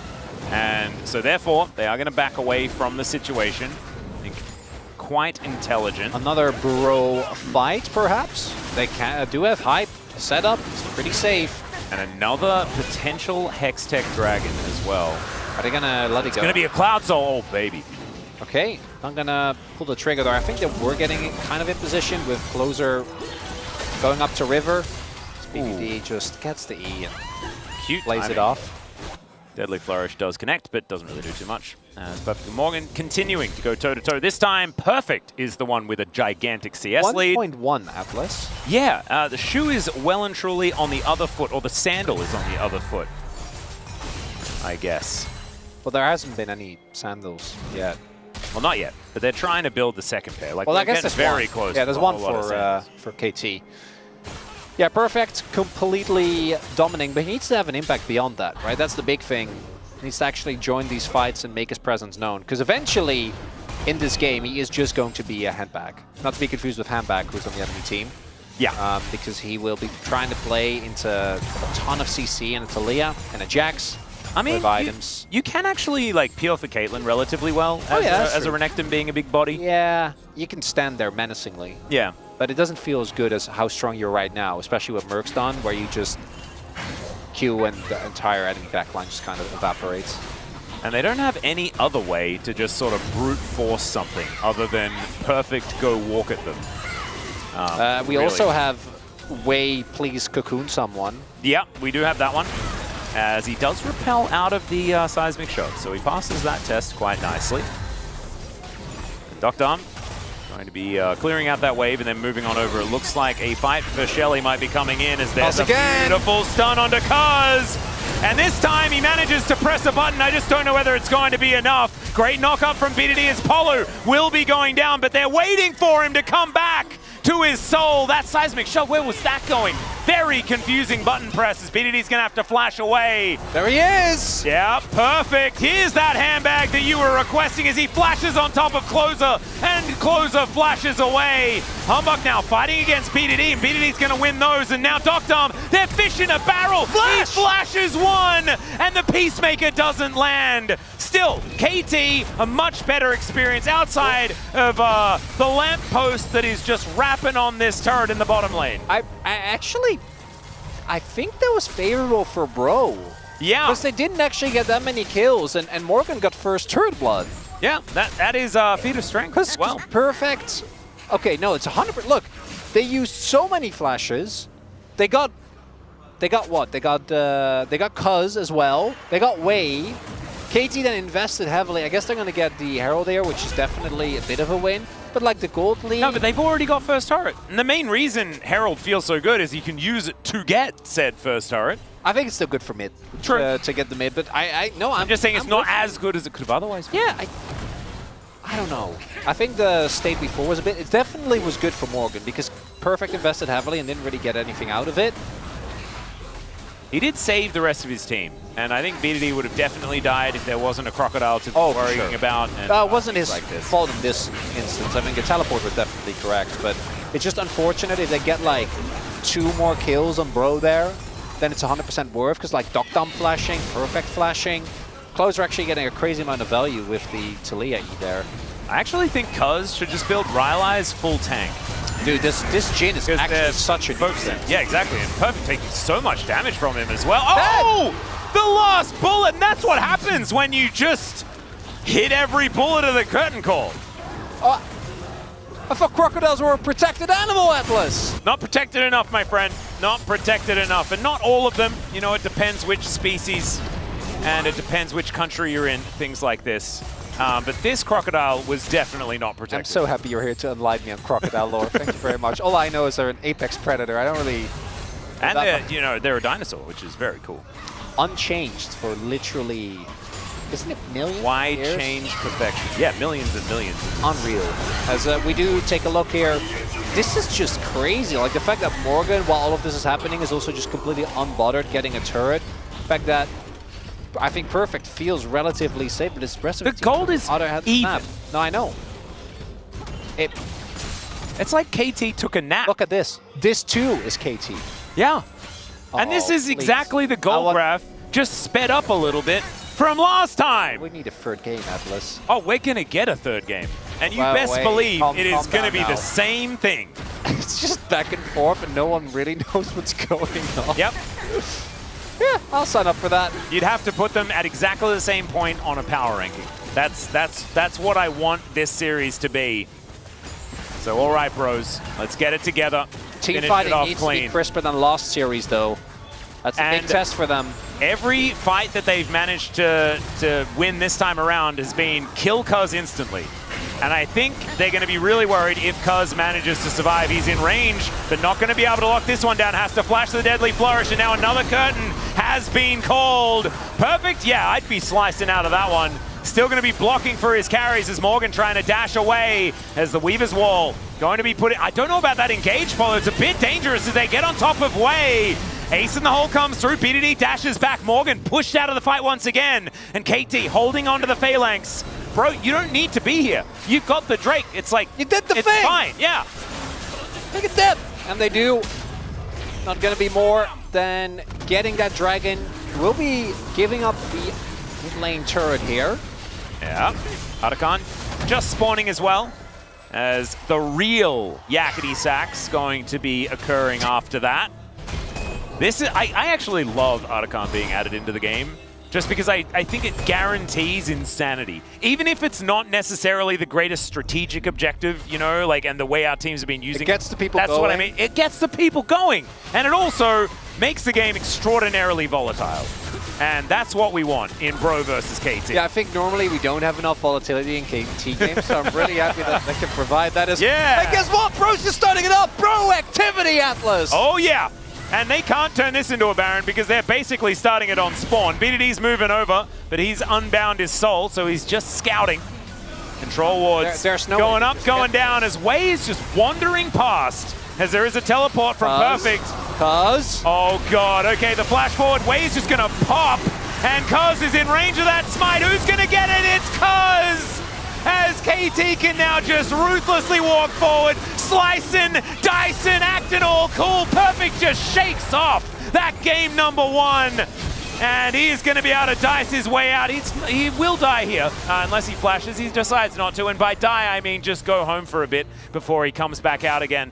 And yeah, Dagon, unfortunately, alongside the Bro Leavers, they're not going to be sad. Because a true Bro Leaver Giga Chad does not care about outcome. They care about the team. We are not about results-based analysis here in the LCK when it comes to Bro. As Wei goes in, just kind of dies, but guess what? He bought the space, turns into a mess. All that matters is the smite, and Cuz does get this one because his opponent was dead. And then from there on out, they just kind of clean up.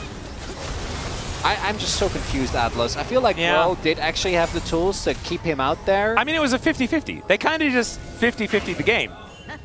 A bit. Not a bit. Like a lot. A lot, yeah. I guess maybe it wasn't on them.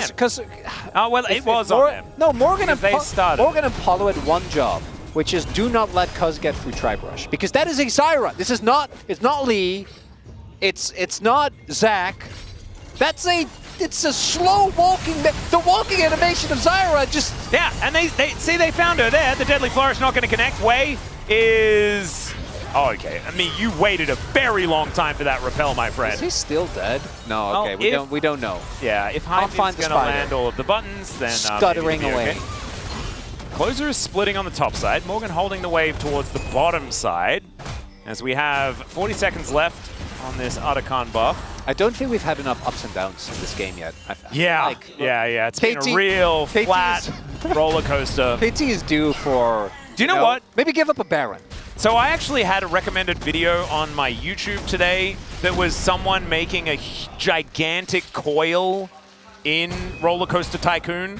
And I actually kind of think like that's what this series is looking like. A coil, so it just like circles inwards? Yeah. Ah, okay. But it's like galaxy scale. It was very, very, very Is that one of those things where like theoretically you could program a computer if you could do something like that? Yeah. I actually don't really know. I don't, People have like I don't understand Roller how Coaster that works. Tycoon meta is something that I'm only at the tip of the iceberg of, but there is a lot. You There is a lot. You guys have to understand that Atlas is one of those guys that can just go on rants, and you're like, what are you even talking? It's like I just watched him earlier today. He's talking about, what was it? Another gacha game. Oh, PDD dives into the back line. He's decided closer is over. And he's not just yet. And Way's actually going to have this one turned on him. Closer there we takes down go. the spider. And PDD just couldn't get it done and killed his support. Is that they might get Dragon off of that. Oh, the twos and the throws. The ups and the downs. Please, I need you to...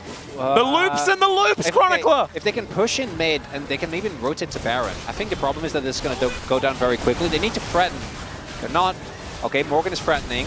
Okay, there's the wall! All right, they're going to try and steal this one away. It's PDD that locks down the Drake somehow, but meanwhile, they found Doctom and Perfect by themselves. Perfect trying to protect the President, but Morgan says, not on my watch, buddy. There's the flick back from Closer, and Perfect may survive, but his AD carry will not, as Mr. Nervous T gone back on the screen yet again, and PDD is on a ward.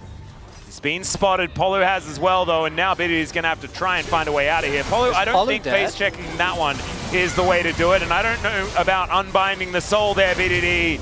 As Polu just trying to bait him into having a good time, but the double knockup going to be fantastic. PDD does so much damage. Way comes over. He knocks him up again. Takes down Humbug. And that means no jungler. That means Doctom's going to be alive. And that means KT can walk to Baron. Oh, God. I think next time we put on Dagon Cam, can we just put it upside down? Just because I feel like this game is just turning our whole worlds around. They killed Doctom and they got perfect summoners. Question mark, Prophet. And then no, not Prophet! Oh, no, on the KT side. Sorry, yeah. No, like they lose Doctom, and then they invest a whole lot. Rayon, do not let them get this. I don't know, you gotta go in. Wait. It can't end like this. Throw the crab at it! It can't end like this. I mean, the Baron is going to end like that. Chronicler, I can't figure out a way to fix that. However, they will take the mid out of turret. Is it just a clean 2-0? Nothing to see here? Oh, the most KT.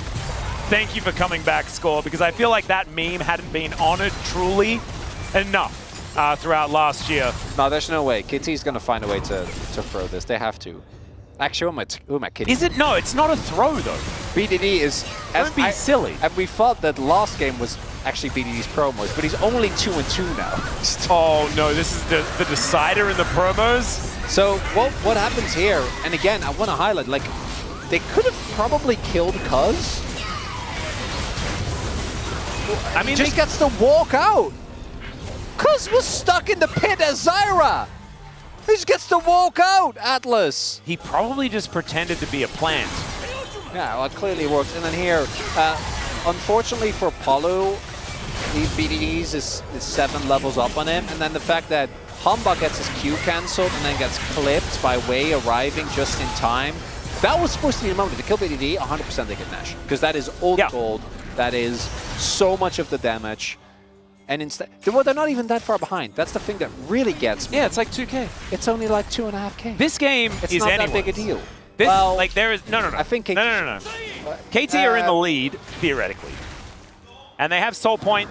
That is, permanently going to be there. You know what this is? I don't see this Baron doing very much. It really is. It feels like we're on like the 8th game of a 9-gamer. Yeah. When this is our 4th game of the day, and I don't know how that happened. Oh, no, Humbug's gonna face check! He is gonna be able to flash away. It's fine. Does have the Vault Breaker. It's okay. It's fine. He flashed out. Well, now Doctom is going to be able to cleanse. Wei taking a lot of damage, but he's got Repel. But he moved forward. I don't know about that one. He is well and truly dead. Morgan diving on top of Doctom, and the bullets are raining through. The deadly flourish from Hype is so good, and Morgan will just put a lamppost to Cuz and say, no, not today. Hype is the least useless Jhin I have ever seen in my life. My God. But there's no objective. Right. And well, the Red Bull Baron power play does end with minus 1300. So that, no, so it starts on plus 15, doesn't it? So they lost 3K in that passage of play. That is going to even out the gold. Okay, so we're going to have the soul fight as we take another look. As Humbug lulled all of us, including KT, into a false sense of security. As Morgan has an amazing flank. Dokdom doesn't really have a way out there, stays alive for so much longer than he should. But he does get killed eventually. And then on the flip side, BDE just doesn't quite have the damage to take down Closer. Closer does actually go for a really tanky build. Palu is there, gets the E on the return. And I think Morgan doing a lot of heavy lifting there. He is only going to be bigger and bigger. Didn't even have to burn his stopwatch there, or arm guard, I guess. There we go, God. there we go. We had the mini, the mini occurrence, right? Of this one is a little what we saw bigger last time, but it just didn't get off the ground. Now, bro, you're going to have to carry this forward if you want to make the dream a reality. Okay, KT, you can give, I want to repeat, KT, you can give up this dragon. You have 3 Drakes. But do you want to, KT? Well, they're clearly do you not, want to give up this dragon? Not going to, Atlas. You could also get Cloud Soul, which traps is very are down. cool. They have position as well. Cuz is in the banana brushes. Humbug is spotted on vision. Okay, the Drake that is cocoon gone. went to Narnia. And this wall is going to split up the entirety of KT. They dive into the backline, but they get over the wall. Humbug is going to explode. Morgan, a beautiful Zhonya's keeps him alive, but Dokdom's position is so good. Headshot number 1 is going to ring true onto the top laner of the Bros. And unfortunately, that was not their team fight, and KT will get the soul. And once again, the heart palpitations will continue. Oh, you can't Sonya's against the Caitlyn and expect to live. He at least didn't take a lot of damage from Strangleforms. So, Breon tried to collapse, but I'm pretty sure that, like, Wei went up in the air. It was the way they got over the wall. Let's see. I think it was Dokdom that netted.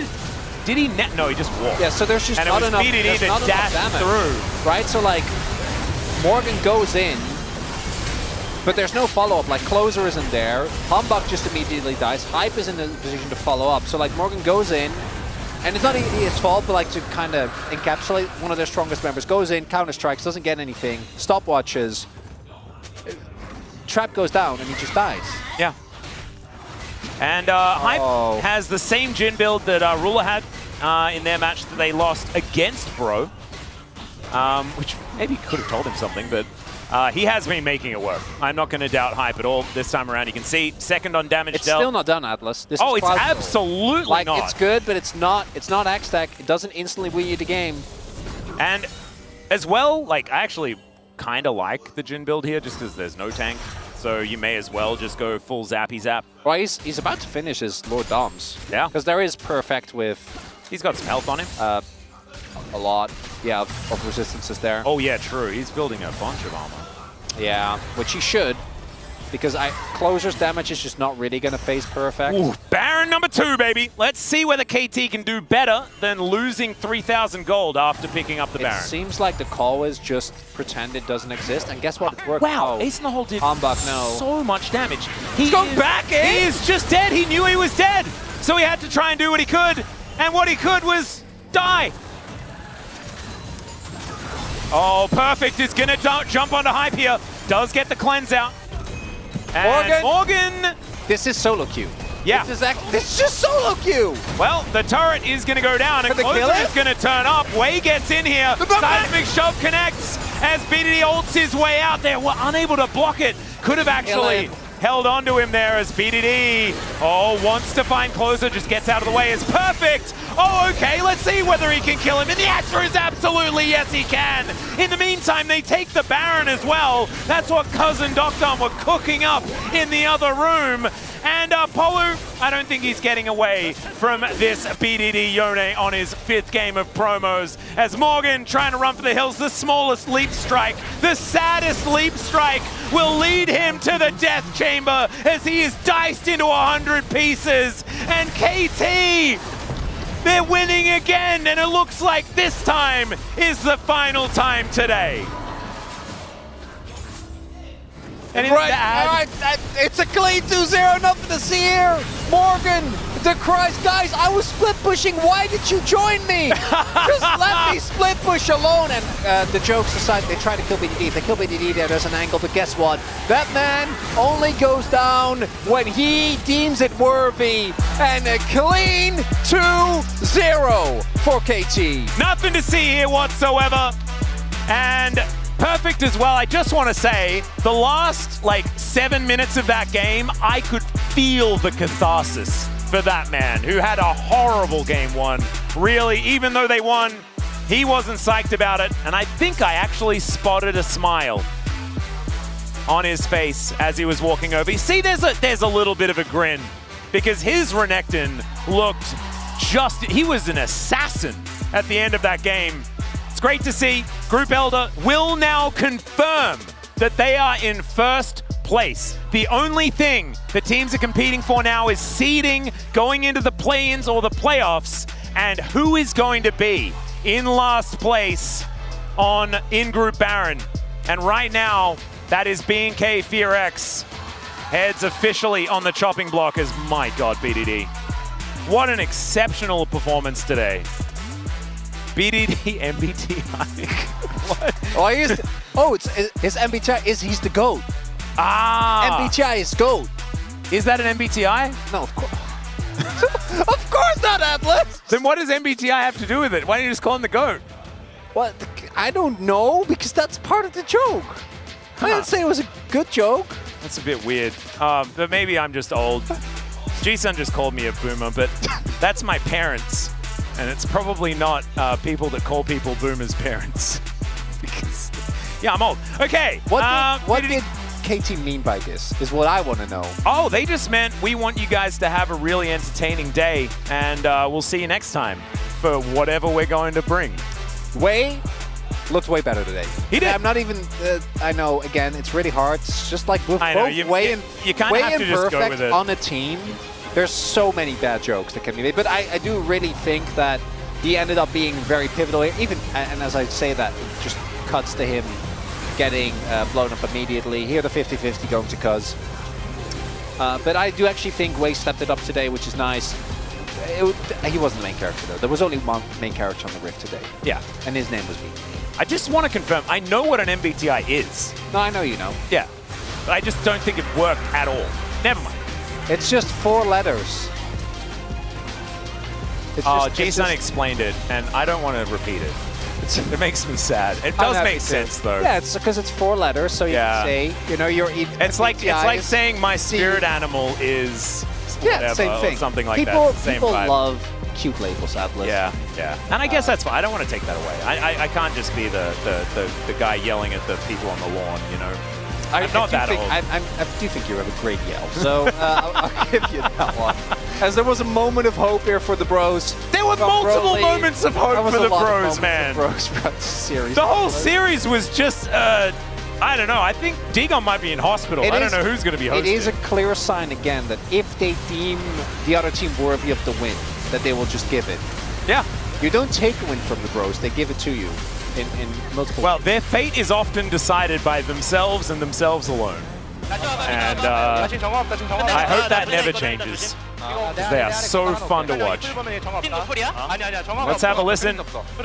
You can see they are certainly all business here. We might have been having a whole lot of fun. It might have sounded like they were having a whole lot of fun.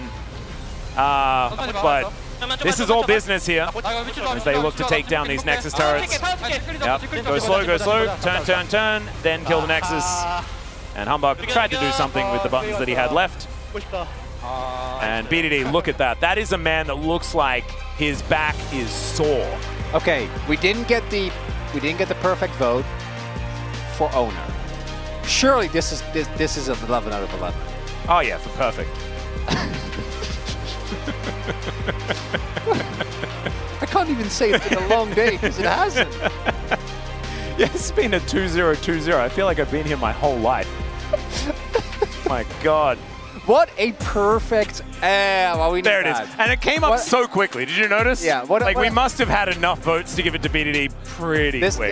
This is a perfect ending to the first 2 weeks of LCK Cup. I wouldn't want to end it the other way. This is exactly the type of match that we should end. Oh, yeah. 8-2 and 23 for the man in the mid lane for KT, the CEO, as was put so beautifully and eloquently on Reddit as well. My God, what a series. I know it was a 2-0, but we got enough League of Legends out of that one, I reckon. You know? Thank you, bro. You know how sometimes you feel like you just weren't given enough?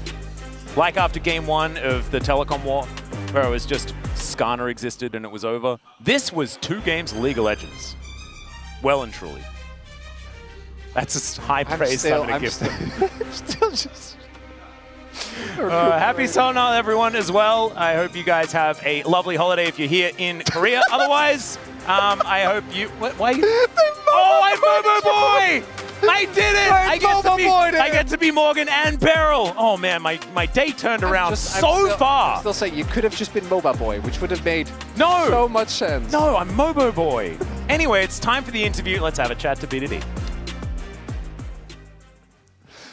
2025 LCK CUP 20번째 매치 OK저축은행 Thank you very much, guys. This is here for the LCK Cup POM interview translation, joined by BDD on the side of KT Rolster.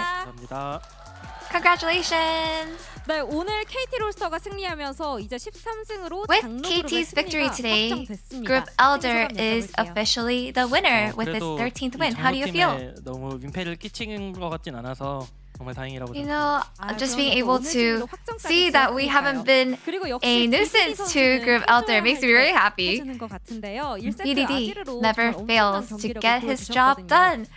In Game 1, you had an incredible performance with Azir, and the game wasn't actually going too easy for you, so what was the game plan?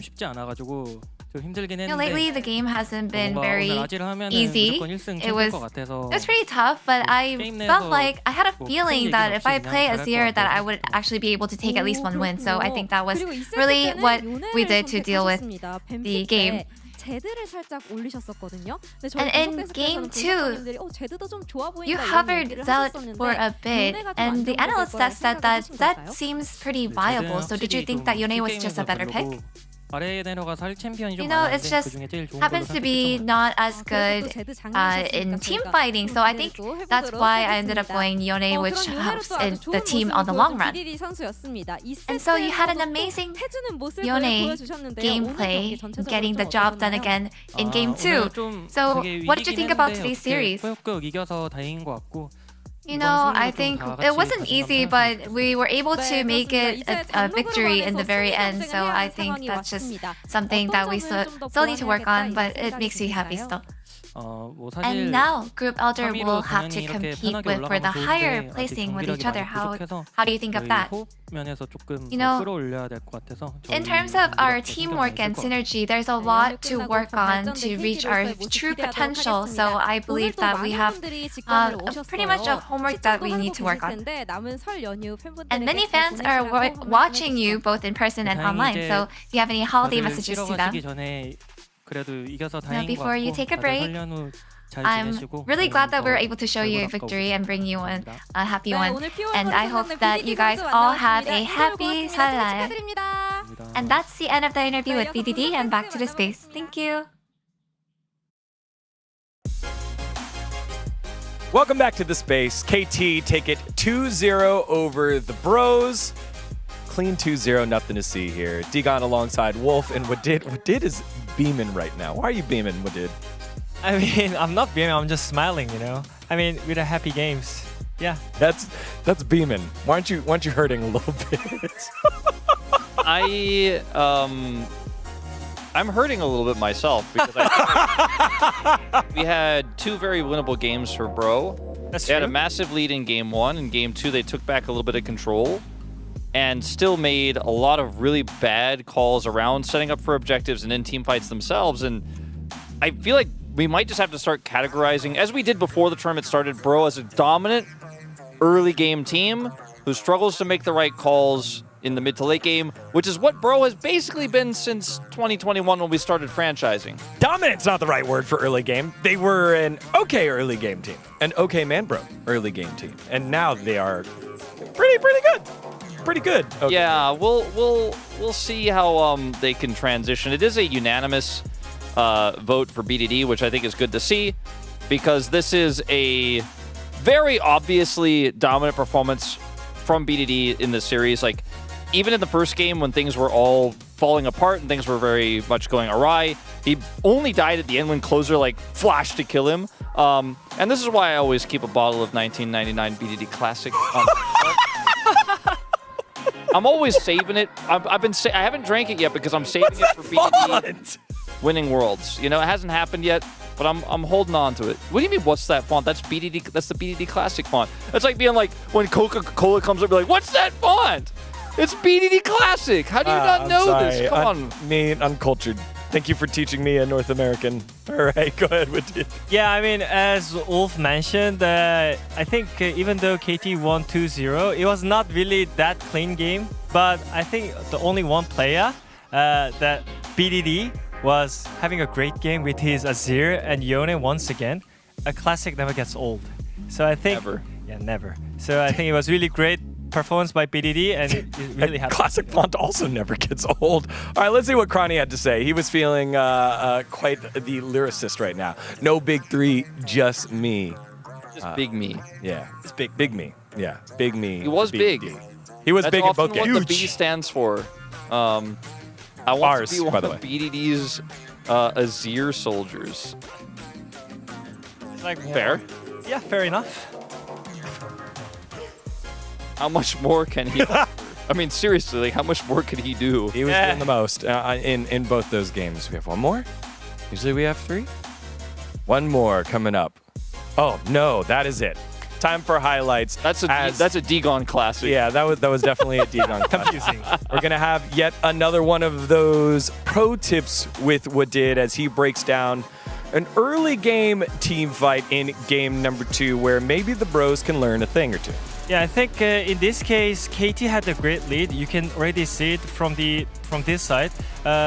KT only need to deny one Void Grubby because they already got the 2, so denied 1 point. And also, if you just get 1 and get back, they cannot get the point as well, point of defeat. So in this case, you can see from the minimap, Jax was actually coming towards Void Grubs as well, while Renekton has no TP on the bot side. So I think instead of doing this, they could just kite back the Void Grubs and pathing towards here to make it safe and deny the Fits of Strength as well, because you already blocked the path from here with the Caitlyn traps, so it was kind of easy plan for KT. But instead of that, I think they kind of overcommitted and messed up a little bit here. You can play here, and you could see disconnection from Wei and the team, and I think that kind of placed KT in a really bad situation, and I think that kind of led it Bros early game.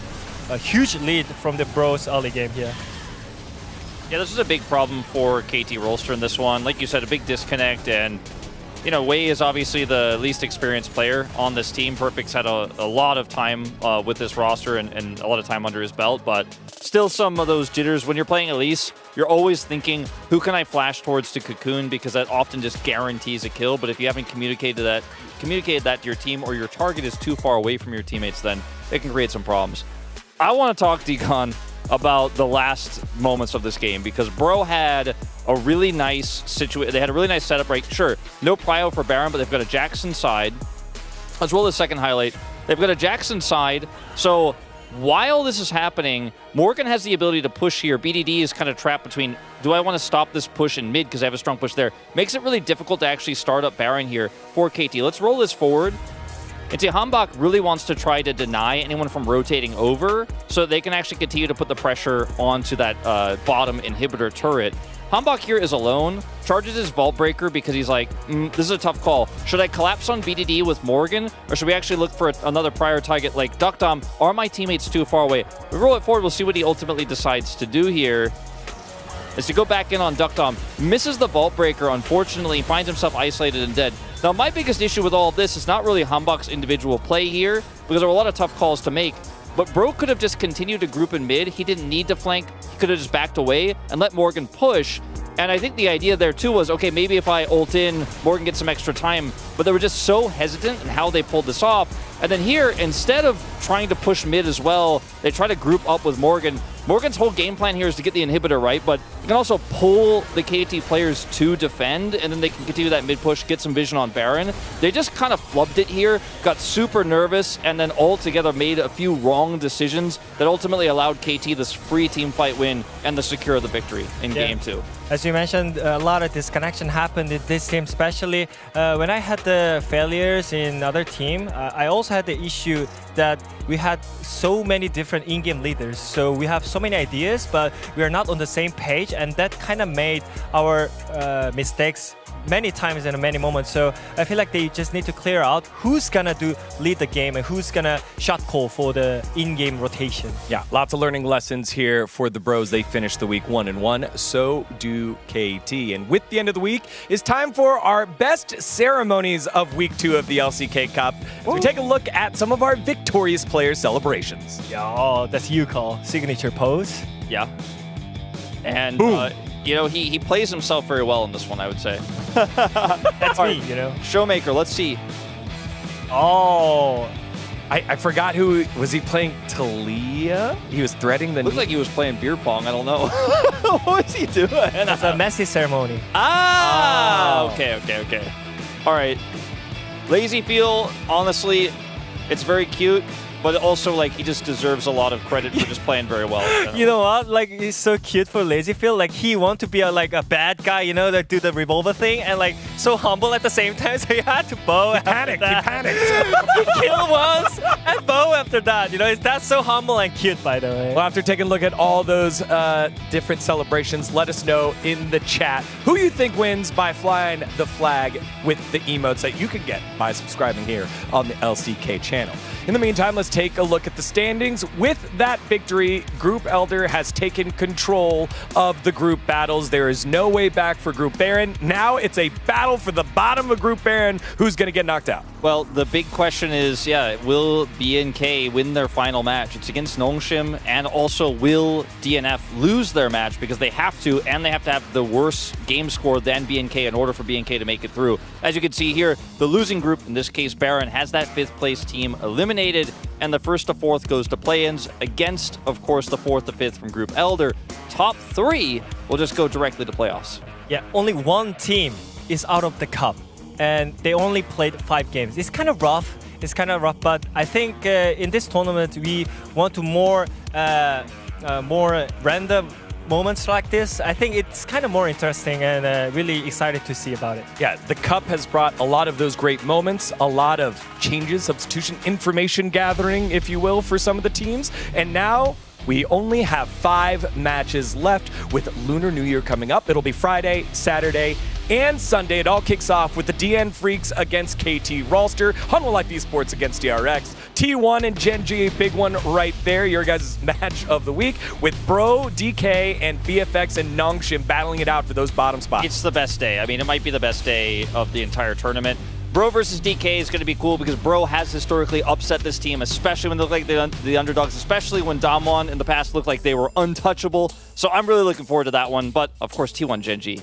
Yeah. The names speak for themselves. And also, there is a high chance Smash play against Genji. And this time around, I think it's a kind of like final step to prove himself because he's playing against Genji, and also especially he's playing against Rula, the AD carry, you know. So I feel like this match will decide who is gonna play the rest of the cup or the split. So I think it will be a banger series for sure. And again, the Freaks, Bro, and BFX all battling for the bottom spot over in Group Baron. And if you need your fix for more Korean League Legends, we got you covered here with Challengers Week 3 there on your screen. Happy Lunar New Year to all of you at home. Thank you so much for spending your weekend with us, and we'll catch you Friday for more LCK Cup action. See ya.